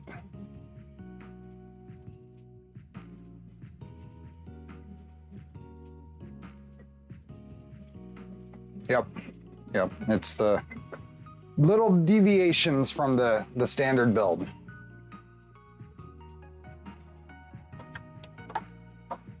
There we go. Almost there, 93.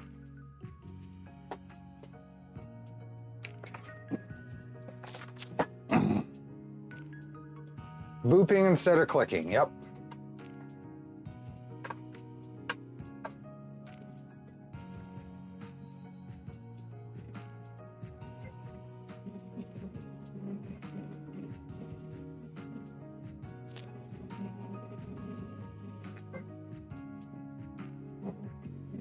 95. Oh, what else is going on?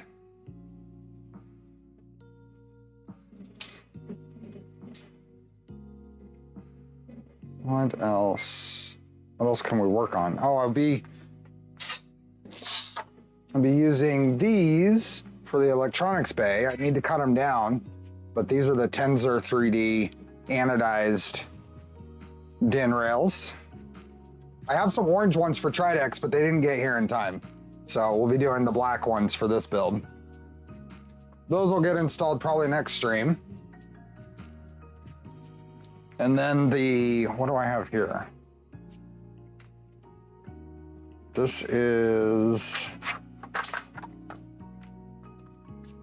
I think these are, oh yeah, these are the stepper drivers for the Manta board. And I think this is more stepper drivers for this build. Yeah, stepper drivers. Oh, and it finished.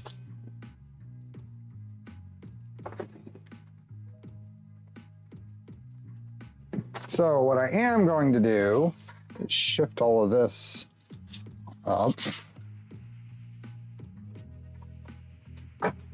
and use my quartz countertop as a quick cool down, which you can't actually see. There we go. Cool it down quickly. There we go.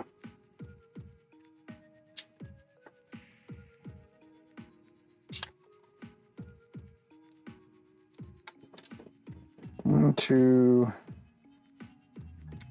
Oop. 3. There we go. All of those done. All the faces.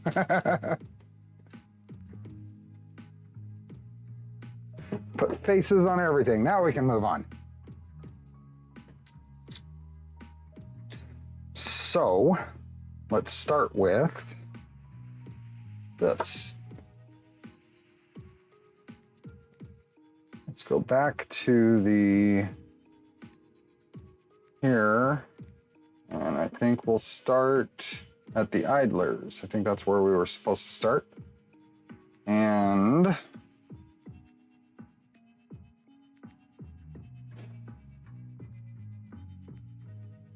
so M3x12s.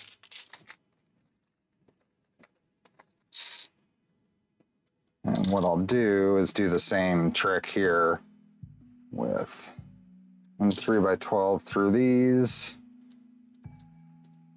into a nut. I think I'll do the same, holding it with the pliers. Hey, LOS Inc.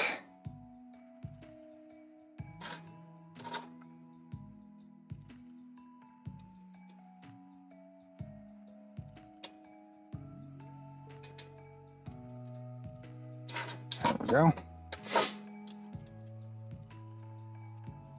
Will the belts go in afterwards? Yes, I believe so. The instructions have you do all this now to get it all in, all kind of together, and then into the printer, and then things will come apart in sequence probably, and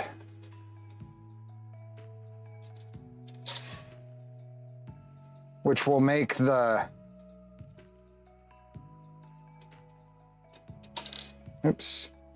which is going to make lining up these nuts in the printer a royal pain in the neck, I think. So this is gonna go in here like that, and then we'll just not tighten, but snug these down like that.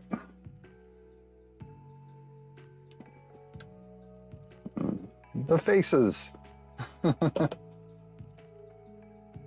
Now the problem is getting the nuts in here. I may need to put the 2 nuts right now. I guess. Should I put this on here? It says not to yet, but I'm afraid that getting the the bits in here. I don't know if these will help or if I have more of those. Do I have more of those? I printed like 100 and, oh yeah, I have more. Let's put those in. Let's try that.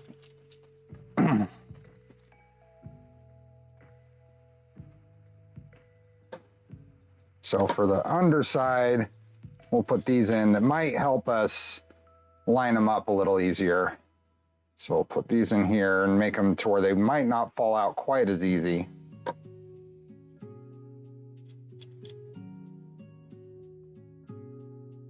Hey Nuno, welcome back. And then maybe an 8mm in this end one, if it'll thread in. There. And that'll just hold it in place for now and make sure it doesn't fall out the end. I think that's what we're gonna do.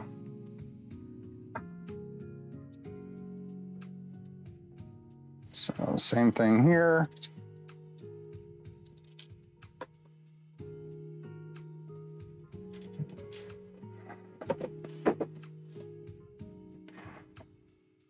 Actually, I might use these as well because we're gonna need to move things around, remove them and reinstall them. So I think these might help to be here.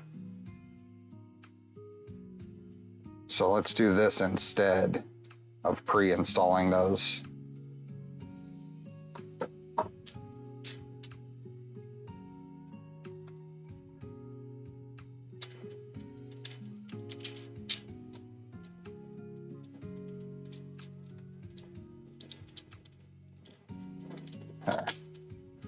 Then 2 of these on the bottom, just as placeholders.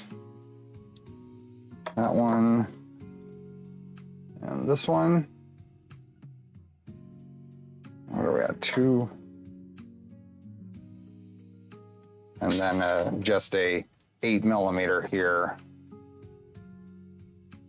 just to hold it in place so it doesn't fall out. That'll end up getting replaced with a 12 and one of these clamps as well. So let me let Charlie, oh, he's going out. I can turn off. Okay, so those are done. Those go there. That means that this can now go on the end. And the same deal.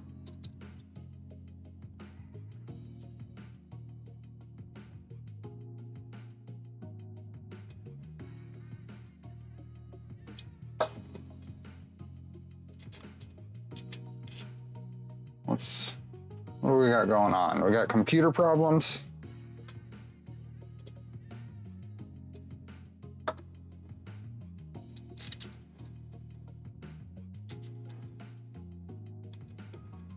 That.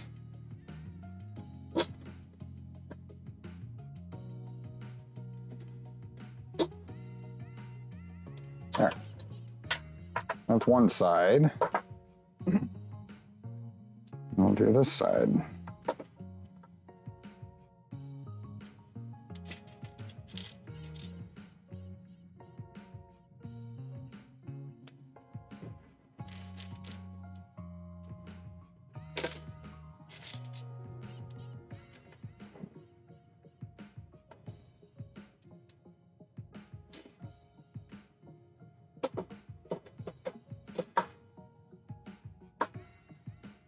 There, 2 more M3x12s.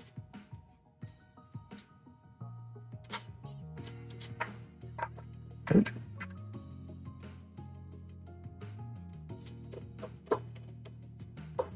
There we go.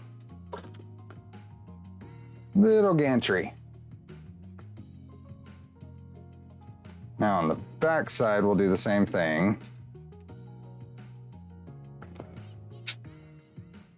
Here, here, in there, and one more.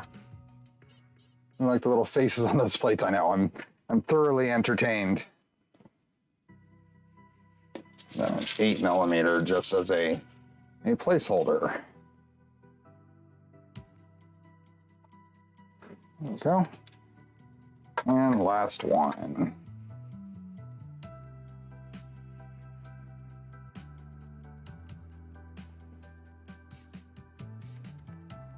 There and there.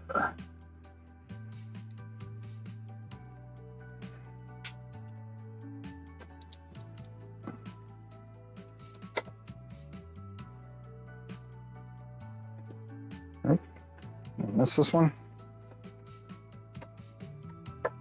There we go. Okay.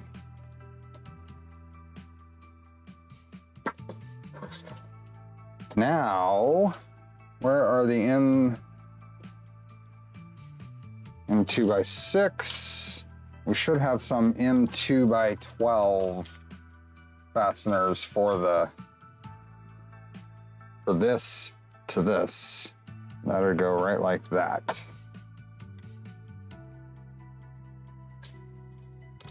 And those are not far enough apart back here.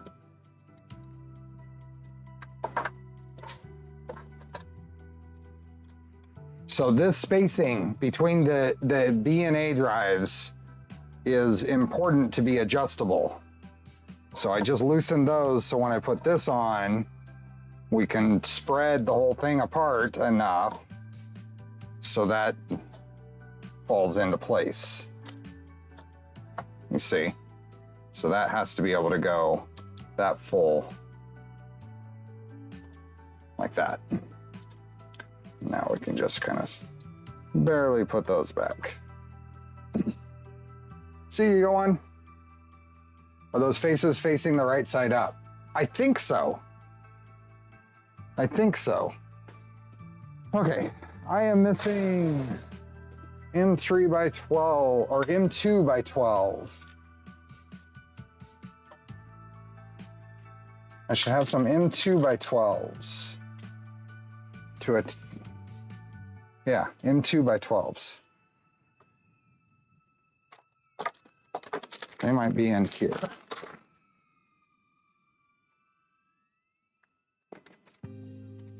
M3x40. I do not see any M2x12s. I have some, but they're not in the kit.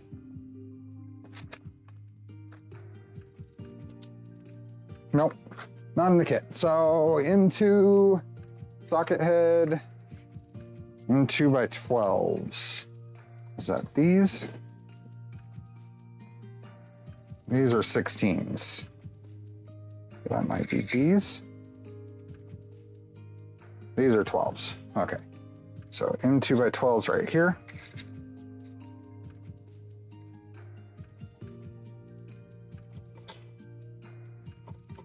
See you, Eric.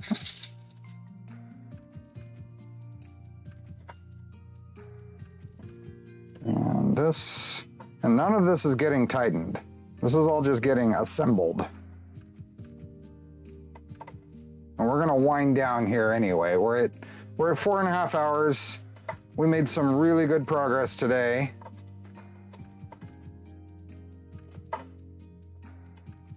I am pleased. Okay.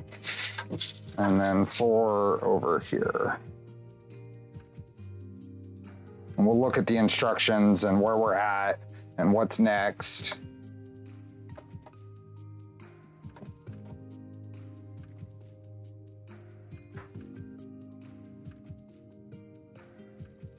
And one more.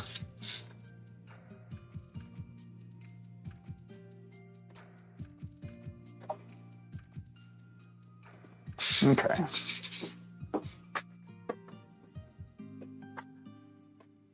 Here we go.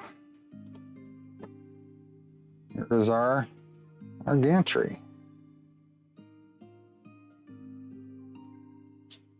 I've got the bump stops, the little stops in the rail here. We could pull those out. They don't need to be there anymore. This should, yeah, good. That stops for Sensorless homing. it stops on this mounts here. So that'll be good. Hey, Jason. And it does not hit what would be the YN stop there. So we're good. I'm pleased. Has there been a definite answer for tap kits given the magic smoke? The 5-volt stuff seems fine. I have not had any personal trouble with any of the 24-volt stuff, but there are problems with inrush currents in certain situations that cause the problem. So, okay. Let's get a preview of what's next and wrap this up. I printed 9 of those total, so I should have more. Did I print 9 of them total? No, I printed 7 total. I need to print another one. Good job, Keith Kuda. I need to print another one, but I need to print a few other things too, like the little Z belt holder and stuff. I printed 7. I counted wrong. So, and I need to print more of these links for the printed Z chain. You should just finish the printer today. Well, if I finish the printer today, I won't have any more stepper motor kits to give away.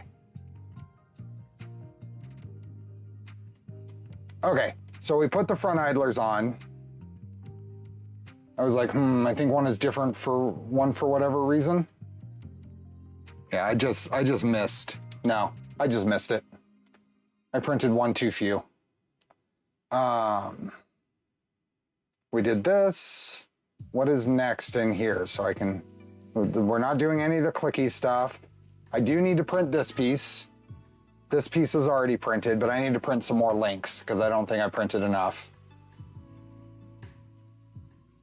The rear gantry frame is now assembled.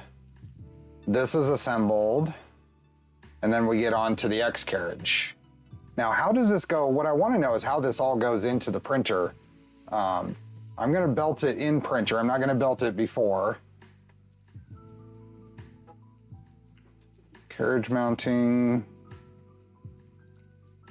Mini afterburner. We'll be doing mini stealth burner. This is the Z belts. And then this is what I wanted to know. We're going to do an M3x20 through a couple of washers into the bottom. Okay. No Charlie. Okay. So I think we're going to call it there. We have a assembled, mostly assembled gantry. I need to check to see if I think the EBB36 can board is going to interfere with this umbilical gland. I need to print another one of these, and I need to print a few other pieces. So, is a 350 micron possible? It is. You could build a 350 micron. Just be sure that you're using 2020 extrusions. I would probably go with a full-size stealth burner at that point. Yeah. Then it's a V2. Don't need it till next stream. Add to the list of stuff to still print. Yep. So we get it. This. I suspect this will be at least 3 more streams. So we will be working on this for at least 3 more streams. So finishing the motion and stuff up next stream, doing wiring the stream after that, and finishing it in 3 streams. I'm not putting myself under any timeline. I don't have a deadline to finish this. It will get done when it gets done. So, yep.